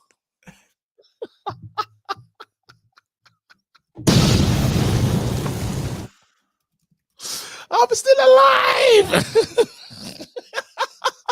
Steven Seagal, bro. Hard to kill. Oh, man. No, I thought we would go into extra time as well. Here you go. Young Moeska. Win your. You are lucky. You shut the hell up. Shut the hell up, bro. No. Shut the hell up. I don't give a damn about luck, bro. No. Are you free to the next round? Are you free to the next round? Are you in the next round? Wait, hold on. Are you in the next round? I want a quick question. round. Of Your team's course playing not, tomorrow. Yeah, you're not there. Yeah. See you later. Bye, mate. You're not in the next round, mate. Yeah. Oh. Unbelievable. Right. Yeah. But that's the problem. That's their fault. That's their fault. That is their fault, bro. Yeah, it's their fault. It's unfortunate, isn't it? You know, Don't give how it goes. Before we do the draw to find out who indeed won a shirt, I can't believe we've given her a shirt. It was wrong, didn't it? Before we do so, be sure to click the like button. We've got over 3K watching. We're about over 200 and a bit likes away rather from 2K likes. If you haven't already, click the like button. And also to be sure to subscribe whilst you're at. Less than 200 subscribers to go into 189,000. KG, would you like to know who indeed has won the shirt? Yes, please. I'll tell you.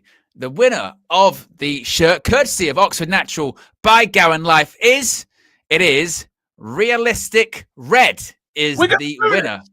We're going to do this. So Realistic Red, all you have to do is go send us an email to unitedviewtv@gmail.com with your contact details, your address and what have you. We'll pass that on to Oxford Natural by Gowan Life. You can put in your preference of what shirt you'd like as well, whether it be a home shirt, an away shirt, a third kit, and Oxford Natural by Gowan Life will send you that shirt. And of course, you can get optimized like KG and myself. I've been receiving a lot of compliments recently, KG. I know you have too. And you can get optimized too. You can get your Optimum Day and Night. Links in the video description. You can use the code UV subscribe, save up to 70% off, and you can end up looking like myself and KG, discovering that jawbones exist. That's what you can do. Listen, I watched Spurs stink it up against Tranmere, and they went through to the next round. Listen, stink it up. We done it against Coventry. It was a disgrace. That's what I was about to say. We watched the Coventry game. Stink it up and win the cup. You know what I mean? I'm actually starting to believe in our match, our big cup match run, because I told you we haven't lost yet. You know, Owen, we have no right walking into this next round. But bloody hell. Now, listen, all the manager needs to learn, is Xerxes must play. Look at this, Garnacho. He was the difference. He was the difference. He was the difference. There you go. Fair play to Højlund. Look, he did the flick, comes back to Xerxes in the right area, puts it in the back of the net. But like you said, comes from Garnacho. In the first half, we didn't see our players doing that. Run at players, go at players, get the ball into the box. What we saw in the first half is get to that area, turn around, pass it back. Let's go to wing back all the way back to Andre Onana. There's no VAR. It was handball. The guy handballed it. Don't matter, mate. Win some, you lose some. It's all right. Oh, gee, you know what? Yeah, just win. Just win. That's literally what it was. It was literally just get through. I thought we were in for a long night as well. I thought this is going to extra time. I don't know, but just having that little bit of extra intensity, running at players, going at players. Again, Leicester, they'll feel hard done by. In the grand scheme of things, they won't really care. They're focusing on staying in the league. But they'll probably, to be honest, Leicester will probably take confidence from the game, knowing that for 60, 65 minutes, they outplay Man United. Like, we're shocking. Wait, hold on. Jamaica 876 Devil said, did KG say Xerxes has to play? What's he been saying about Xerxes 3 weeks ago? Come on, bro. You know how many times, like, we've done this? Hold on. Hold on 1 second. Oh, he's going. Look at this. Well, the best thing is it's not mirrored, so it's the reverse way. You can't even read it. Look at this, bro. We're at a stage now in life, you got to flip your camera. Oh, I can't be bothered. We're at a stage right now in life, I spent £110 for this bullshit, You think I don't want to be wearing this shit, But guess what? Way better than what Rasmus is doing. I'm taking it. I want my team to win more than how I'm feeling. I want my team to win more than any of this crap, bro. What was this shirt? This was a forfeit on my channel, bro. Now I have to wear this forever, bro. Come on, man. We got super chats. Ravel Burns says, no more Ghana slander. He's such a danger man. N248 says, in the famous words of Kevin Gary, we are scumbags. Atonement says, Maguire offside header against his old club. Curb your damn enthusiasm says, W is all that matters. Stop the cap. C1 Chaos says, linesman was tired of watching that crap. LOL. Space Oddie says, what's the point of Rasmus? Michael says, watching this team is like shitting a bowl of rocks, hard and painful. Lucas Chan says, we have 9 days now to really work on something. Stop that chat right there. Don't even move on. We must. You see this 9 days, yeah? Ruben, I'm terrified. Ruben, today, I saw my brother in the chat. Yeah, my brother was not happy. Yeah, well, my brother starts to that. I saw him in the chat. I said, oh, yeah. Because Rubes, brother, get to work.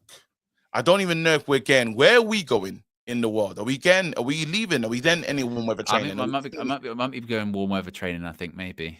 If we're getting warm weather, Ruben, brother, fix this. What I need Ruben to work out on that trip. Take Chido with you. Yeah? Rasmus right now, he's not where he needs to be. Take him straight with you, yeah? Then on that trip as well, Delo, if you leave him there by accident, I understand. If you leave him in the warm weather, I understand. What are you really talking about abandoning players? What are you going to do? Put them in a wicker basket and throw them upstream? Moses settings, wicker basket, new king of the... If he just happens to get... Because it's this, bro. It is... bro...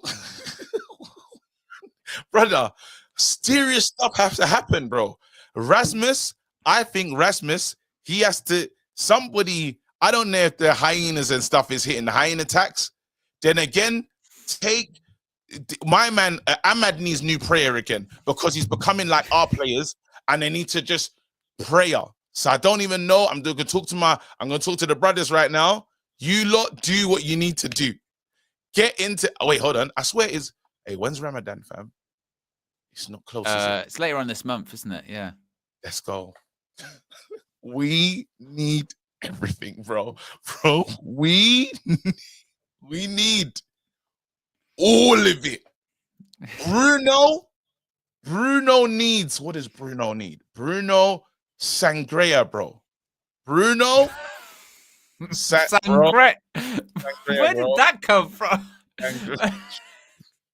Bruno needs... That's the last thing I was expecting you to say. I thought you were going to say, like, I don't know, Wizard of Oz settings, a brain, a heart, you know, courage, Sangria. Sangria and Nando's, bro. That's what he needs, bro.